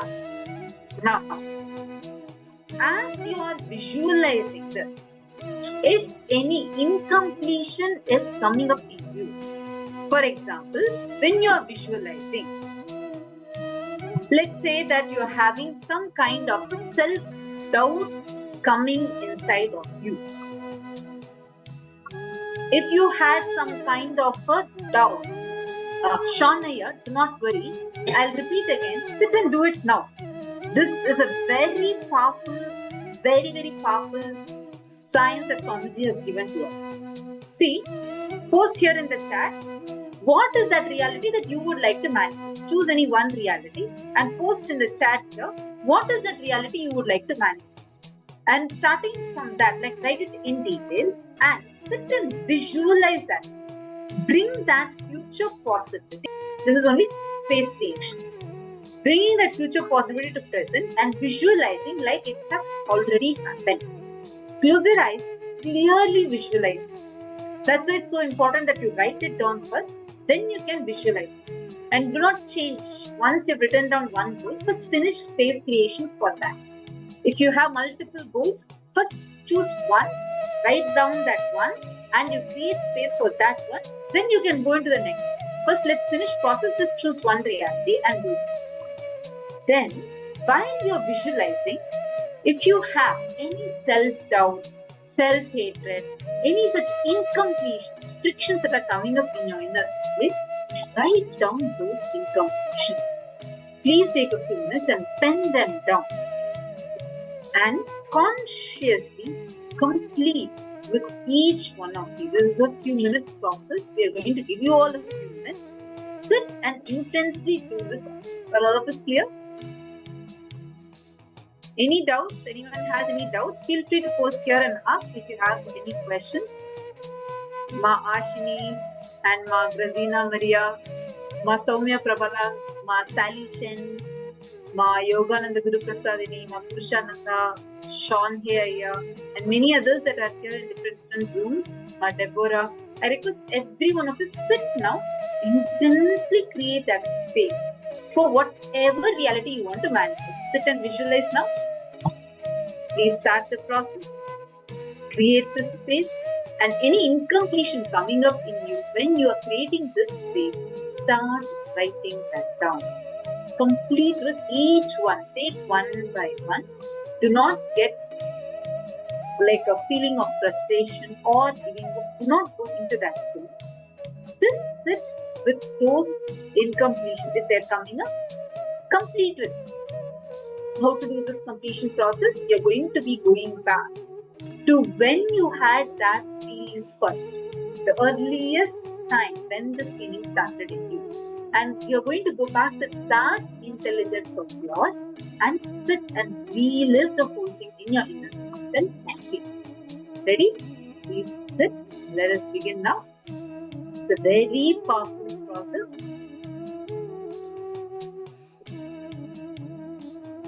Sit and intensely visualize space.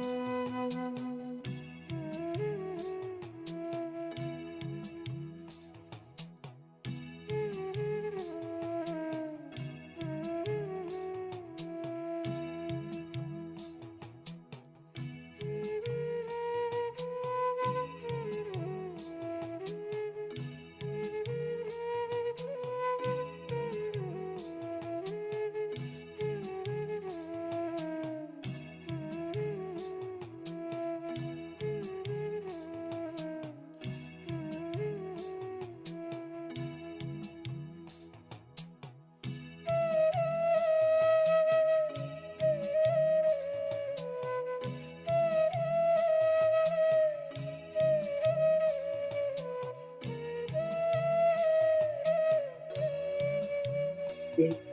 Now, intensely sit.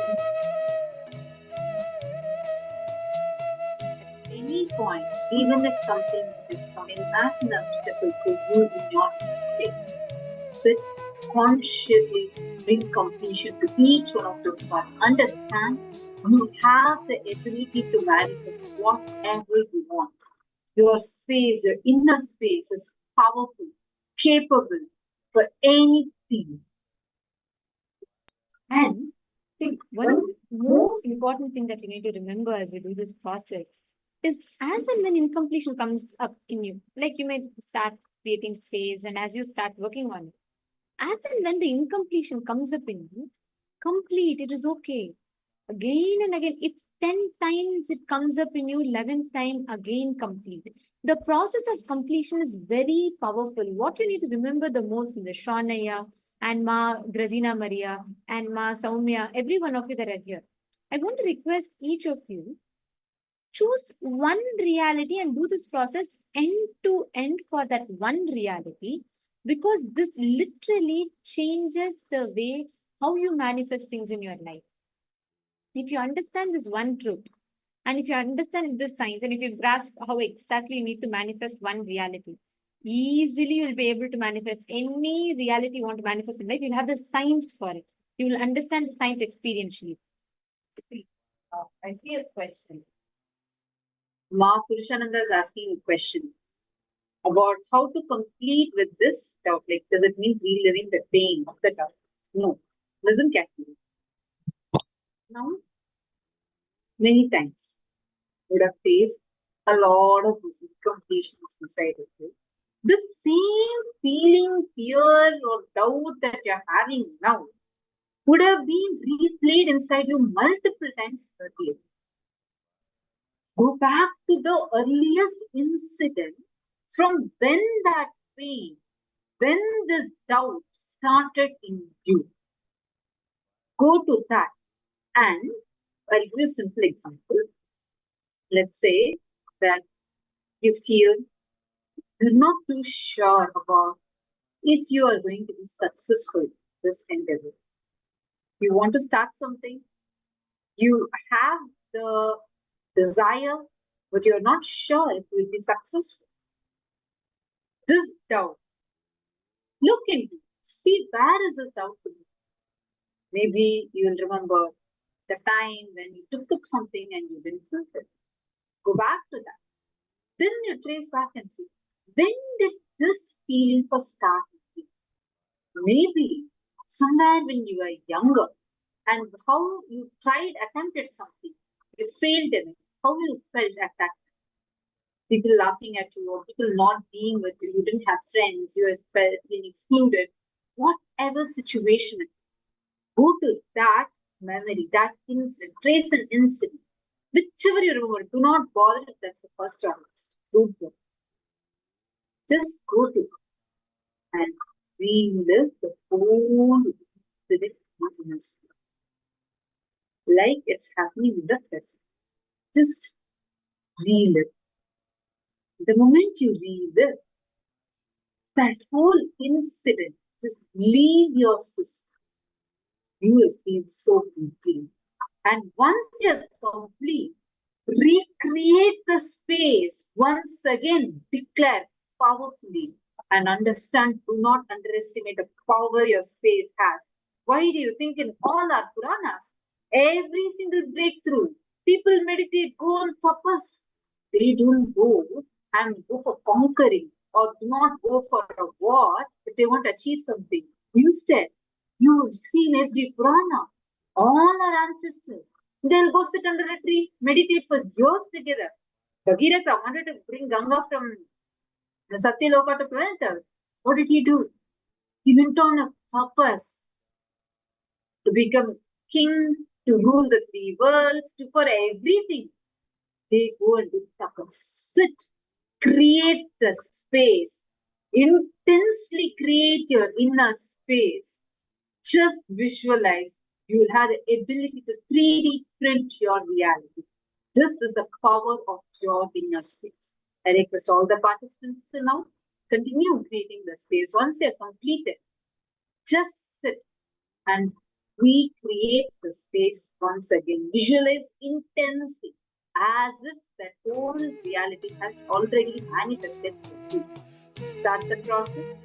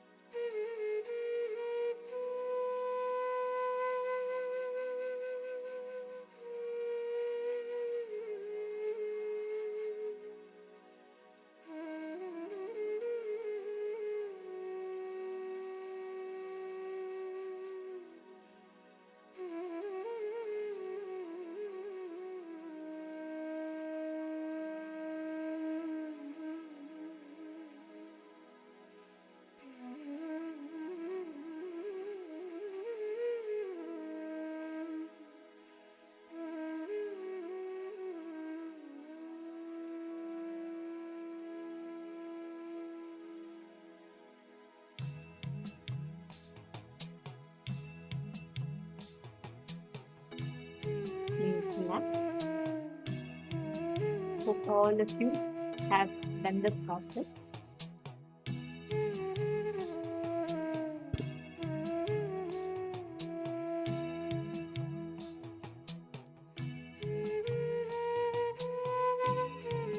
I request every one of you to please post how many of you have finished the process, how many of you have completed it.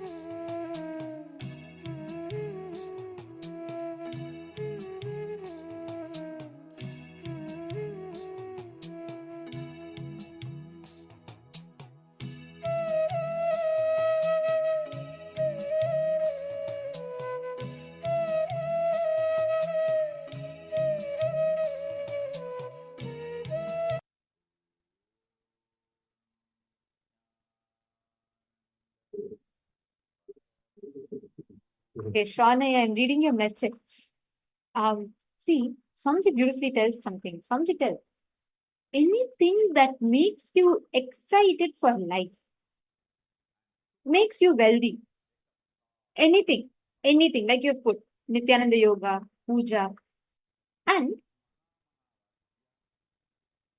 each time, whenever you want to create that as reality, see, you have put, this is a reality you actually want to have, but for you to manifest that space, you want to have that basic finances and things that you want to have so that you can actually manifest the reality you want to manifest. Listen carefully.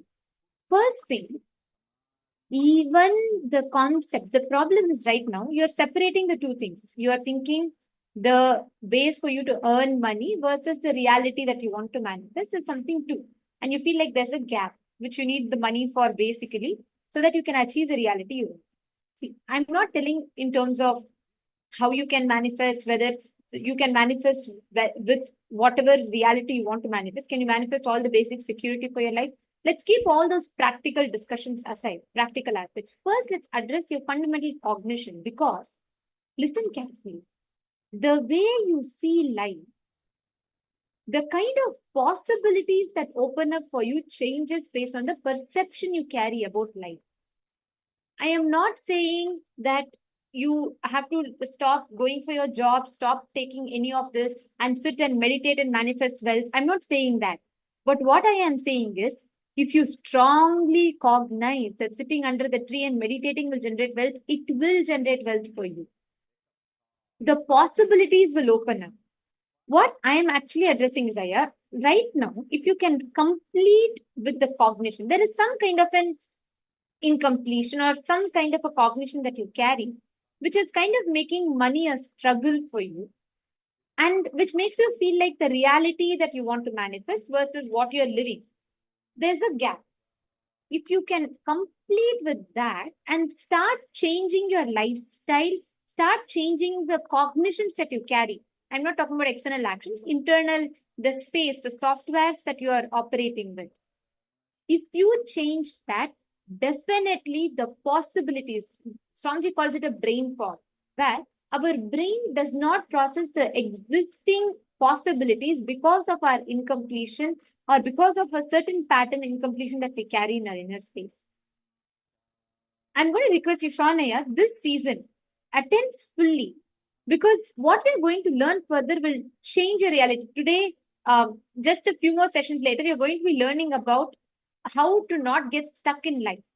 Really, you will have a breakthrough in that session. So I'm just going to request you to do that exercise that we will be doing as part of that session.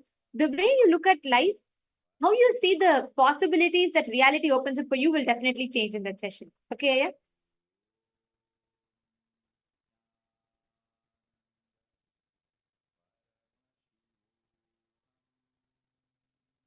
Okay. So Ma Yogananda Rupini has asked a question.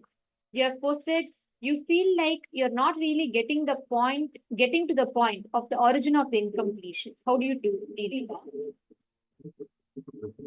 First thing, you do not worry about whether what you are finding is the origin of the incompletion or not. Listen. Go to the earliest incident that you remember. don't worry. Sometimes when you're reliving, you might think, no, there's something even before this, I know for sure. But if you're not remembering it, first complete with what you are remembering currently.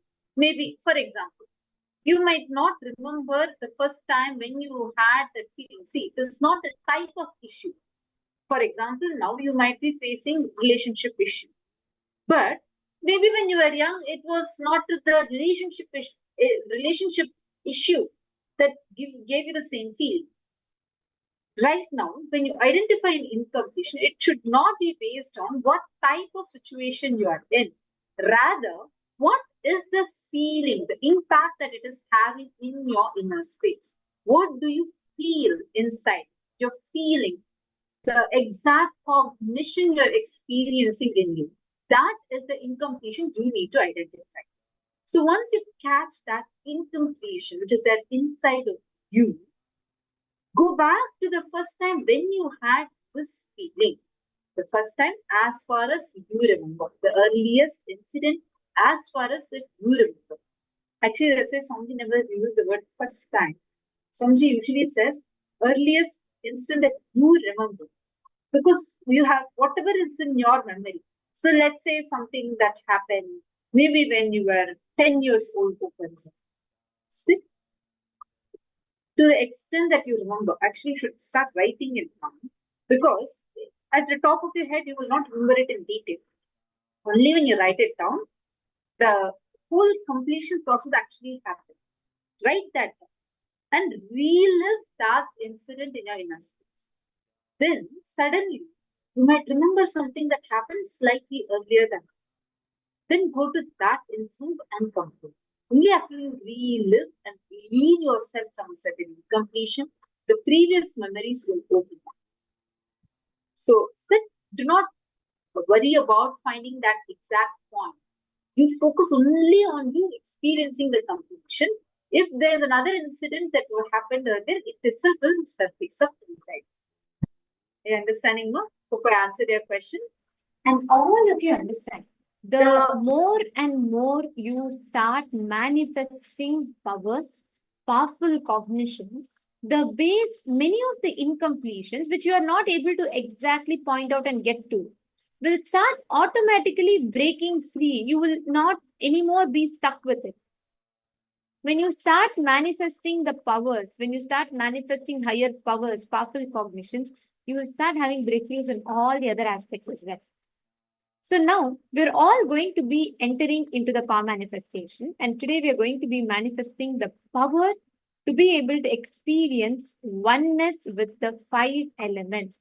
This is a very, very interesting power that we're going to be doing, where you're going to be able to connect with nature and alter the how you experience that oneness, the experience with your reality, with the nature, and you will be able to make it listen exactly what you want to do, all the 5 elements.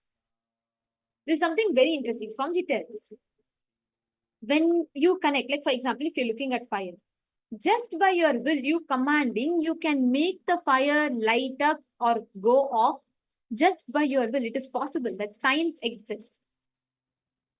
Now, the thing is, whenever you want, you manifest that space, you start having tremendous oneness. Right now, we all are having a large disconnect with nature. How many times in a day do we even remember wind element, fire element, space element?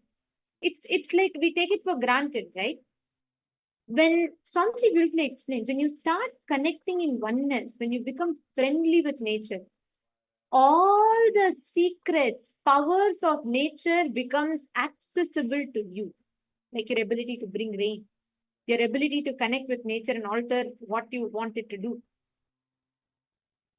In the Shiva Samhita, this exact process is described, and where Paramashiva tells, Yogi Padmasanasthopi Bhuvamutsrujya Vartate Vayu Siddhistataksheya Samsara Dvanta Nashini. Paramashiva says, when the yogi, through remaining in Padmasana, can raise an air and leave the ground, then know he has gained Vayu Siddhi, the power of wind element, which destroys the darkness of the whole world.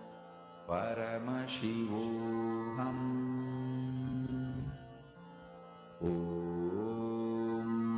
Nithyananda Paramashivoham. Om Nithyananda Paramashivoham. Om Nithyananda Paramashivoham. Om Nithyananda Paramashivoham. Om Nithyananda Paramashivoham. Om Nithyananda Paramashivoham. Om Nithyananda Paramashivoham. Om Nithyananda Paramashivoham. Om Nithyananda Paramashivoham. Om Nithyananda Paramashivoham. Om Nithyananda Paramashivoham. Om Nithyananda Paramashivoham.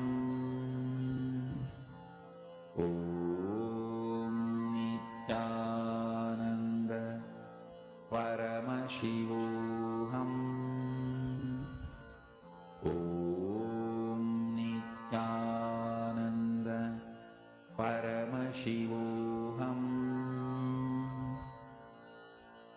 Om Nithyananda Paramashivoham.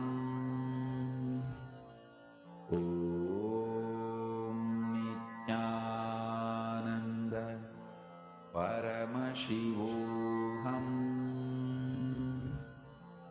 Om Nithyananda Paramashivoham.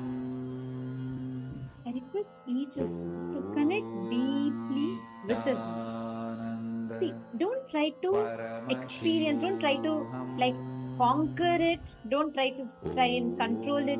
Just experience oneness with it.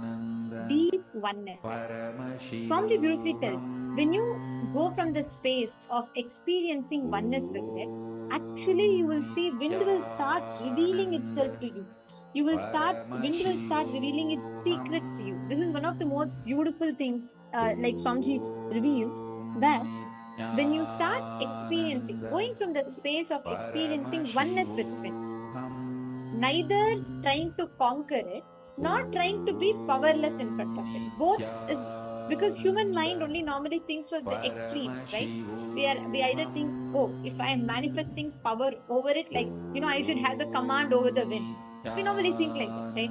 When we say oneness with the nature, we say when we are manifesting power with the elements, we think the moment you say the fire will listen, the moment you say the wind will listen, it will.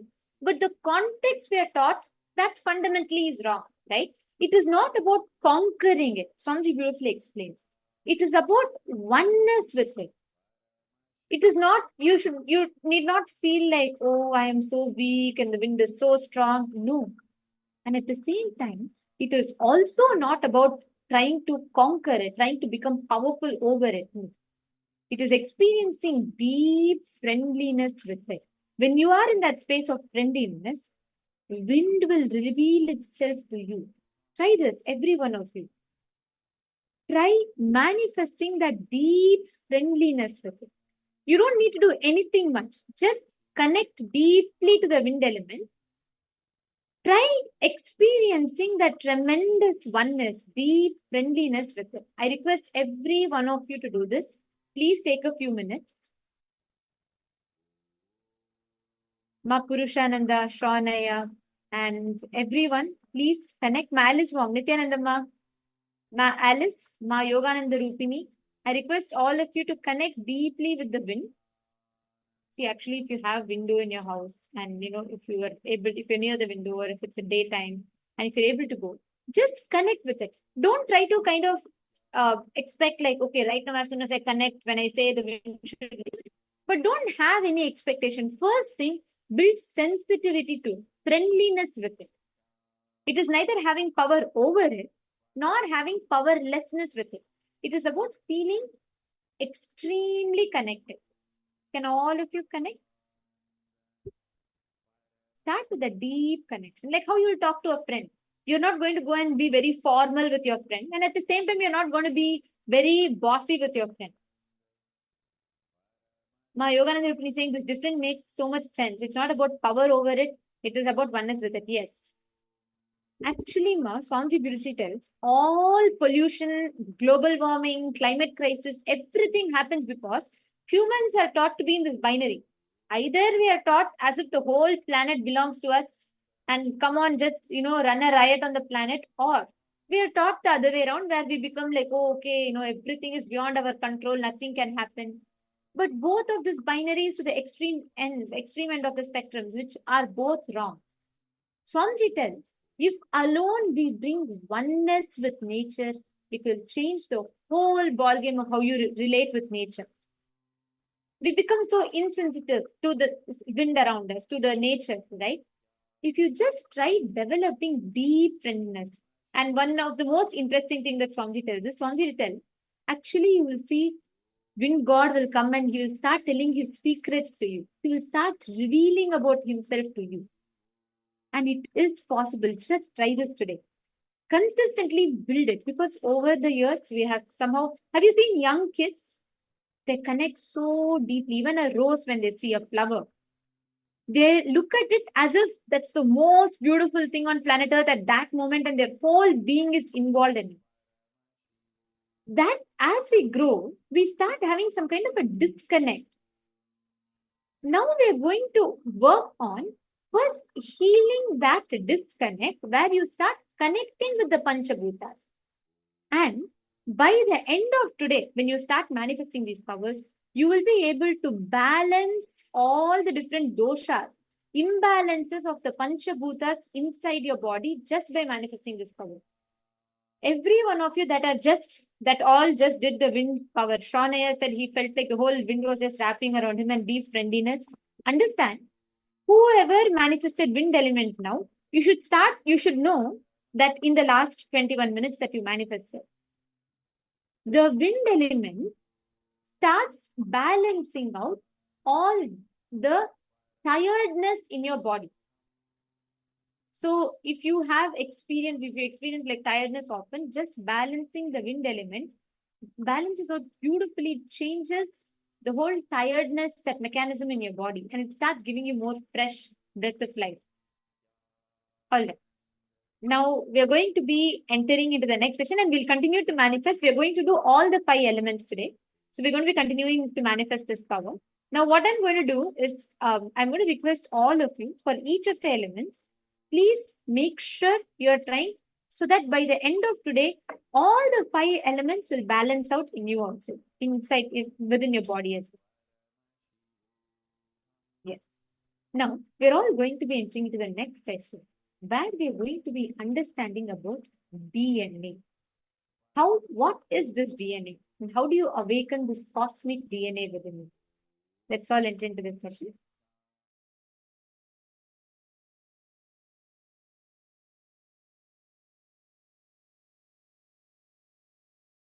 So the essence of my today's message is 2 parts of DNA you have. One is known by the science, which is responsible for your form, disease and all that.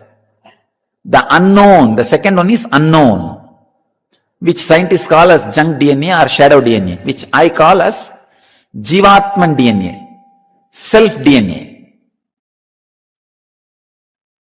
Awaken that self DNA, because that has all extraordinary powers. Life will become extraordinary joy when that is awakened. and the known DNA will dry. Those biomemories has to be dried. No other way. It cannot give you the life. That is not your blueprint. That is not your blueprint. You need to know that. As long as you catch that as a blueprint, life will be struggle. It will be struggle. So catch the macrocosmic DNA, allow that to open up. Life DNA, allow the Jivatman DNA, self DNA to open up. That will lead you to the ultimate. Your body evolved various levels from amoeba to fish, fish to monkey, monkey to man, and still it is evolving. This process is called mutation and natural selection. For example, based on the situation, for your survival need, your body goes through a process called natural selection, and your DNA gets better and better with this natural selection process. Unfortunately, still human beings are not realizing the truth. You are totality of the evolved body and descended consciousness. Please listen. You are totality of evolved body and descended consciousness. You are not just evolved from monkey, just an evolved body. Evolution theory is not wrong, but not complete. Listen to the truth. How the body evolves with the process called mutation and natural selection. That's the words scientists are describing as a reason for our body, our system evolving, and DNA having breakthroughs.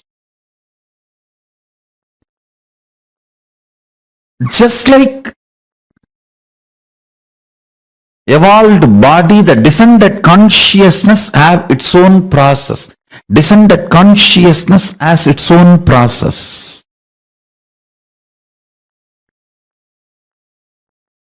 In the body, it's called natural selection.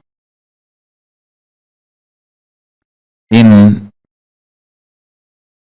the level of consciousness, I'll give this process, the equivalent of the natural selection process happening in the level of superconscious descending.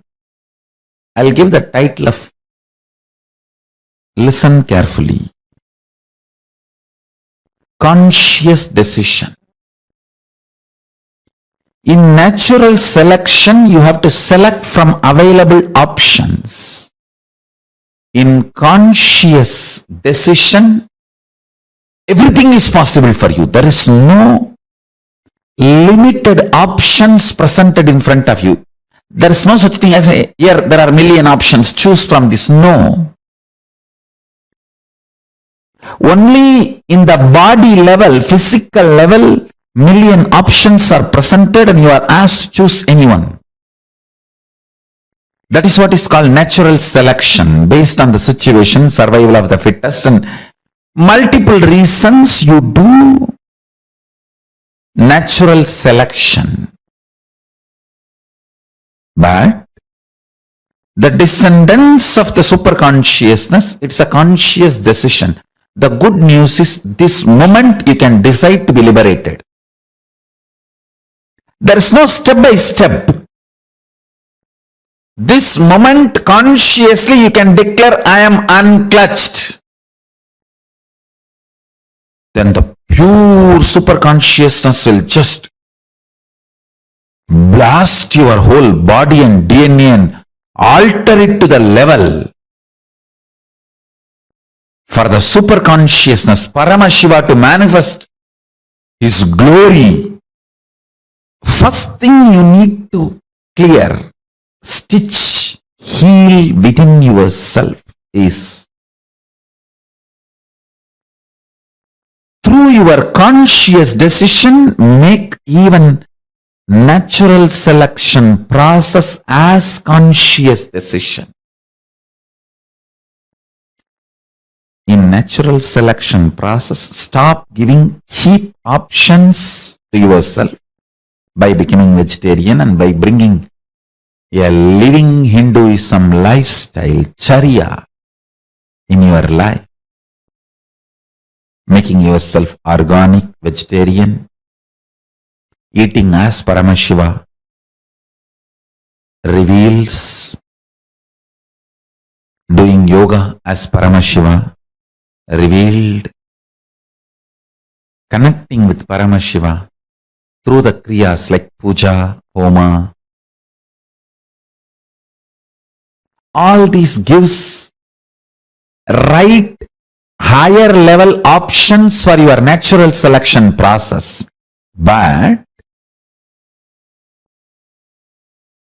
the conscious decision, if you start practicing, it gives you a real breakthrough. You are not functioning anymore with the natural selection process. You start functioning in conscious decision process. It's not that your DNA gets as a better DNA. It just gets a breakthrough DNA. Paramashiva's DNA. Understand? Whoever experiences that conscious decision in their very core DNA level, they are incarnations. It is possible for you. It is possible for you. Decide, continuously hold that conscious decision, you are Paramashiva. And tell Paramashiva, Prabhu, Mahadeva, I know you reside in me. I invoke you with all my being. Please open up. Let your conscious decision capacity manifest in my DNA and upgrade myself from the natural selection process to conscious decision process. Listen. You do not need anything more than consciously deciding Paramashiva. He is waiting to manifest in you the moment you decide him. But if you allow this conscious decision process of Paramashiva in you, by invoking him, connecting with him, declaring oneness with him, declaring your integrity and allegiance to Mahadeva, Paramashiva, just the very declaration is enough because he is waiting. With the declaration, he rushes into you, gushes into you. He just opens the floodgates and explodes into you and changes your DNA's natural selection methodology to conscious decision methodology. Understand, when your DNA decides to shift from natural selection to conscious decision, you manifest powers. Because power manifestation is a breakthrough, not growth. So understand, anything which you think not possible, pen down 25 items. Well, you know, actually you have 25 heads. In your real sense, Paramashiva. 25 independently intelligent tracks running in your brain is a normal standard for any Hindu DNA. Listen carefully. If you are born Hindu or initiated by me, your DNA is Hindu DNA. Listen, we have proved through multiple scientific researches and documentation. When I initiate you, your very mitochondria cell energy goes up. The deeper layers of your DNA gets awakened. If you want, go and see the scientific studies and researches, observations we have documented. So listen, because when I initiate you, I make your individual self connect with your higher beings in the parallel universe, like Swargaloka, Mahaloka, Janaloka, Tapoloka. Listen, a normal, common Hindu, practicing Hindu, I should say this word, a practicing Hindu, has 25 independently intelligent tracks available for his brain.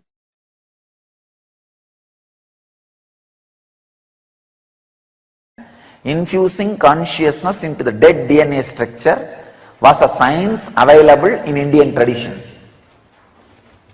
In Chennai, Mylapore, there was a Chettiar girl, Pumbavai. She died in the snake bite. So her remains, relics was preserved by her father in a pot. So Trinyana Sambandar, a great saint who knows the science of DNA. Among the modern day saints, modern day means, sorry, I should not use the word modern day, among the recent day saints, in the Vedic tradition, 1000 years means recent days. The recent day saints, this Jnana Sambandar and Tirunavukkarasar, these two have shown physically the science of DNA in their life, doing miracles. That they showed that they had a power over a DNA structure. He gave life. He infused consciousness into the DNA and liberated her. Because whether you like it or not, want it or not, our biomemories and DNAs are interconnected. Thoroughly interconnected. Thoroughly interconnected. Our biomemories and DNAs are interconnected. You can see. So, if you elevate your consciousness, naturally like Bhagirath, you will infuse life into the DNA structure of your ancestors and raise their very frequency. If they are in Pitruloka, you will promote them to a higher level. If they are in Bhuloka, you will elevate them to higher consciousness. I can explain the whole Mahabharata, how this one liberal action and conservative reaction, just that with that one quality, Krishna played the whole drama and won the Kurukshetra war. Sometimes he lost the battle but never lost the war. Yes, in Abhimanyu's issue, they lost the battle. Krishna did shed tears, understand? Because Krishna is one of the important Vishwas. He wants this whole Bharat to be ruled by his DNA. And he wanted his DNA to be the source of Bharat, which is the right decision, which is the right thing. So it is through Abhimanyu it is going to happen. When Abhimanyu died, he had tears, but fortunately already Abhimanyu's wife was pregnant. So he won the war but lost the battle. He would have produced 2 more kids and managed the country in a much better way. In Abhimanyu's issue, Krishna lost the battle. Abhimanyu's issue was not just Arjuna's son. It was Krishna's ambition too. It is through Abhimanyu, Krishna was getting the best DNAs collected, the best Kshatriya and Krishna's intelligence. The Yadava, understand? It is Kshatriyas, Yadavas together formed Bharata, and the whole Bharat is ruled by Kshatriya Yadava DNA.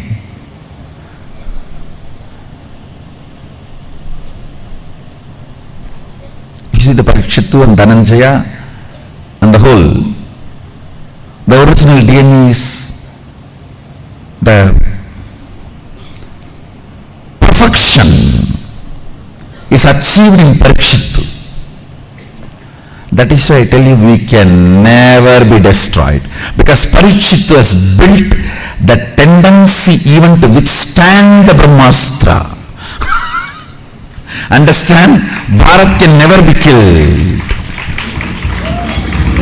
Bharat can never be killed because the whole DNA process itself went through the Brahmastra attack. Of course, don't be lazy for that. But I want to tell you the truth, it cannot be killed. Because the DNA itself has gone through the test.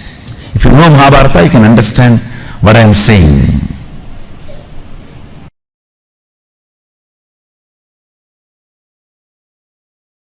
Research reports. The most profound research proof of past life connections is documented by National Geographic DNA Journey, Genographic Project, they call it. Diba Ilmes, a past life regression therapist, wrote, one of my clients is a 39-year-old woman, a computer engineer in Turkey. At first meeting, she mentioned that she had an attraction to Russia. Since childhood, she found herself as a woman in Russia. In first past life regression therapy, she sent her DNA samples to Genographic Project to National Geographic. The results show the origin goes to Russia. In DNA, understand. In the second regression session, she found herself as a young woman in a small village which she called Lapland. She had been killed by German soldiers along with the entire village. Evidence showed that Lapland was an area in Sweden and the German soldiers had killed all people in Lapland in the late World War II. Again, the National Geographic Genographic Project showed her DNA connection to Lapland. I completely agree with it. I can give you from my own example, my own life, the extraordinary intelligence I showed in the knowledge of the Vedic tradition, Puranas, the Upanishads, or the traditional scriptures, and the memory I exhibited before even the age of 10, without even being trained in any formal way. Of course, not just my family, the whole village, Tiruvannamalai village is a witness for the extraordinary way of me expressing the stories, the Upanishads and Gita, and Yoga Sutra and whatnot. So I can tell you, this revelation is truth, And of course, Bhagavad Gita says, Bahuni me vyatitani janmani tavacharjuna tanyam veda sarvani natvam vetta param tapaha. Krishna says, you and I have passed many births, O Arjuna, Difference is I can remember all of them, but you don't know yours. A research by Caroline from Galactic Foundation.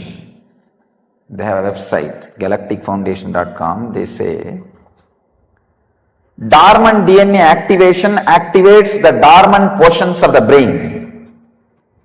Average person with one strand of activated DNA use only 10% of brain capacity. So DNA activation increases the capacity of the brain. And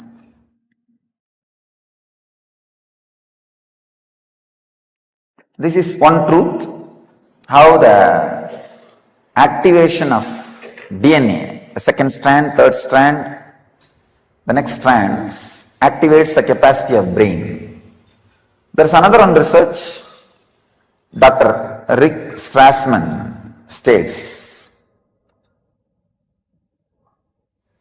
So his research says, DNA activation in turn activates the pineal gland, Anya Chakra, located in the middle of the brain, at the back of the third eye region. It is called seat of the soul.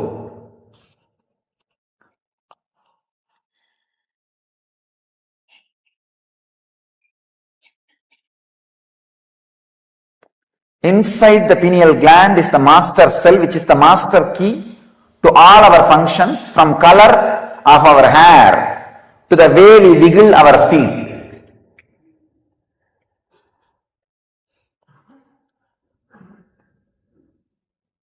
Beth Coleman, his research.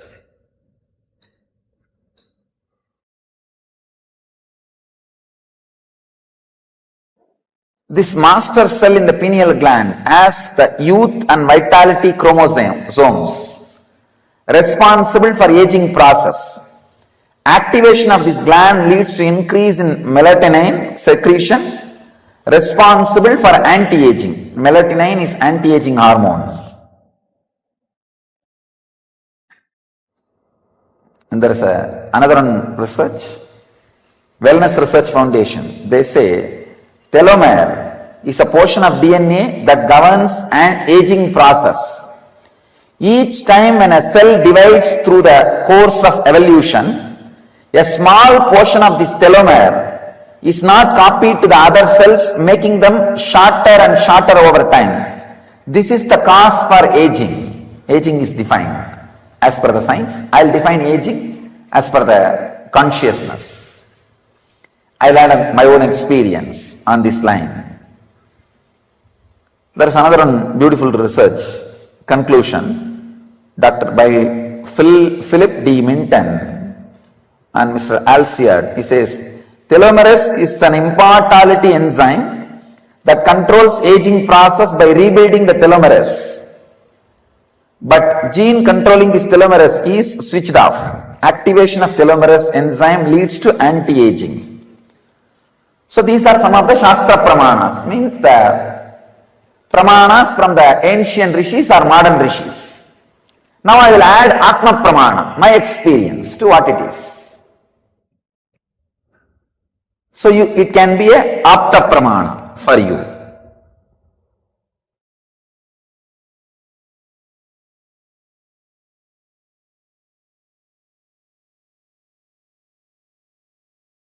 The more and more life is added to your life,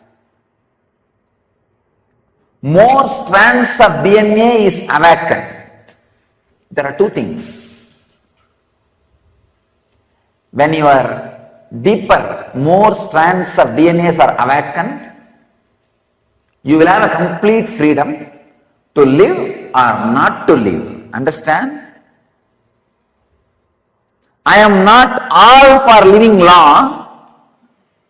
I am all for you having freedom to live long or not to live long. When the deeper strands of DNA, more strands of DNA is awakened, you will have, first thing, depth in life. Second, freedom about length in life. So awakening the next strands of DNA directly leads you to awareness. The intense awareness directly leads you to the awakening of deeper strands of DNA. But it's a vicious circle. Understand? It's a vicious circle. When you try to awaken the DNA, you feel you don't have enough awareness. If you try to have enough awareness, you feel enough strands of DNA is not awakened. How to break the vicious circle? That is where the role of the master's play comes in. That is where the master's role comes in. Transmission of lamp is needed. Person whose all strands of DNA is awakened can easily, physically transmit and awaken your next level strands of DNAs, second, third, fourth, fifth. If only one strand of your DNA is awakened, you can easily awaken at least next 5. If already 3 is awakened in you, you can easily activate next 10. Sorry, totally 12. Next 9. You can activate the whole thing. So pushing you to the next level happens by initiation. That is what exactly I am doing in Inner Awakening. Taking you step by step. First, removing all the fear engrams. Then, greed engrams. Then, deeper engrams related to matter. Removing the mud in which you are stuck, and through initiation, awakening all strands of DNA so that you can have wisdom and anti-aging. So process with the master, Upanishad, process with the master is the only way for growing younger and growing in wisdom. The inner awakening will awaken the DNA. I think I can name it as DNA awakening. Inner DNA awakening. Inner awakening leads to DNA awakening. And that naturally leads to more awareness, growing younger and growing in wisdom. The scientist Daniel Winter and his heart coherence team found proof that human emotions can reprogram your DNA and shape your immune system.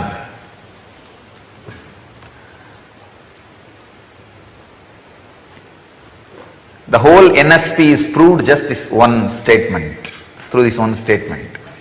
NSP is all about reprogramming your human emotions, removing your fear, removing your useless, tiring desires. This truth says your human emotions can reprogram your DNA and shape your immune system.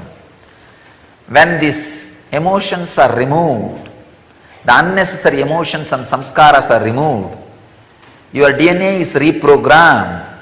Immediately your immune system also gets sharpened. That is why people walk out of chronic diseases, deadly diseases, incurable long-term diseases, the disease which needs long-term drugs and therapies. Even from those diseases, people just like that walk out. Why? I have seen thousands of people walking out of cancer in NSPs. Just 4 days. At least few thousands I have seen walking out of cancer. And 90% of the people who attend the program I have seen walking out of depression. 90% walking out of depression. The remaining 10 also does not want to walk out. It is the depression. They have too much of vested interest in their depression. I have seen.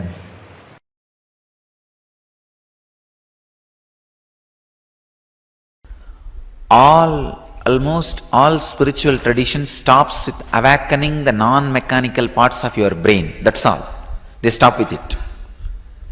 Siddha tradition is the first science, spiritual science, which has dived deep into the realms of awakening the deeper strands of your very DNA. Making new man is possible only through Siddha tradition. Of course, Siddha tradition is not separate from Vedic tradition. I can say a small secret mystical group which was doing higher parts of research and development in Vedic tradition can be called as Siddha tradition. Nobody has done so much work, so much of research and development. Nobody has revealed so much in the line of awakening the deeper strands of your DNA. Siddha tradition works with such powerful process. Straight away, they work with death to awaken your deeper strands of DNA. Always decide for life.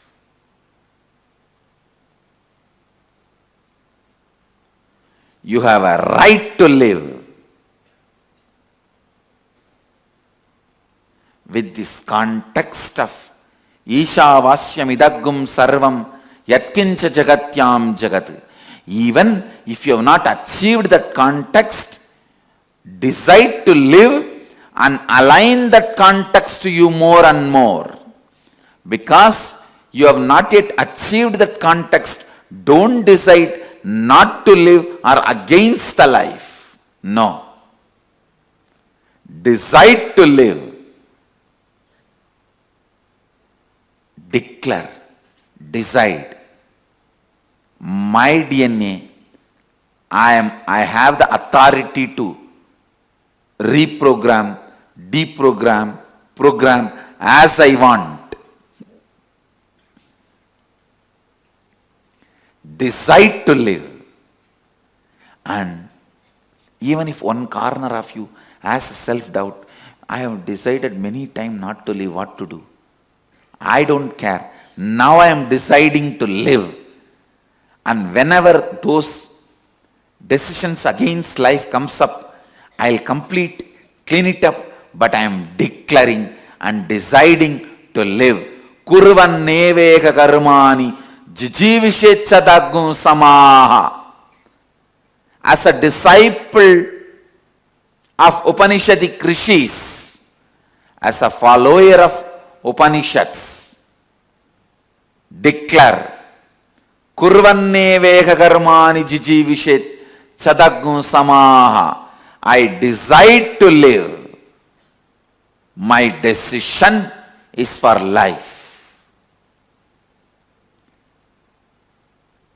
From now on, not only consciously, even unconsciously, subconsciously, I will not entertain decision against life. I'll entertain only decision for life.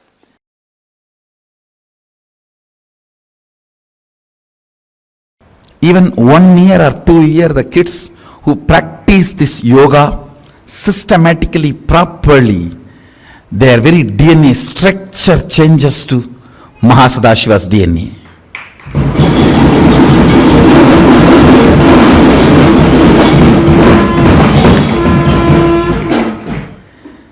Every Kundalini Rajju and every Shiva Stamba is literally Sadashiva's Murti, Mahasadashiva's Murti.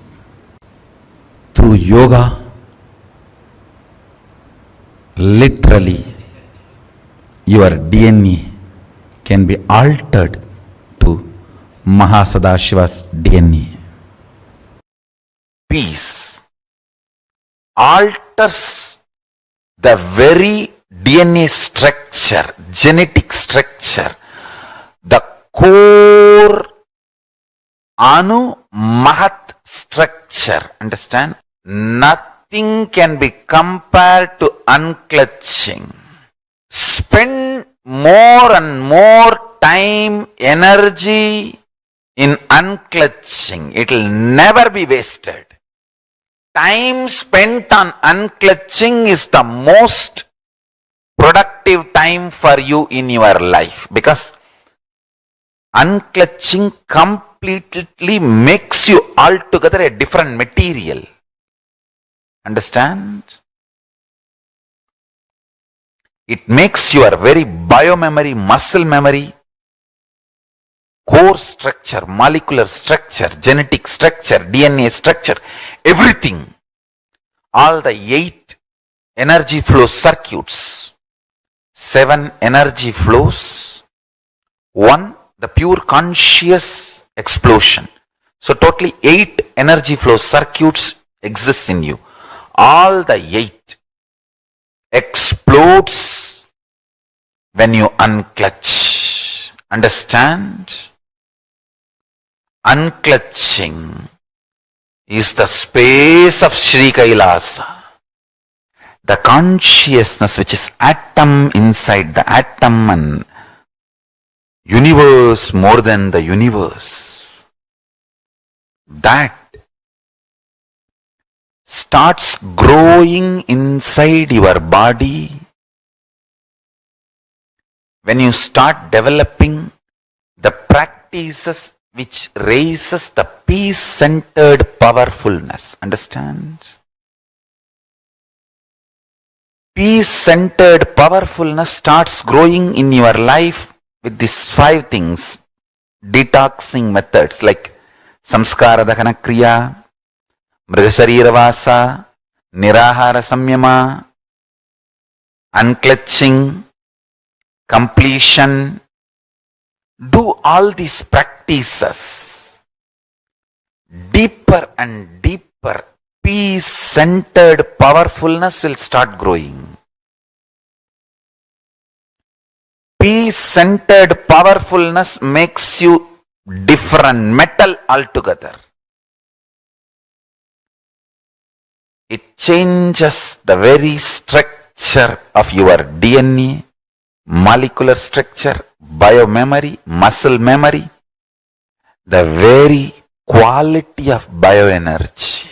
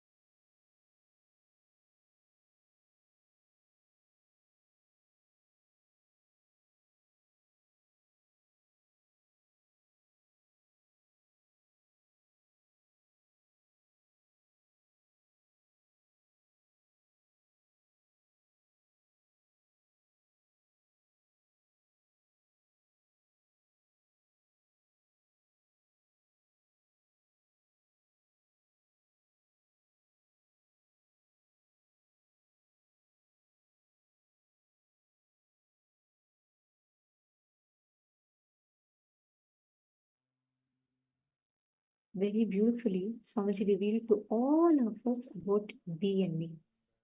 What are the possibilities that exist? And the very concept of what DNA can do, the role that DNA has, because we literally, other than, of course, learning it as part of the science, what role we understand or how significant its impact is in our everyday life, we do not really know much about it. But here, what Swamiji has revealed is some of the most important aspects to understand about DNA.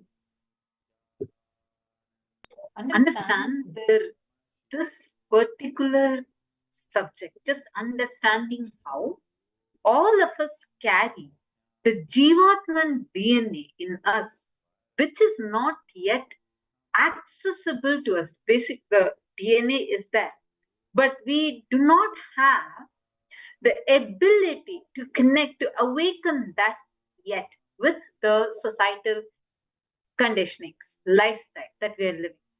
But there is a possibility for you to awaken those strands of your DNA through initiation, Diksha, where Swamiji initiates you and awakens your DNA.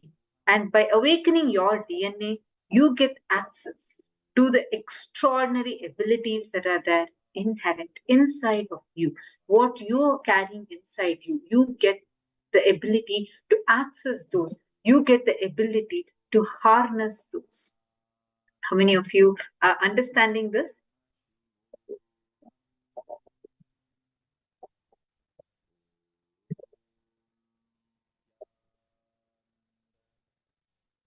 Take a few minutes and please post here in the chat, what were your biggest clicks, especially when Swamiji revealed to us elaborately about DNA.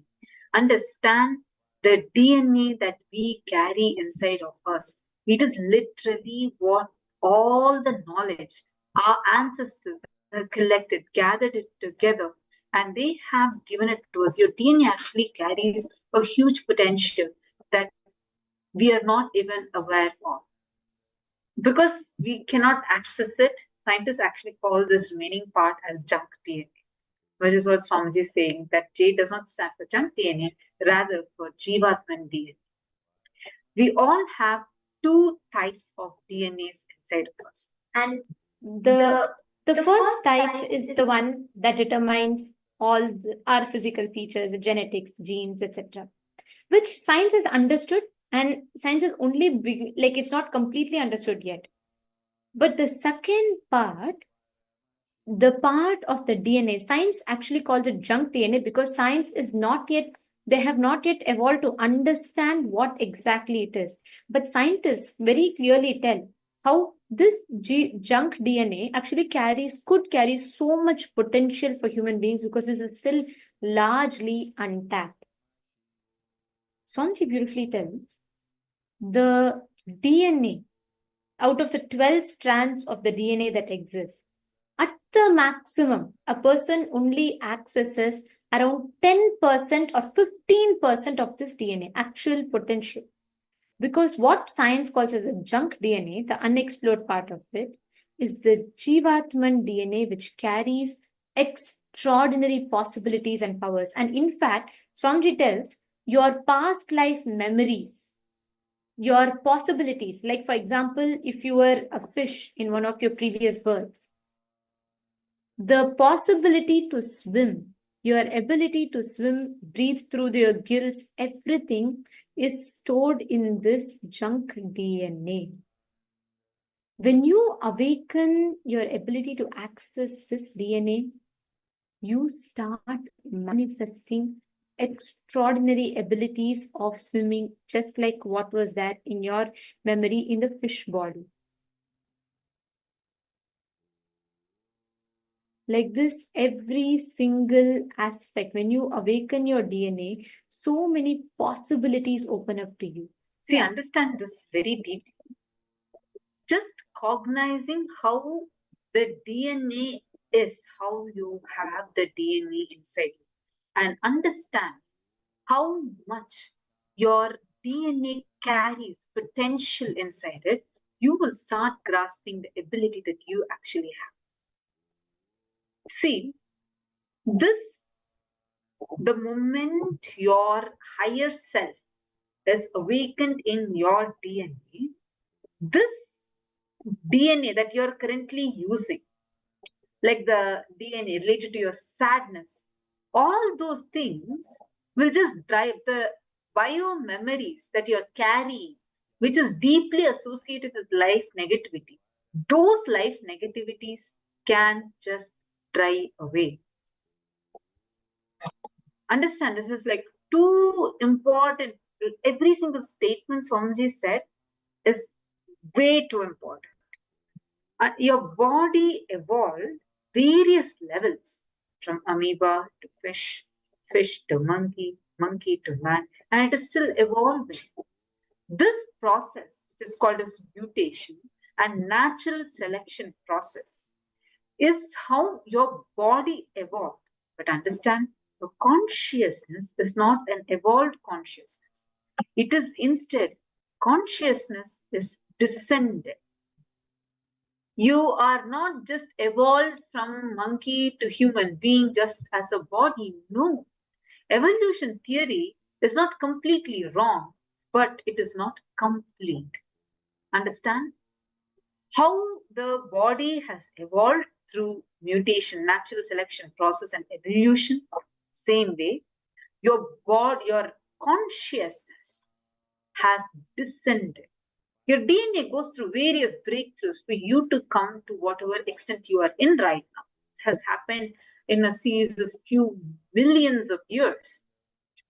For each one of us to right now even exist, for us to have this kind of a body that functions with various complexities. Whether your ability to see colors, or your ability to understand speech and cognize it, or your ability to think things. But the mechanism, only the physical mechanism has evolved, but your consciousness, the consciousness you carry, this is a very important part that is missing in the evolution theory, because consciousness is not an evolved consciousness. It is descended. In the level of consciousness, the equivalent of the natural selection process happening in the level of superconscious descending. The conscious decision process. In natural selection process, the process happens at the very DNA level, where you have certain choices, opportunities based on which you decide. In biology, you learn it as a survival of the fittest, and you learn the whole evolution theory. But understand, in conscious level, you don't just have a few possibilities, few choices as options in front of you to choose from. Rather, anything you want is possible. There's no limitation present in front of you. Natural selection process is based on the choices, a few million choices. Fitness, multiple reasons how you can fit and how you can survive the environment, various environmental processes, the genetic mutation that happens, all these decide based on this, the situations, etc. It decides how the natural selection process happens, the evolution happens. But the descendants of the superconsciousness is a conscious decision. The good news is, this moment you can decide and be liberated. This moment you can declare, I am unclutched. The super consciousness will just blast your whole body and DNA and alter it to the level of super consciousness, Paramashiva, to manifest his glory, the state of Paramashiva, the space of Paramashiva, the powers of Paramashiva, being of Paramashiva through you. It is this just one thing. If you understand how important conscious evolution, this conscious descending process is, just cognizing this, your patterns, how you exist, those decisions that you're having in you is not dependent upon you. You have the power to transform, like it's not dependent upon you evolving. No, your ability to connect your consciousness. You are consciousness. Your declaration is powerful enough to transform that reality that you, whatever you want. You have the power in your hands. And the best part is the structuring, the way how your DNA functions, the accessing of these extraordinary abilities that you carry can be accessed by you harnessing, by you using the Jivatman DNA in you. And today, this is exactly what Swamiji is going to be guiding all of us through for us to be able to access the cosmic DNA. Now, all the participants that are here, with this understanding, sit and decide to manifest the power. Every time you manifest powers, you are tapping these possibilities from your DNA. The largely untapped possibilities and potential that you carry, which exists in you. You need to harness that ability. And that is exactly what happens when you start understanding, when you start cognizing and harnessing the possibilities your DNA carries by manifesting powers. Now, we're going to do in the next round, the power manifestation. You're going to be connecting with the water element. So what you're going to do is you're going to experience oneness with the water element, and you're going to use water to move a matter that is there in front of you. There was a very interesting research by Dr. Masaru Emoto from Japan. And what he did was something very interesting. So he took water samples, okay, he took 3 different glasses of water samples from the same river, and he put them all under microscope, under observation. And he first recorded the molecular structures of each of these water. What he did then is he put each of these water samples in 3 separate rooms. And every day he would go to the first room. He would utter the words like, I love you, you're beautiful, you're amazing. All these type of statements. In the second room he would go. He would not tell anything. Just open the door, be in the presence, and come back. He would go to the third room, and then he would say things like, you are ugly, you're not nice, and you're disgusting, you're evil. And he would utter these words.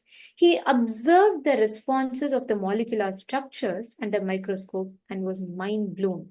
This led to one of the major aspects that to the field of science, where water responds to our words and thoughts. Because this is words. He did another experiment with just thoughts, not uttering any word, but radiating positive thoughts, neutral thoughts, and negative thoughts. Each time, the molecular structure in the water, whenever there were positive words uttered, the crystallization was phenomenal. There were beautiful patterns. In the things where there were no neutral, there were neither positive nor negative told, it just remained as is. There was not much changes. But in the ones that were negative, there were the kind of emotions, the vibrations that were led, the crystallization of the water, the molecular structure that formed it looked very ugly and very, very like it was deformed. Understand, water element is very, very relatable and connectable. It is accessible to you because majority of you, even you, are made of water. If you connect to the water element, experience oneness with it. Swamiji tells the water can act as a medium to amplify your command and execute it. It is 100% possible, and all of you are going to do this now. Can I request all of you to bring a cup of water?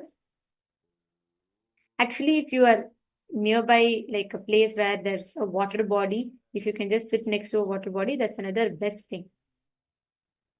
If you can just sit next to water and keep any object you want on the water. Now you're not going to do anything to the object. You're only going to connect to the water. But you're going to use water to make the object listen to your commands. Are all of you catching it? I request every one of you to please bring a cup of water and deeply connect to it.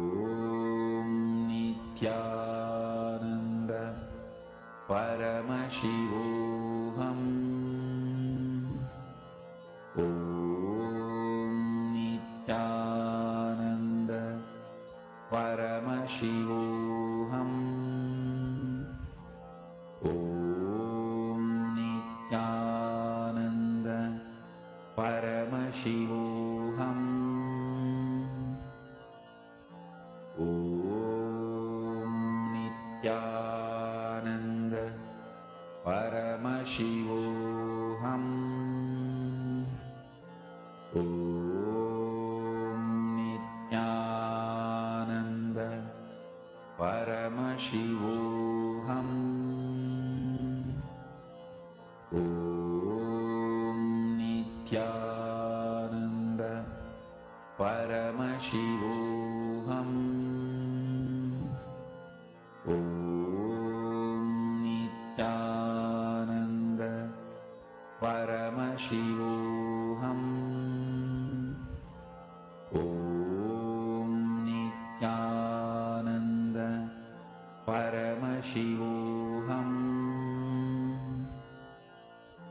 Om Nithyananda Paramashivoham. Om Nithyananda Paramashivoham. Om Nithyananda Paramashivoham. Om Nithyananda Paramashivoham. Om Nithyananda Paramashivoham. Om Nithyananda Paramashivoham. Om Nithyananda Paramashivoham. Om Nithyananda Paramashivoham. Om Nithyananda Paramashivoham. Om Nithyananda Paramashivoham. Om Nithyananda Paramashivoham. Om Nithyananda Paramashivoham.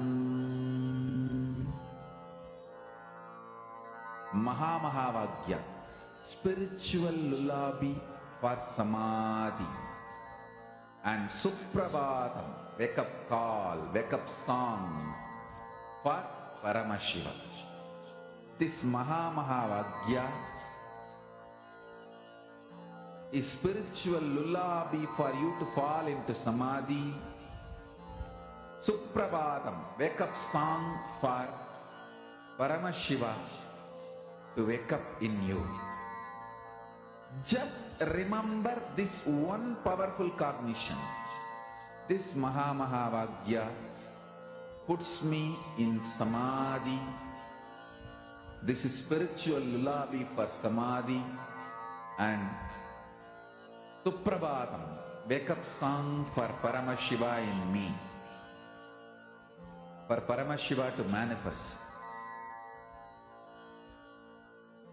With this one spiritual powerful cognition, chant this Mahamahavagya.